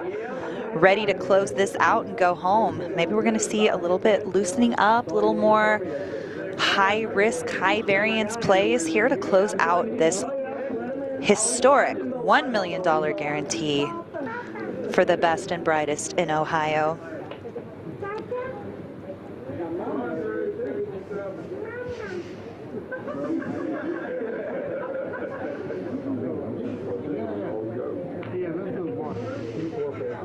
Mobley's going to get out of the way with his napkins. Napkin on napkin violence.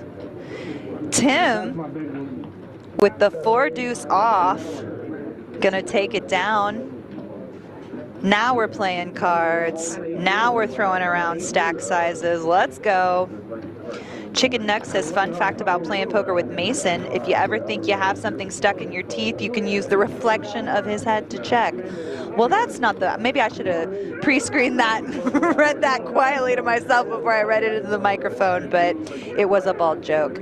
Mason can take it. He's a good guy. He likes a laugh. We were calling him the Sith Lord earlier when he had his hood up. Once he got that early big pot scoop, though, the hood came off and it never went back on. Tim gonna keep his foot on the gas pedal, opens this pot to 7 mil. Steals more of the blinds. There we go, Tim. That's Tree Farmer Poker. Brittany's saying they all three look tired. Well, this is the culmination of 10 starting flights at Shark Tank Poker here alone. They had other starting flights. These are all Mad River Poker regulars. None of these boys claim Shark Tank as their home club. So these are Dayton boys. They were telling me earlier Dayton is the Kentucky of Ohio. Everyone sound a little country down there. And I've been talking to a few of them, and that does ring true. All right, they got my birthday hands. I was talking about my birthday hand earlier, the 510. I'm a Taurus, May 10th. One is suited, and it's in the muck.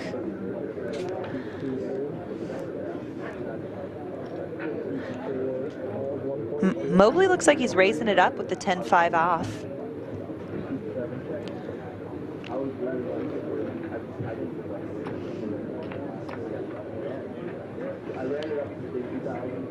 Oh no, excuse me. Mike just completed, and we're gonna go heads up to a limp pot. 3.6 mil in the middle. Tim pairs a 7. Mike bets out. 1.5 bigs, gets the quick call from Tim. 9 on the turn, completes a heart flush. Neither of these players have a heart in their hand. Mowgli check, looks like a give up here. Tim kind of haphazardly puts 8 mil in the pot, and he's going to take it down again. Aggression is key. Chat asking, when do you head back to Texas, playing any games before you head out? So I actually live in New Jersey now because I stream Poker Stars live to my YouTube channel whenever I'm back in New Jersey. I still do a lot of live stops. I'm coming here to do commentary from March 11th to March 18th or March 17th. I'm going to be in Tunica, Mississippi, playing a Run Good series. Then I go to Ireland, Dublin, Ireland, to play the Irish Open in April, but that will come after I'm playing the Scoop events, the Spring Championship of Poker. We have a Code Caitlin challenge. If I win any Scoop events, they're going to award $10,000 to 3 players. So check my socials for more details about that. But that is what's coming up to me. And if I'm going to grind tonight, maybe. We'll see how quickly this 3-handed play ends. But anything's in the cards. All right, Mike limping on the button with the 7-6 suited. Tim 3-betting out of the small blind. Ooh, artsy shot. I like that shot. Cut back to that shot. That felt like a Sean Baker film right there. Best Oscar shot. Chad, you're my birthday twin? Hi-ya, indeed.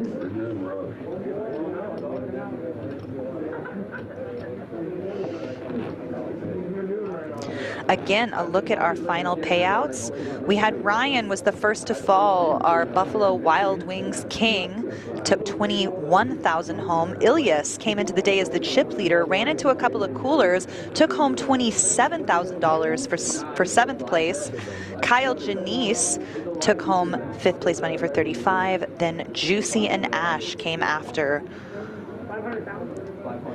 There was some real conservative play at 8-handed full ring. A lot of players blinding out. Here we are 3-ring. And we've loosened up. Mason's going to be all in with the King Trey suited. Mike in the big with ace high. Can't imagine he finds a fold here as the chip leader. However, or no, he's no longer the chip leader. Tim's the chip leader, excuse me. But he did find a very controversial fold earlier versus Tim's open jam of 20 bigs. He didn't call off for about 40% of his stack with ace-queen offsuit. Can he find the call here with ace-8 offsuit? He can, and he is going to be a favorite. It looks like Tim was the one who limped button. He has 9-7 off. Probably he gets to fold here a lot and let one of the other players get 3rd place, fight for the trophy. Yes, this was a $600 buy-in tournament, and you got a $3,500 double bag bonus. Over 60 people got double bag bonuses or multi-bag bonuses. You get one for every bag beyond your original bag. Looks like we're going 3 ways to this flop. Tim found the call with the 9-7. Imagine they're trying to eliminate Mason here. It's going to be hard with the king high flop, 2 diamonds for the redraw. And ace on the river is going to eliminate Mason. Mason is going to take home $78,000 for his effort, outlasted 2,470 total entries to make it to this point. 3 days of poker. Congratulations to Mason, well played. Stuck in there with the best of it. He will take home nearly $80,000. Mason, again, doubling his previous recorded cashes to Hendon Mob. He had 93,986 before today. Congrats to Mason, very well played. And now we're gonna have heads up play. Mike has regained his chip lead, but he only covers Tim by 2 big blinds. Let me know in the chat who you're rooting for in this heads up showdown here at the Shark Tank in Columbus, Ohio.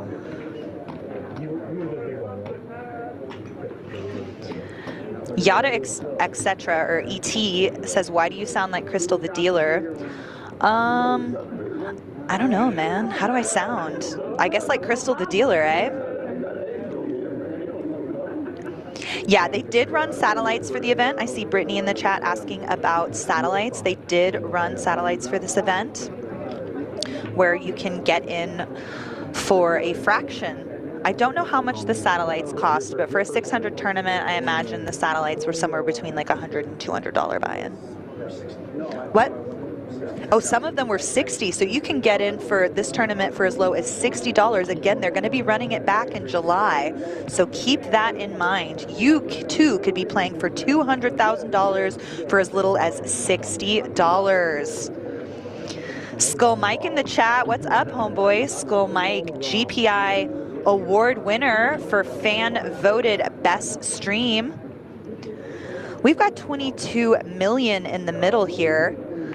Ace 6 suited. Mike raised to 20K. Tim called with the suited. He flopped the best of it. Gonna put another 20K in the middle. Why do I sound like Caitlin Komeski? I am Caitlin Komeski. All right, Mike applying max pressure with the back. Oh my gosh, and Tim lets go of the pair. Takes down a huge pot. Oh my gosh. What a wild hand to start heads up play here. Starting with the 20. million open that gets called. Tim flops a pair, bets half pot, and then folds to the jam. Now he is on the ropes. The chip distribution is 9-1. Hi-ya, indeed. Deck gonna need to blow off the table for Mike to lose at this point. But we saw Ash spin from one big blind earlier before. Tim can do it too. We know Tim has a propensity for when he gets tired, he's ready to go home. He'll say F it and put it in the middle with hands as weak as 4-3 offsuit. Here he raises it up to 2.4 million, the min open. Mike gonna call. Or no, Mike's gonna 3-bet to 16.2. Tim calls off the all-in bet. We are now gonna race it off for the 200K and the champion title of this $1 million Ohio Club collaboration of 2025. Cards on their back. Can Tim find the double? Queen Jack, Queen High still ahead. Tim needs a 7 or an 8. Ooh, now he's got gut shot outs. He can catch a 6, a 7, or an 8. 7 on the river is going to double Tim. It is not over yet, folks. We are still playing. Tim gonna double to almost 24 million. Mike's still in a commanding lead at almost 84 million. But we are gonna play some more hands. How much was paid out in total for the double bag? So I have a note here that says 210,000 total bag bonus payments were made to players that found multiple bags. That's out of a total prize pool generated between the multiple flights run at both Shark Tank and Mad River. Total prize pool generated $1.2 million and change. More than covered that $1 million guarantee, and there are going to be many more big events out here in Ohio, so make sure you stay followed on the social medias. Both Mad River Poker Club and Shark Tank Poker Club are very active on Facebook. They have a presence on Instagram and Twitter as well, so make sure that you're following them across channels so you can know when you could turn $60 into $200,000. Skull Mike says wild things are happening here. They sure are.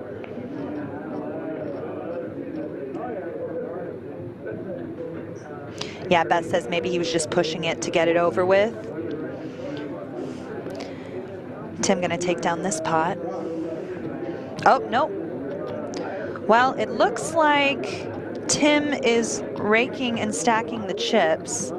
So maybe there was a graphic error there, but we're going to another hand.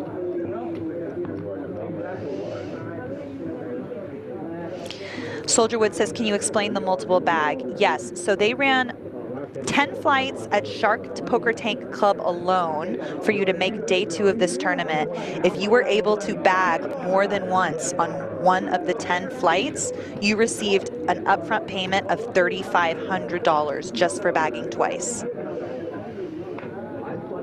And you could win that as many times as you could multiple bags.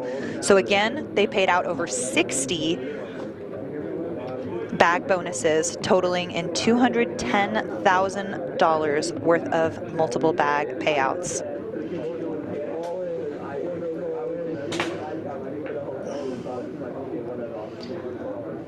All right, next hand. Yep, Mike ready to give it over with. He's just gonna be shoving a lot. They've got that cold, hard cash on the table now, y'all. That is what $200,000 looks like when it's staring right in front of you. You gotta wonder if it changes the way people play when they see, they smell the money. They smell that fresh, crisp Benjamin right at their fingertips. Fearless Joe says, great production. Thank you. That's all I saw. Did they break the $1 million guarantee on this tournament? How many total entries? 2,470 total entries. across the two poker clubs, generating a total prize pool of $1.2 million. Over 200,000 of that was paid out in multiple bag bonuses. So the day 2 and 3 prize pool was $1,012,650. Average stack of 3.9 million going into day 3, excuse me. Is it too late to enter this event? Mike says, no, but they're running it back in July. Y'all, get your road trip buddies, get the you can stay in one of these beautiful hotels by the OSU campus, and you too can take your shot at the Ohio Crown. Tim is gonna be all in here with the Jack 10 suited. Mike gonna put in is he all in? No, he's raising to 4 million.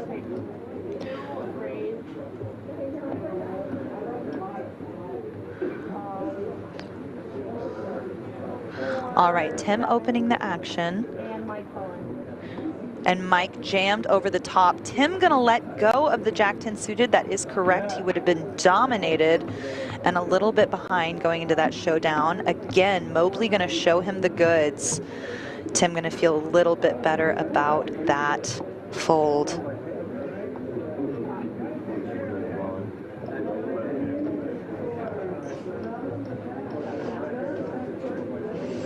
It's so much fun to play with a pile of cash.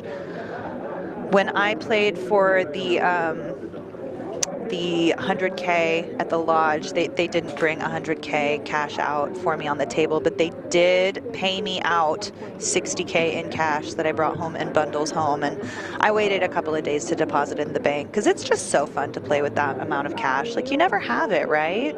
Because why would you? It's reckless and silly, but when you cash a big poker tournament, you get to walk around like Scrooge McDuck for a few days and rub your shekels together. It's so fun. Wouldn't change it for the world. One of the best parts. All right, Mike starting the action here. King 6 offsuit, gonna opt for the call. Tim has the option with the Jack 8 off. He is going to check his option. We're gonna go to a flop, 4.5 in the middle.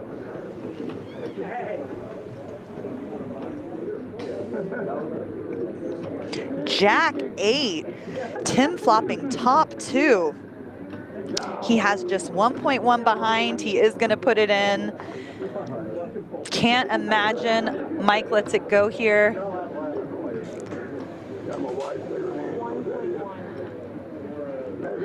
He is going to call off. He is going to need runner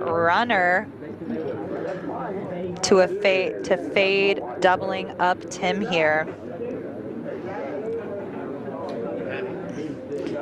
Did we ever get any details on what kind of deal they made? No, I did not. That would be a great question for Mad Dog tomorrow in the chat. All right, run out is safe for Tim to double up. He's back up to 6.7 million. The blinds have gone up. The level is currently 700,000, 1.5 million, 1.5 million.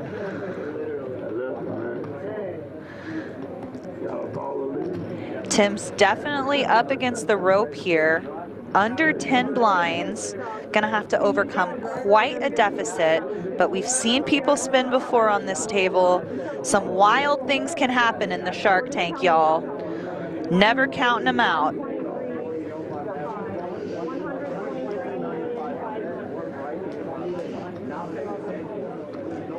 Mike just building absolute mountains over there.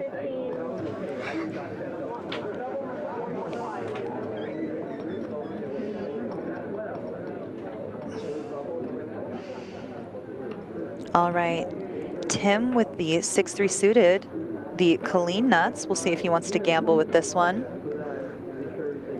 He's stacking them up like maybe this is a spot. He would be in a really bad spot facing the overpair of Mobley.